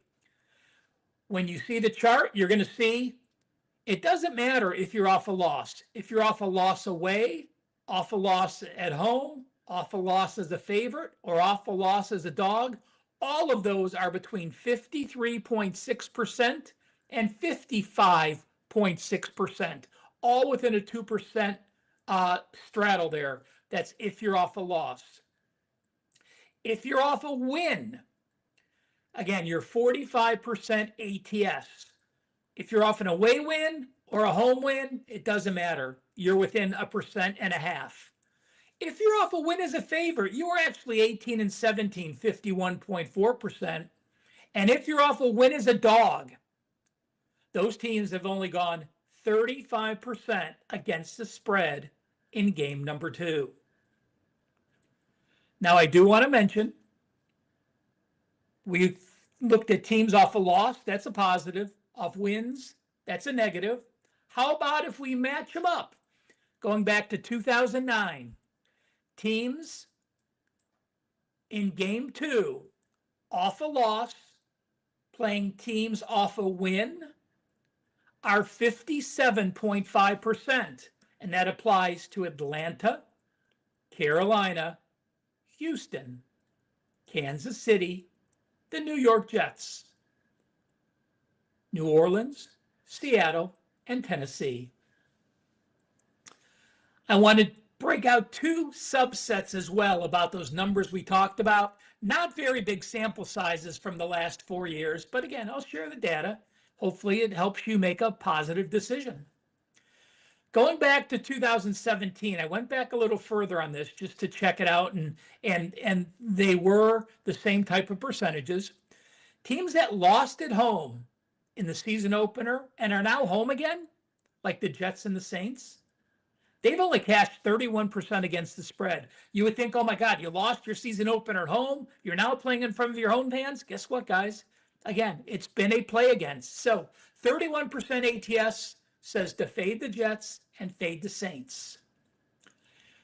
But if you lost at home and now you're on the road, getting away from home, getting away from those pissed off fans has been a positive. Those teams have gone 62.5%. And if you exclude those teams that lost at home and are on the road, exclude the big road dogs. If you're a road dog of 8 or more, it hasn't been good. But if you're an away dog of +1 to +7.5, those teams have gone 71% against the spread. That's the Falcons, the Seahawks, the Patriots, and the Bears. Now let's take a look at NFL teams playing with double revenge. These are division teams playing the first game of the season after losing both games last year. Well, if you have double revenge, if you lost both games in your division, you are 46% against the spread since 2017. If you lost both games last year and you are now home against your division, it's even worse. You've only covered 42.6%. And if you lost both games to your division foe last year, and now you're a home favorite, 27 and 55, 33% against the spread. 3 teams apply. Those teams that are in a 33% ATS situation as a home favorite against teams that have beaten both times last year. It applies to the Jaguars and 49ers this week, and it does apply to Arizona in week number 4. So those are fade spots, Houston and San Fran this upcoming week, and, San Fran and Jacksonville this week, and the Arizona Cardinals in week number 4. And if you have double revenge, playing your division opponent on the road, you're 48.2%, and away favorites and away dogs were about the same percent, so I didn't even need to break it down. So every situation of you having double revenge and now playing that opponent for the first time this season, all are in the negative roles. Here in segment number 3, we got some wow numbers, guys. Again, I know you like wow numbers. I know they're 80% plus, but remember, never base a play strictly because you have a trend or an angle. It should only be part of the entire handicapping. The situations, the schedules, the matchups, the injuries, all of that has to go into it with, again, trends and angles being a portion of that final determination. I do want to mention, guys, a big NFL 5% this week. Let me share a few numbers for you. My football 4% and 5% plays, 21 and 4, 84%. My NFL teasers 4% and higher, 7 and 0, 100%, and 14 and 1, 93%, going all the way back to November 2023. Last year in the NFL, 5 top-rated 5%. I went 5-0. Don't buy that 5% though, guys, this week. It's $35. We have an incredible Weekend Warrior football special. Get all my college football on Saturday, all my NFL on Sunday for just $49. That's only $14 more than the price of a 5% release. And hit that like button, please. Make sure you're following Wager Talk on all the social media networks. And if there's a trend you want to see run, please share in the comments, and hopefully you'll be making an appearance on an upcoming NFL TNA show very soon. All right, let's close down segment number 3 with 3 trends, all 80% or higher. Since 2014, teams that are winless in the NFL on the road as a small dog or a favorite, like the Patriots and the Bears, have gone 32-8-2, 80%. So all you have to do is be off a home loss as a favorite, and now you're on the road as a favorite or a small dog, and you're winless. So again, this doesn't apply to only this week. This trend continues, so write it down and keep track of those winless teams to see if it occurs. 32 covers, 8 ATS losses, 80% system, New England and Chicago. This one is specifically for game 2. You're an away favorite. You are off a win as a home favorite. And you are either a dog or a favorite to -7. Those teams, like the Eagles, the Broncos, and the Rams, not a big sample size, guys, going back to 2016, but they are only 2-14-2. So the Eagles, Broncos, and Rams, all an away favorite up to -6.5. Off a win as a home favorite in game number 2, 2-14 ATS, 12.5%. And the final. This one makes the most sense out of anything we have here today. You're playing game number 2. You're playing a division opponent, and you lost to a division opponent in game 1. I mean, you start the first 2 games of the season 0-2 against division foes, you're basically out of the race. Well, not basically out of it. You still have a shot, but you understand my gist. So those teams, like the Browns, the Bears, the Lions, the Giants, and the Cowboys, that all played division games in week 1 and lost and are now playing division opponents again. But let's remember this. The Bears and Lions are playing each other, as are the Giants and Cowboys. So there's only one true system, one true team that follows this system. It is the Cleveland Browns, and they have gone 26-6-2, 81.2%. Again, it doesn't get simpler. You lost your season opener against a division foe. You are playing a division opponent game 2. Doesn't matter, home, away, favorite dog. 26-6, 81.2%. Cleveland falls into that category. I hope you enjoyed this week's NFL TNA. Leave those comments. Leave those suggestions. I'm happy to run them. Sometimes numbers don't work out, but that's fine. Knowing the data is all that matters. If it's a 50% trend, you know not to shade it one way or the other. If it's a positive trend, you put a check mark next to the teams you might like. If it's a negative trend, you put a minus sign next to the teams you are looking to fade. It's that simple. Have a great NFL week number 2. Make sure to check out my college football TNA video for college football week number 3, and I'll be back next week.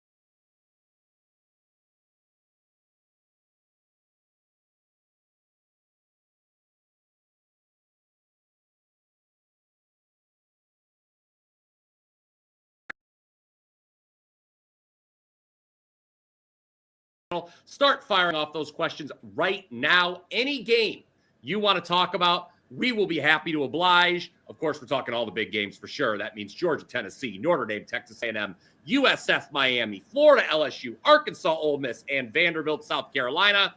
Here to help me break things down, Ralph Michaels and Ross Benjamin. And great news for all of you. The three of us have decided we like each other so much that we are now the permanent team here on the Blitz each and every week. So it's me, Ralph, and Ross every Thursday live here at 1 p.m. on the WagerTalk YouTube channel. Ross, I'm going to go to you first here for Georgia and Tennessee.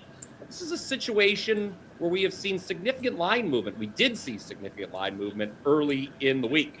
Number dropped from Georgia -6 down to Georgia -3.5. I will tell everyone, whether this is true or not remains to be seen. However, a little birdie has indicated to me that we are going to see some sharp money come in on Georgia in the next 24 hours or so. Ross, how are you looking at this all-important SEC matchup? Well, I mean, look, whether the sharp money comes in on Georgia or not, the line moved from 6 to 3.5, right? And I would say that that's not public money. So might be split here, and the little birdie in the room that you heard from, I respect your opinion on that. But look, here's the thing. Tennessee's 24-1 in their last 25 in Knoxville. And that includes in 20 games against FBS opponents going 19-1, or 21 games against FBS opponents going 20-1 and 14-7 against the spread. Ironically enough, their only loss in that sequence came to Georgia. I just think this is a Tennessee team that's built to make a national title run this year. I mean, they can move the ball offensively. I like their transfer quarterback. Their defense, we know, is experienced and very good. Georgia, to me, I mean, especially last week, when I look at their game last week against Austin Peay, they win 28-6. I think they could be had, especially early in the season. So I'm going to have a small lean toward Tennessee here. Oh. And if Brian's right, maybe you're better off waiting near game time where you, or over the next 24 hours, like he said, and you'll get a better number. But even at 3.5, I like Tennessee in the spot.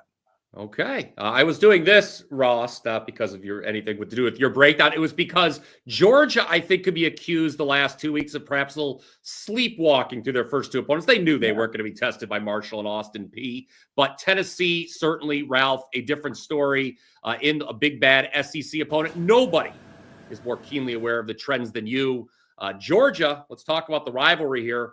Ross mentioned a previous Georgia victory here in Knoxville. Well, last 8 meetings overall, Georgia 8-0 straight up. They've won those 8 games by an average of 25 points per game. Now, some of those were when the Tennessee program was down, but Georgia's covered the spread in 7 of those 8 wins as well.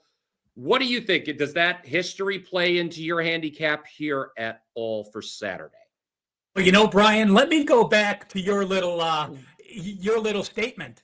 Not only is Georgia 0-2, maybe sleepwalking this year, Georgia is 1-11 against the spread their last 12 games as a favorite, period. It doesn't matter who they play as a favorite. They're 1-11. You know what that is? That is 8%. Ooh. Now, this was an interesting trend, and I said, how much does this really apply? Because we're only 2 games into the new season. But I looked, and early in the season, this has been successful. Home dogs that have won at least 7 straight home games, obviously you can carry over a season, are 66-41, 62% against the spread. And conference home dogs in that role are 64%. Georgia, by the way, as an away favorite, only 3-8 ATS, their last 11. When I looked at top 20 home dogs, they've gone 23-18, 56% against the spread. If they're in the first 2 months of the season, they've gone 60% against the spread. And if they're a conference home dog, they are 73% against the spread. So that is 2 top 20 teams, a conference home dog, 73% ATS. And if you are one that bets the money line and you like Tennessee, listen to the stat and think about it for a minute. Conference away dog, in those 22 games, the straight up The dog is 11-11 straight up with an average line of plus 5.8. So that means if you bet those 22 games, if you're plus 5.8, that translates to a minus 250 money line. 11 of those 22 teams have won outright. I lean Tennessee. I'm concerned Georgia's offense, even though they sleptwalked, you still should do better than averaging 5.1 yards per carry against Marshall and against Austin Peay. I'm going to side with Ross here and back the Volunteers as well.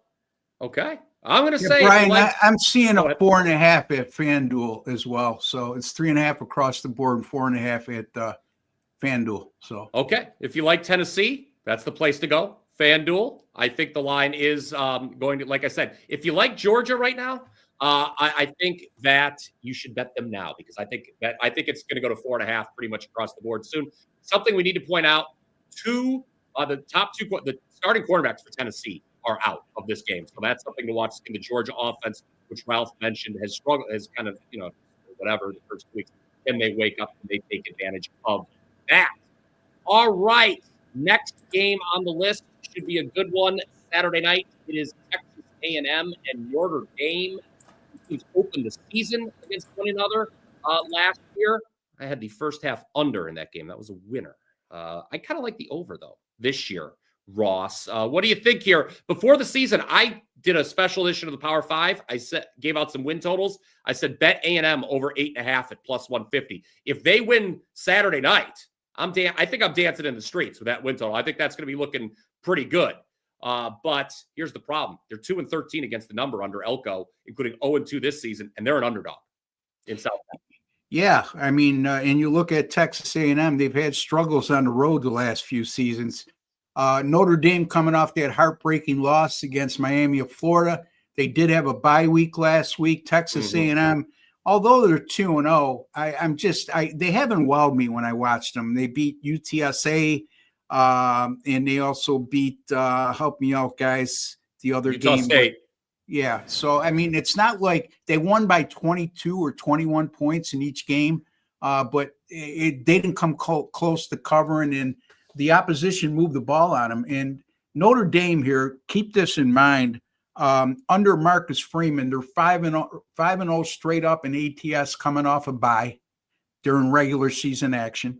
6-0 straight up in ATS coming off a loss in their last 6 under Marcus Freeman. So remember, Marcus Freeman got off to a terrible start at Notre Dame, losing his first 2 games, and I think he's somewhere around 33-8 since then. And the Irish coming off a loss, playing in their home opener. And unlike Texas A&M, who could really, if they lose a game, they're still alive. You'd be hard-pressed to make a case for Notre Dame if they start out 0-2 here as having any kind of decent chance to make the college football playoffs. So I think the urgency lies with Notre Dame here, and I'm willing to lay the 6.5 at home against the Aggies. Oh, all right. Ralph, I mentioned Elko's struggles at the old pay window. Marcus Freeman, Ross referenced it. He's been quite good. He's been quite profitable back, even though Notre Dame did drop that season opener as a road favorite down in Coral Gables. How are you looking at this game? So has A&M been tested? Obviously not. They haven't played one of the worst schedules in the country, but it's been pretty bad. And I found this very interesting, guys. There's times that even when I run data that I'm completely shocked. I ran the query, guys, that says, what happens in game 3 if you were a home favorite of 21 points or more and you won each of those games by at least double digits, and now you're an away dog?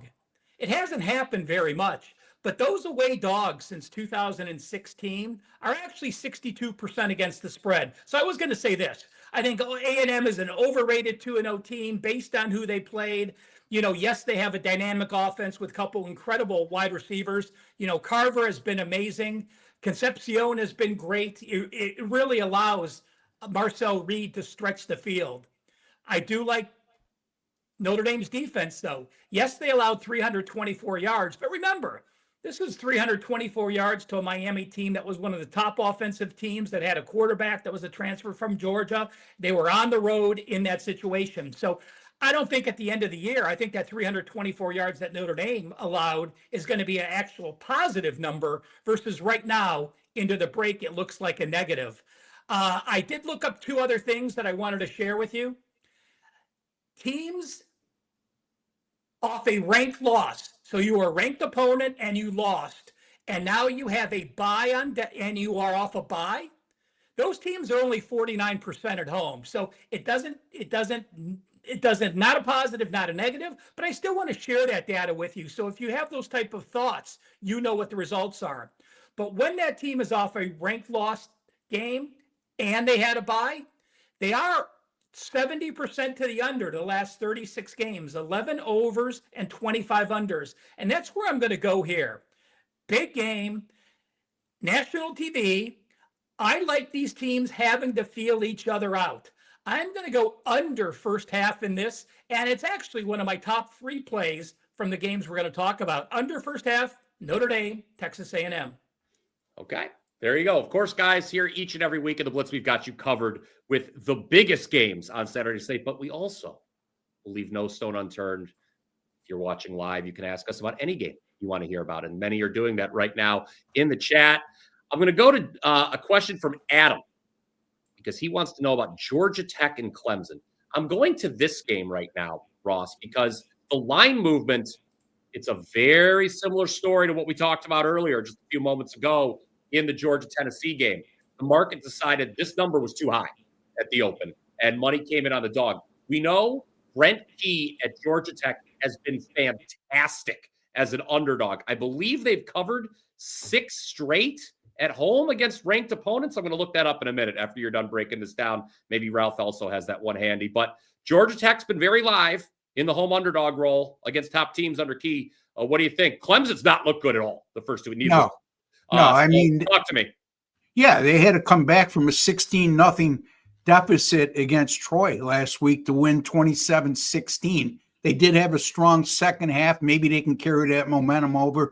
But, I was high on Georgia Tech to start the season. Although they just went 7-6 a year ago, they were my pick to win the ACC at plus 700. And this certainly, if I'm thinking Georgia Tech's going to win the ACC, they're real live for me right here. And you're looking at a Georgia Tech team that, look, they didn't even play with Haynes King, their quarterback, who I think's the best quarterback in the ACC when healthy. And I know I'm going to get a lot of argument there. But having said that, he didn't even play last week, and they put up monster offensive numbers. They were very good in their season opening win against Colorado, 27-20. They were pretty much in control of that game from start to finish, although it was just a 7-point difference.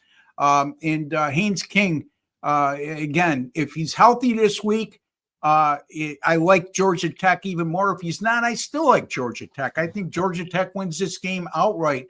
Clemson, again, losing to LSU at home 17-10 and listless last week. And now they go on the road for the first time. This is a huge game for Georgia Tech, and I think they'll be prepared and ready to get the cover here at home. Yeah, and Ross, something else that the folks need to remember in case they didn't watch that game or had forgotten about it, the Georgia Tech season opener against Colorado. Georgia Tech should have won that game by more because they turned the ball over on their first 3 possessions. If they don't to turn the ball over 3 times and still win, that says something. If you could, because usually if you turn the ball over 3 times, you're not winning a football game. Georgia Tech did against Coach Prime and Colorado there in the opener. Ralph, I do have the trends right now in front of me. Under Key, Georgia Tech, 9-5 ATS against ranked opponents. They are a perfect 6-for-6 as a conference dog of single digits. That's Miami last year. So, will Mr. Key and those trends continue here on Saturday? It's a noon kickoff against Clemson. If Haynes King was 100% healthy and he practiced this entire week, I would have been on Georgia Tech. He's been limited in practice. They do expect him to play, but to me, I'm going to lay off this. I do probably have some fire starter in a Clemson national championship ticket that I bet. So no team has been. Again, losing to LSU is not a bad loss, but again, just the vibes you get from this team after the Troy game. Troy may be better than we expect, and I like the way Troy's played, but when you rush for 3.9 yards against Troy at home, running the ball 31 times, only gaining 121 yards, that's a concern for me. Can the Georgia Tech defense stop them? Well, they held Colorado to 305, but we know Colorado has their struggles. And what do they say? If you have two quarterbacks playing, you don't have a legitimate starter. Well, how about if you have three? Colorado has their issues. The Gardner-Webb game, obviously, Ross had mentioned. To me, it's Georgia Tech and the under. Not going to make my card with not being 100% positive on King. Okay. We've got a lot of questions coming in on this Arkansas-Ole Miss game. That game was in our rundown anyway, so let's go to it here. I see the main man, Jay Buff. Thank you for the shout out on my hair. I appreciate that. I always try to look my best here on the You sure it wasn't me he was talking about? Oh, I'm sorry. I apologize there. Okay. But all right. So Jay Buff, he really likes, these are actually two games that are on our rundown, guys. So let's, we can hit them both. Arkansas, Ole Miss, Vandy, South Carolina, a couple games in the SEC. Yes, that SEC slate getting underway. LSU, Florida, too, by the way. We'll be talking about that game. If you have a question, hit us up. But Ross, let's go to Vandy, South Carolina. I know you had a lot to say about this game elsewhere here this week on the WagerTalk YouTube channel.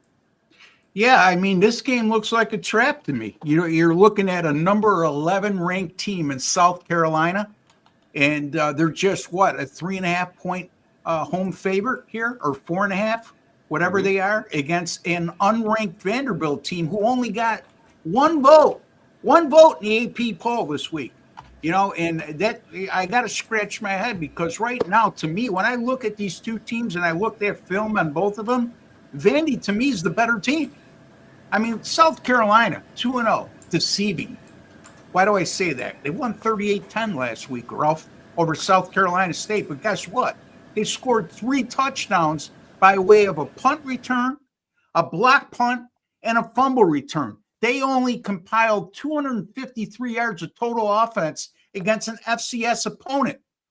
And their week before, they won against Virginia Tech 24-11. We now know that Virginia Tech is not a very good team. And they benefited from a punt return touchdown in that game as well, and still did very little offensively. I mean, they had all this hype with Sellers at quarterback, and they haven't shown me squat offensively in the first 2 games. You look at Vanderbilt, won last week 44-20. They had a huge total yards advantage of 490 to 248 against Virginia Tech, a common opponent. Same play team that South Carolina faced on a neutral field. Vanderbilt went to Virginia Tech on the road, and that game wasn't even as close as the final score may indicate. That's how much Vanderbilt dominated that game.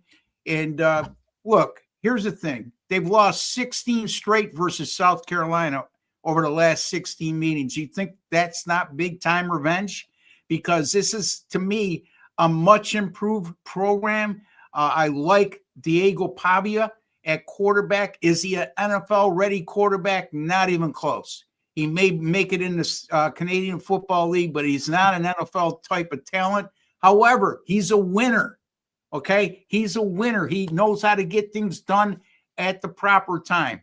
And college football away underdogs of 4.5 or less, like Vanderbilt, that are coming off an away underdog upset win in which they scored 41 points or more, and they're facing a team like South Carolina who's coming off a win, resulted in those away underdogs going 9-0 against the spread since 2003. Not only that, Ralph, those underdogs not only covered all 9, they won 8 of those 9 games straight up. Ooh. Give me the Vanderbilt Commodores, guys. Oh, wow. Ross, he's got a lot to say. I agree with you, Ross. I don't know if Diego Pavia is a future Winnipeg Blue Bomber or not, but I will take it a step further, what you had to say about South Carolina. Right now, guys, there are 3 teams, the AP Top 25 poll. And I know there was a lot of controversy about that AP Top 25 poll during the week on social media. There are 3 teams that I think are wildly overrated. We can all write this down right now, and you can come back. If I'm wrong, you can make fun of me in the comments section. Or if I'm right, then you can all tell me how great I am. South Carolina, Iowa State, Illinois, all overrated, in my opinion. I don't think any of those 3 teams end up in the top 25 when the regular season is over. So I am with you, Ross. I think Vandy is live to go to Columbia here and pull the outright upset. Ralph, do we make it 3 for 3? Beating Kansas State and beating Iowa is enough for me to get him in there. So yes. In that case, I totally agree with the other two. And, you know, it's not just the AP that's a joke. And that's why you can never look at ranked teams early in the season, because all they're doing is basing on what happened last year. And if they win, they move up. If they lose, they move down. You know, I remember when the UPI used to be big, that was the coaches poll. I remember listening to Urban Meyer talk all the time and said, I don't even fill out my ballot. I don't even see my ballot. I give it to an assistant. He fills it in. He sends it in for me. So do not put stock in those. They are a joke. You know, there's no reason for me to say anything, guys. I agree with Vanderbilt, the way they've played. They should be there. I see South Carolina not being there. I think Vanderbilt is the play, but I do like this, especially in the SEC. We see a team like Vanderbilt who scored 45 against Charleston Southern and 42 against Vodtech. When you're scoring a lot of points against weak non-conference foes, and then you play your first conference opponent, your game plan changes a ton. And even with that, Vanderbilt ran the ball 68 times in 2 games, only passed the ball 48. They're going to run the ball. South Carolina is going to run the ball. They've ran for 73 times and only passed for 39 their first 2 games. I'm going to go first half under here again, guys. I know it sounds like a broken record, but agree with the Vanderbilt side. First half under as well. Okay, there we go. Let's stick in the SEC because, guys, the questions are rolling in the chat. Jacob Hefner would like to know what's up with the line movement in Ole Miss, Arkansas. I was bummed to get the worst of the number laying it with Ole Miss. Ross, your thoughts on this one? My initial thought was maybe to look at an over. Arkansas, they put up some big numbers in the first 2 games. I believe they're top 5 in yards per play, points per game, yards per game. But look at who they played. It's not exactly a murderer's row of first 2 opponents. And then Ole Miss has a potential injury issue at quarterback. So interesting game here in the SEC. Another one. Yeah, it's a game that I looked at up and down and couldn't come up with a decisive decision either way. As far as that move goes on the line move, I think that Ole Miss, and I'd be interested in hearing what you guys have to say. I think they're a tad bit overrated. I really do. They barely got by Kentucky last week on the road, and Kentucky's not a very good team. I know Kentucky beat them last year, but again, they struggled to win that game. And I just don't have a strong opinion here to offer the viewer in his question. Maybe Ralph or Brian does. Ralph, line's down to 7. Commenter asked about the question there, or about asked about the line movement. Any angle for you here on this one? It is. I would concur that Ole Miss a little overrated. Lane Kiffin had to apologize to the bettors last week after the game when he gave up that late field goal not to cover the spread. And again, they only rushed for 4.6 yards per carry. That's not a Lane Kiffin team. They usually press that pace early in the season and do that. I do want to comment, Brian. I didn't hear the name of the person who left the note, but my advice to you is this. If you like a game and the game has moved 2 or 3 points, just don't bet it. It's okay. The worst thing to say is, oh my God, I took the worst of this line. There's reasons you don't bet games, and that's one of them is because of a line move. So don't fall in the trap that you have to bet that game. If you got the worst of it, if it doesn't come back, let it go, and look how much you save at the end of the year. Write down every win, write down every loss, and remember, for every $1 you save, you're saving an extra 10% juice. I'm going to say that I actually think Arkansas's offense can move the ball here. I think they will be able to run against an Ole Miss defense. So again, no real lean on the game here. I like Arkansas team total. So if anything, it's a very light lean for me. But obviously, if I like the Arkansas team total, that means I think they're going to get 30 points. So that means they're likely going to cover this game. So by default, it puts me on the Arkansas lean side. Ralph, with some very sage advice there, guys, about when you miss the best of a number. Speaking of sage advice, the place to go, of course, is WagerTalk.com. And boy, do we have a special promotion for you this weekend? Our Weekend Warrior Pass. This is good for any of the three of us here. It's also good for any of your other favorite WagerTalk handicappers.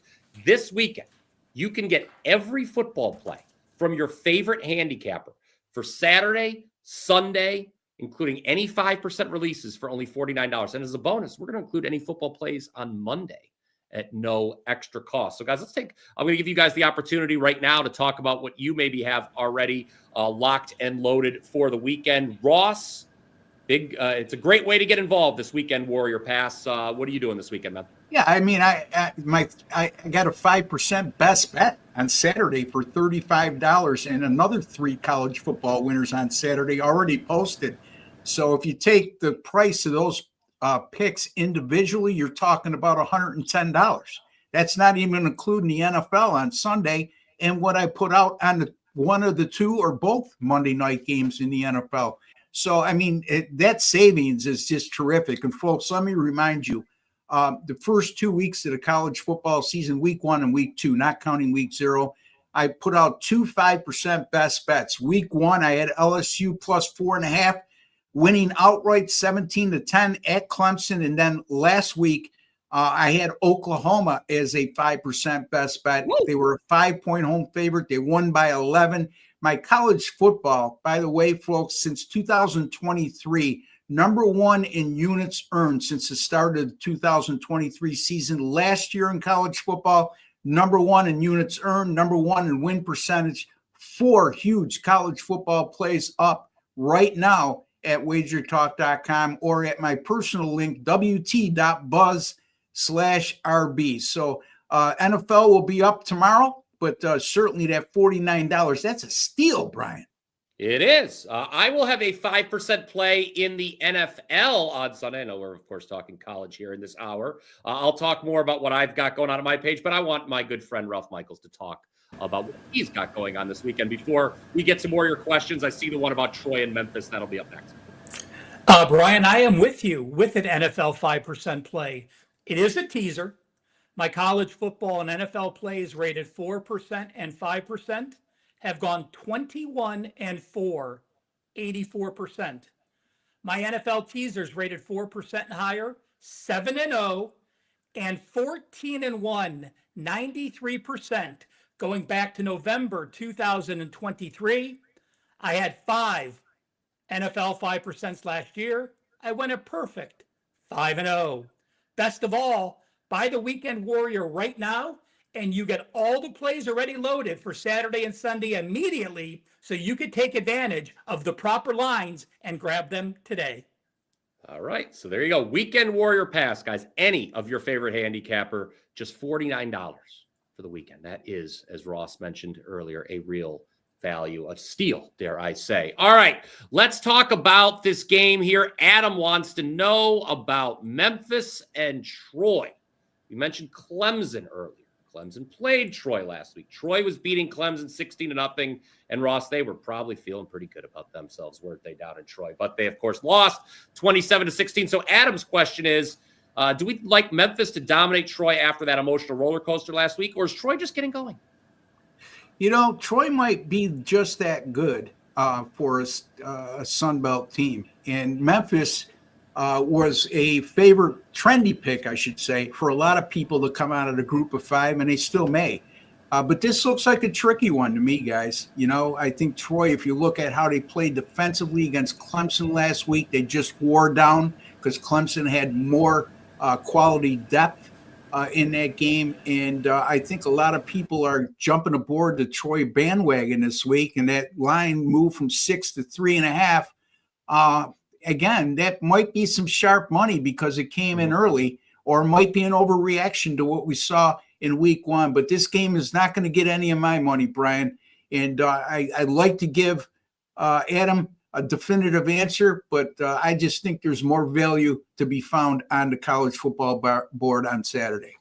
Yeah, if you like Troy, unfortunately, you did miss the best of the number there. Memphis, Ralph, very interesting. The final score says they dominated their FCS opponent Chattanooga last week, 45-7. They did have a pick 6, though, in that game. I always think that's important to note. Ross, earlier in talking about that South Carolina, the first talked about all their non-offensive scores. So what do we think? Is Troy for real, or is this a tough spot? You know, you're up on a team like Clemson 16-0. You think it's going to be one of the big defining wins in program history, and then you get kind of boat raced in the second half. What do you have left emotionally in the tank? Because Memphis, as Ross mentioned, is one of the legit contenders to nab that G5 playoff spot. Brian, you mentioned the pick six. More importantly, they went to Georgia State as that solid favorite. They only had a 401 to 389 yard edge. They were only a plus 12 yards overall. So, I mean, that's a very misleading final. They allowed 340 yards passing. Troy is a team that I really like this year. Why? Because we have second-year head coach Gerard Parker. Think about Troy last year. They started the season 1-8. What do? They beat Coastal Carolina. They go to Georgia Southern. They win. They lose at UL, not a bad loss. Then they beat Southern Miss. Now you have a team in their second year as a head coach. I think it's easy to rally in your second year a coach that won three of the last 4 games after starting 1-8, coming off and winning the opener and then playing that well against Clemson. To me, I am sold on Troy, at least for the next couple weeks. We'll see what happens. All right, there you go. Memphis and Troy. Hopefully that helped you there a little bit. We're going to now go back to our rundown. We're going to leave the chat for a little bit. Keep those questions coming, guys. We are going to be hitting LSU in Florida. Very big weekend in the SEC. But what other games do you want to know about? There's just a random game you have a question about? You're watching us right now live. Drop that question in the chat. We will get to it. But I want to get to we talk about G5 contenders for that playoff spot, Ross. I think you have to be talking about the USF Bulls right now, who have beaten Boise State and they have beaten Florida. Now they face Miami of Florida. Needless to say, now, as impressive as the non-con has been here so far for the Bulls, to get that playoff spot, they need to win the American, and that's several months down the line. But I've got a question for you here. True or false? Does USF care more about winning this game or just keeping it close? Because here's the thing. If they can, in fact, win their conference down the line and they just simply keep this game close against Miami, then, yeah, it's going to be impossible to keep them out of the college football playoff come December. So I ask that to you because they're getting a big number here. And if they're down 20 late, I think they really care about punching it in a touchdown, and which would obviously get them under the number here, because I think they want the committee at the end of the season to look back and say, hey, USF only lost by such and such to Miami. Or am I crazy? Or am I overthinking things? Yeah, no, you make good points. But I do think that a team that knocks off a nationally ranked team at the time, Boise State, and then another nationally ranked team at Florida, is not going to just hope they're keeping it close. They really, I truly believe they could win this game. And talk about a group of 5 contender right now to get to the playoffs. Whoever wins that American, to me, is going to be the group of 5 contender. I mean, that's a better conference than people realize right now. Navy's also pretty good, although they lack the overall depth and quality depth and defense as some of the top contenders in that conference do. But here's what scares me, Brian. Miami of Florida, they're not going to catch them by surprise, okay? Miami of Florida is not going to take this game lightly.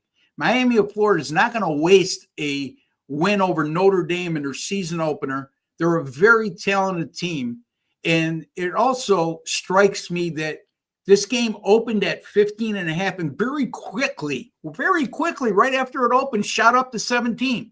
Sharp money to me. I'm not going to use this game.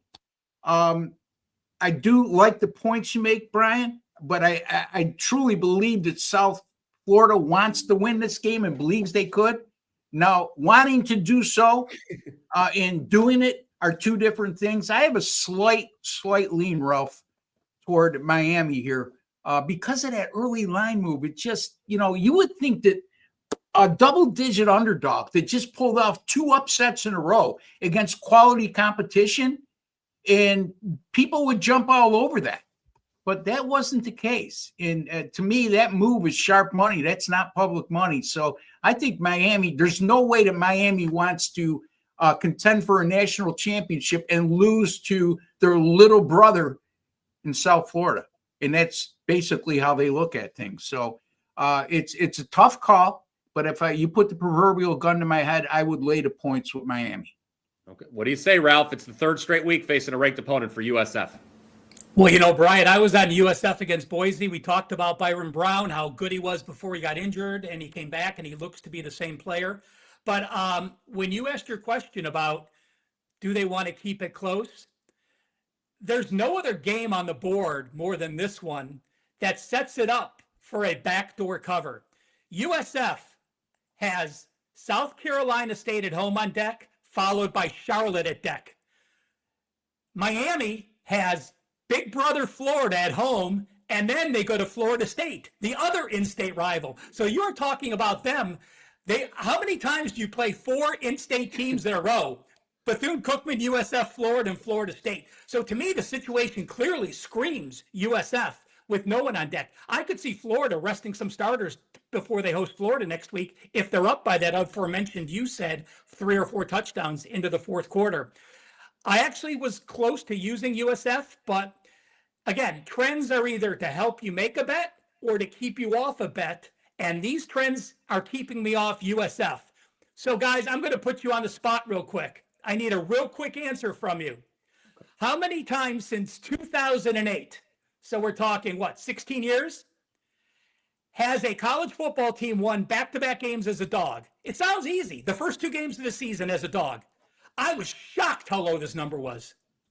Yeah, I would have thought that it would be not real low, but now that you mention that, Ralph, and I'd love to play poker with you because you just showed your hand, for crying out loud. I'll say 14 teams. 14 teams since 2008 have won back-to-back games as a dog. Next week, they've gone 6-7. But then I went and did this.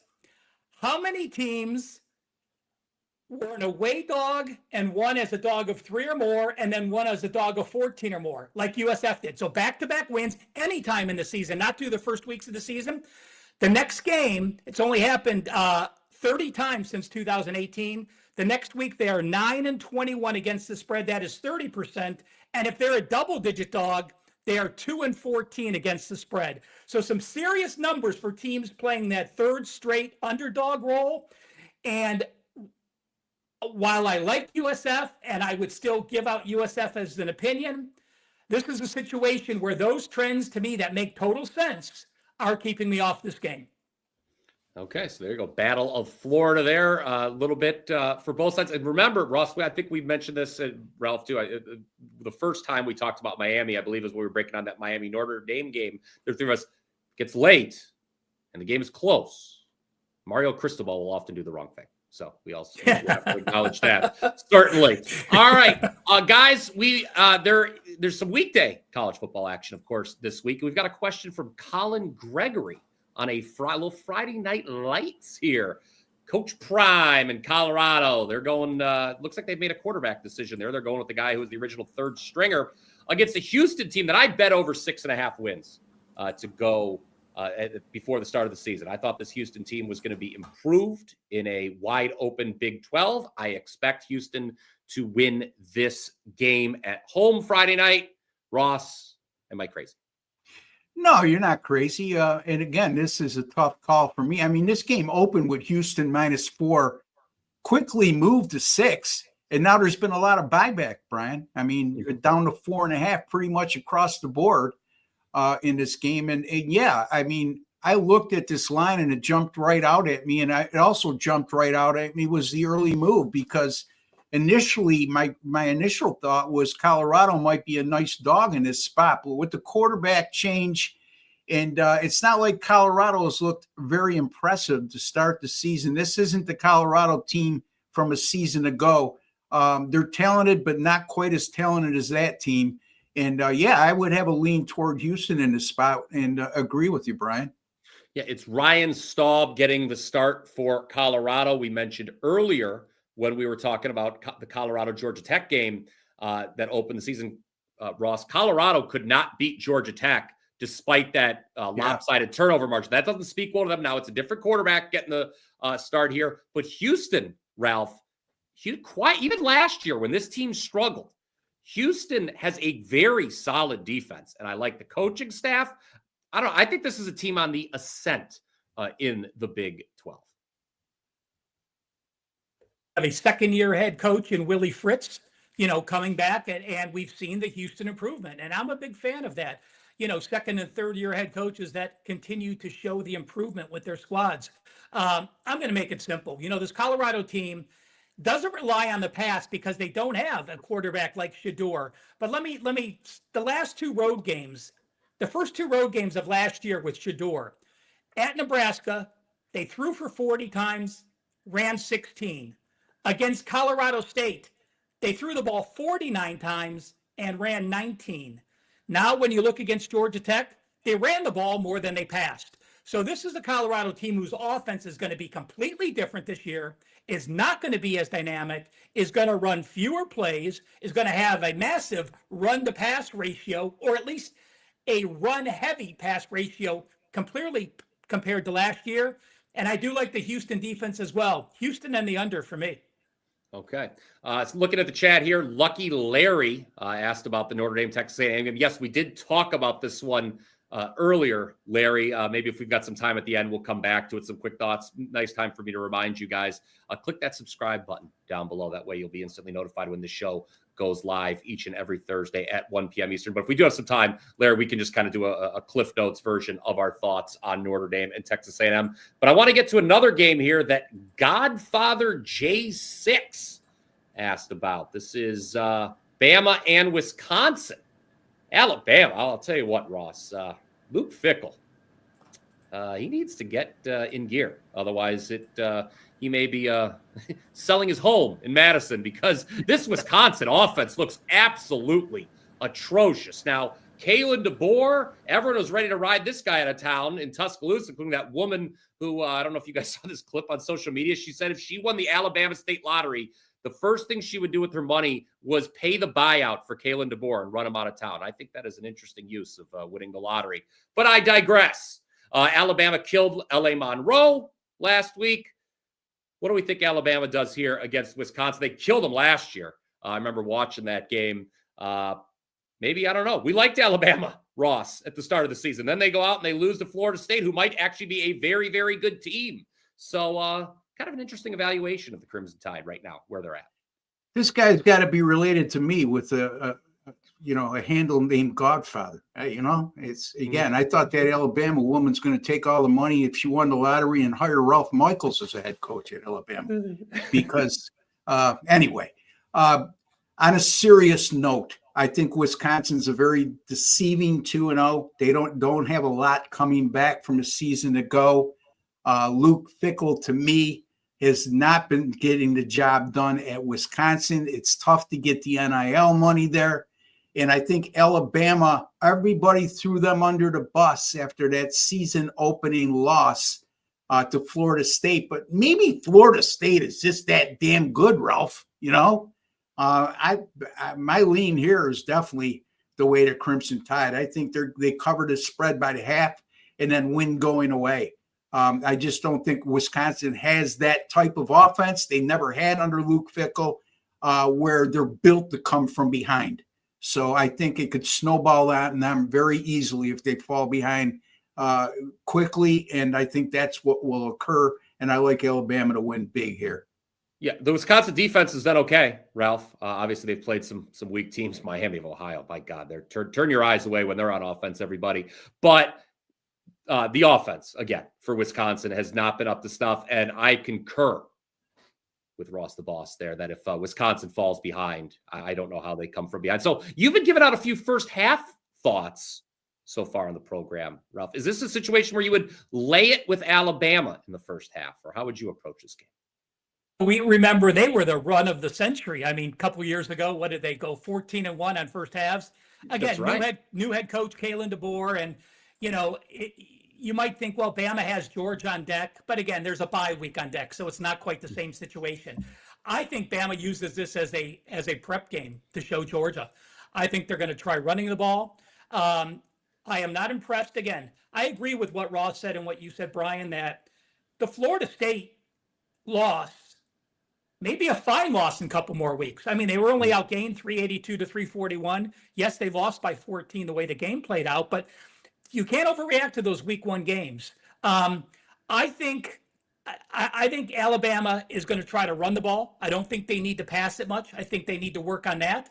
I think that Wisconsin's rush D has always been decent. I don't know how they're going to fare here. Again, holding Miami to 1.5 and Middle Tennessee to 1.2 doesn't show you anything. But I actually like, if I had to play here, I would play this actually full game total, because if they have some trick plays, Wisconsin might try to use them early. You know, Fickle came out and said, we have this Alabama game circled all summer long. Who the heck circles a road game against a non-conference foe? I've never heard that of a Big Ten coach to even waste his time saying that. So maybe he does have some sort of scheme that he's going to try some fluke things early, and they didn't.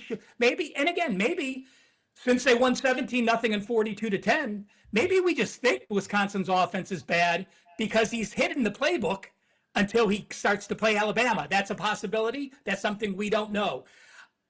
I think the points are too high for Alabama on the road in this situation. But again, I don't want to be on Wisconsin either. But call me a pass on this one. Okay. Something else we need to know here. You know, we talk about the Wisconsin offensive front. Billy Edwards Jr. Doesn't sound like he's going to play in this game. So the task got a little bit tougher for Luke Fickell and the team. Hey, Brian, just to correct, I mean, again, it was an oversight by Ralph, but Alabama's at home in this game, Ralph, not on the road. My apologies. Thank you. Yes. That's called Ross was making fun of my age before the show started, guys, in the green room. Yeah, I thought you were going to tell me that UL Monroe had their game scheduled or circled against. Yeah, good catch there, Ross. All right, the SEC seems to be the theme here. We've talked about a lot. Alabama, obviously, whether or not they can still be a force in this conference remains to be seen. But we're going to learn something here in the SEC Saturday night when this is the final game on our scheduled rundown, guys. Of course, we always are going to talk about the big games each and every week here on the Blitz. If there's a game that we have not mentioned that you want our opinion on, you only have a few minutes left to get those questions in, guys. So do that right now if you're watching live in the chat. But we're going to go to LSU in Florida. Ross, is there some – it's interesting. There's different ways to look at this, right? Florida, bad loss to South Florida last week. Look, you should never spit on an opponent, obviously. The fact that you would do it a couple days after it made national headlines in an NFL game was really stupid, I thought, and then it cost your game. It cost you the game, Florida. And Ross, I'm going to do it again here. The seat, it's getting a little hot in Gainesville for down there, because if Florida loses here, and then as Ralph mentioned earlier, they've got Miami of Florida. Billy Napier might have to get that Indeed.com resume open again. Okay, is there any way Napier survives to October the 1st? At LSU, at Miami of Florida, home against Texas, at Texas A&M. No chance. That is not an easy schedule. No chance he is around after October 1st. Well, if he pulls an upset here, Ross, I get, he could have some job security for the time being. What do you think? Because to me, when I look at a team like Florida, who no one was expecting to lose last week to US, they were a double-digit favorite, obviously. Look, we respect USF on the program. We talked about that earlier. But people thought Florida was going to win that game.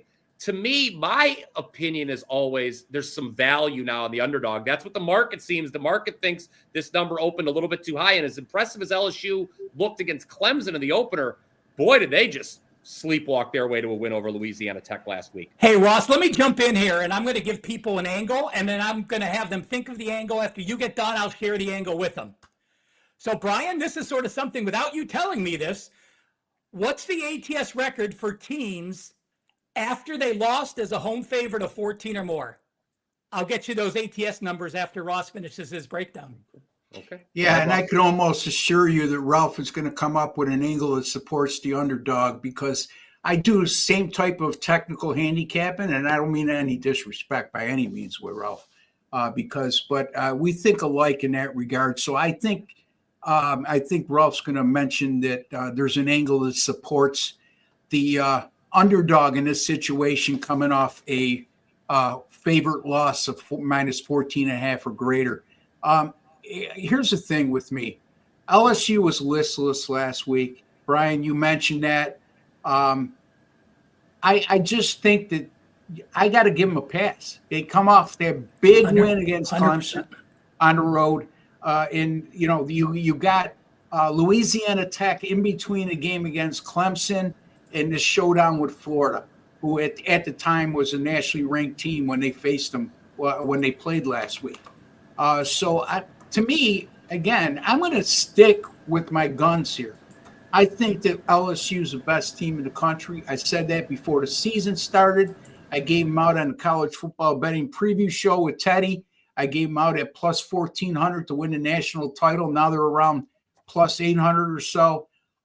Is a single-digit favorite. Now, if they were in the double digits of a touchdown or more, that's one thing. But as a single-digit favorite in this situation, and Billy Napier, he's on the hot seat. It doesn't look like the players really have his back the way they played last week against South Florida. I'm going to lay the points here with LSU. I know the early money came in on Florida, but I just think LSU is that much better. And I think the seat's going to get scalding hot after this week, Ralph. All right, Ralph. So give us the trend here. I know you teased the trend. You heard what Ross had to say. He's sticking with the Bayou Bengals. LSU. Goes keeping score at home. Give us the trend. Well, Ross, this isn't a wow number. But again, I want to share it just so people know. I had the exact same thought as you, Ross. I was expecting it to be a fairly, at least a profitable number. In the last 107 games where a team lost as a favorite of 14 or more, they are 51-56, 48% against the spread the next game. So again, it's to me, it's as important to know a trend that you had a thought in your mind and now that thought should be thrown out because it's not relative either way. With Lagway, I don't know if there's legitimate reports that he's banged up or just the rumor mills, but that's an issue here. This is another game where I love playing these conference games weeks 2 or 3 like this when you're matching up. Now, LSU did play some competition, and yes, they were on the road at Death Valley, but they only had 354 yards, and they only rushed for 3.5 yards per carry. The Florida defense against USF, they did allow 391 yards, and they have been sacked against each of their first 2 opponents, which getting a sack against Long Island and only rushing for 5.3 is pretty scary. So it's going to be under for me again in this one.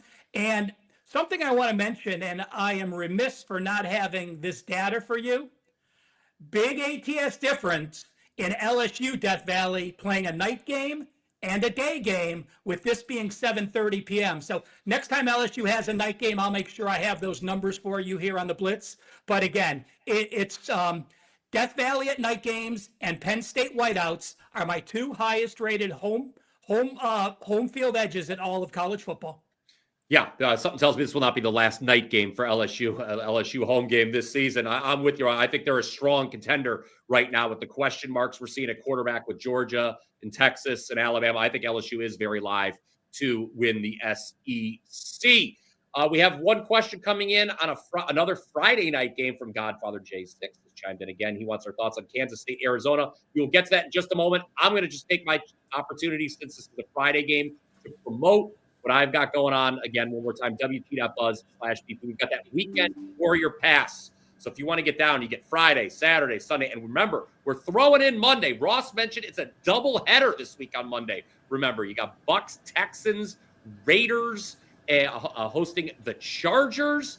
I will have a 5% NFL play on Sunday. We will have at least 3 college plays on Saturday. I know we're locked and loaded with 3 NFL plays on Sunday, and I might be playing both Monday Night Football games, guys, in the NFL. So look, $49, you can't beat that. I'll let these guys, after they're done giving their breakdowns on Kansas State, Arizona, remind you what they've got cooking this weekend as well. Ross, I'll throw it to you now. The floor is yours. Kansas State, Arizona, and remind the people what you have going on this weekend at WagerTalk.com. Yeah, I mean, I can't pull the trigger on Kansas State.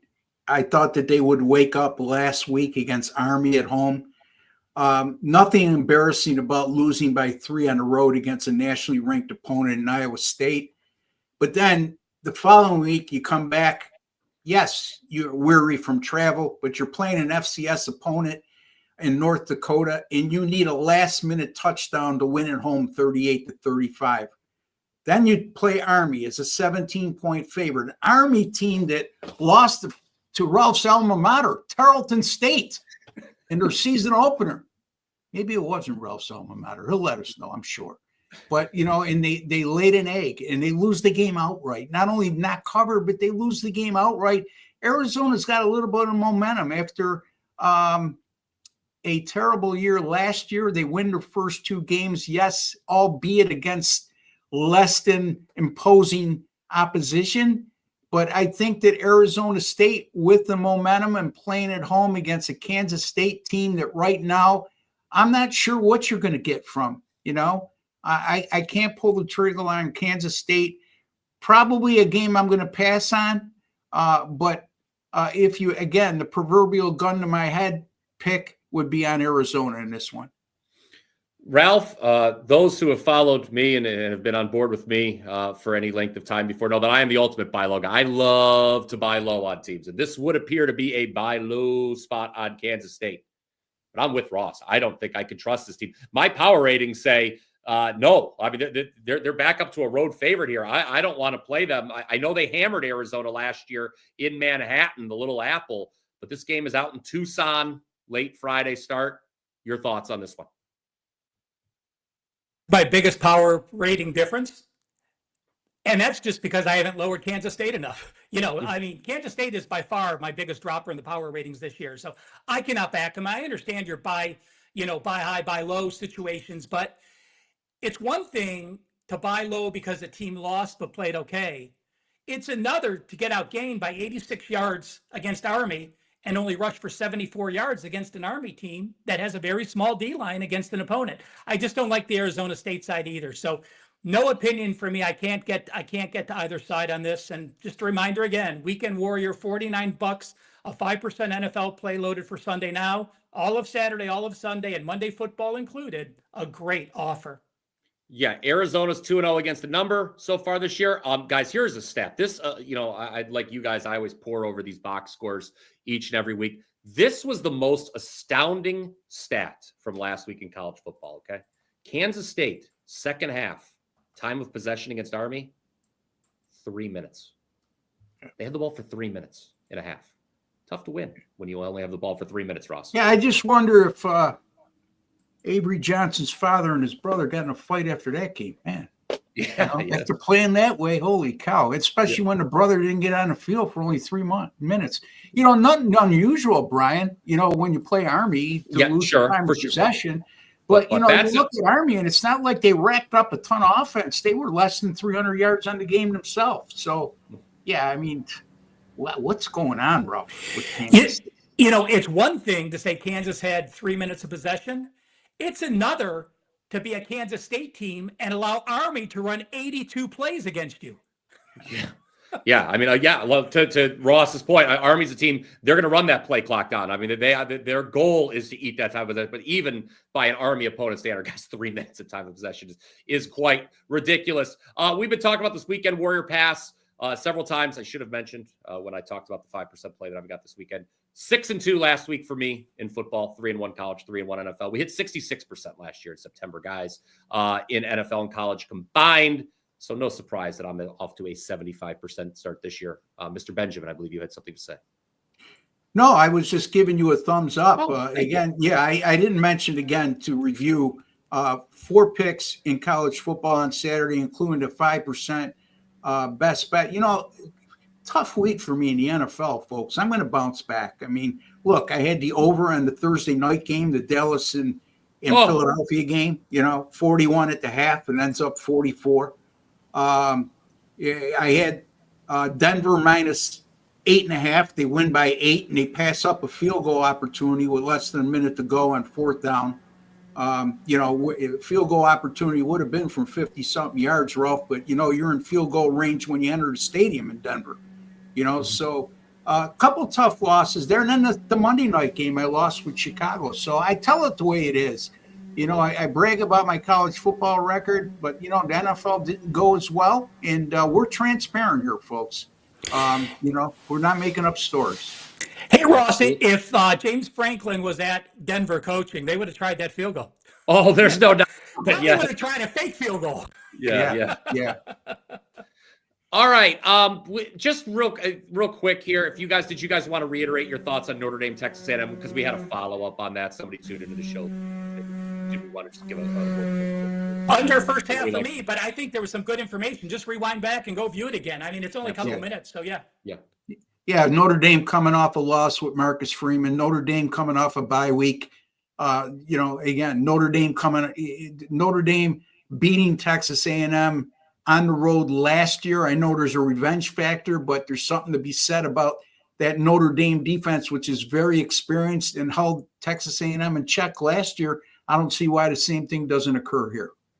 All right. Colin Gregory, thank you for your kind words. I would concur. It was a great show indeed. And if you thought it was a great show, you can be like Colin and just tell us it was a great show. Or you can smash that like button there right below. We always appreciate your support here on The Blitz. We are live, of course, every Thursday, 1 p.m. Eastern on the WagerTalk YouTube channel, immediately following Andy Lang and WagerTalk Today, a show that I know we all appear on regularly as well. All right, that is going to do it. Remember to get your Weekend Warrior Pass. We're all locked and loaded for a big weekend of football. Ross, Ralph, and myself. Remember, it's going to be the three of us each and every week here on The Blitz. We like each other so much, we've decided to be your permanent team. So on that note, guys, until next time.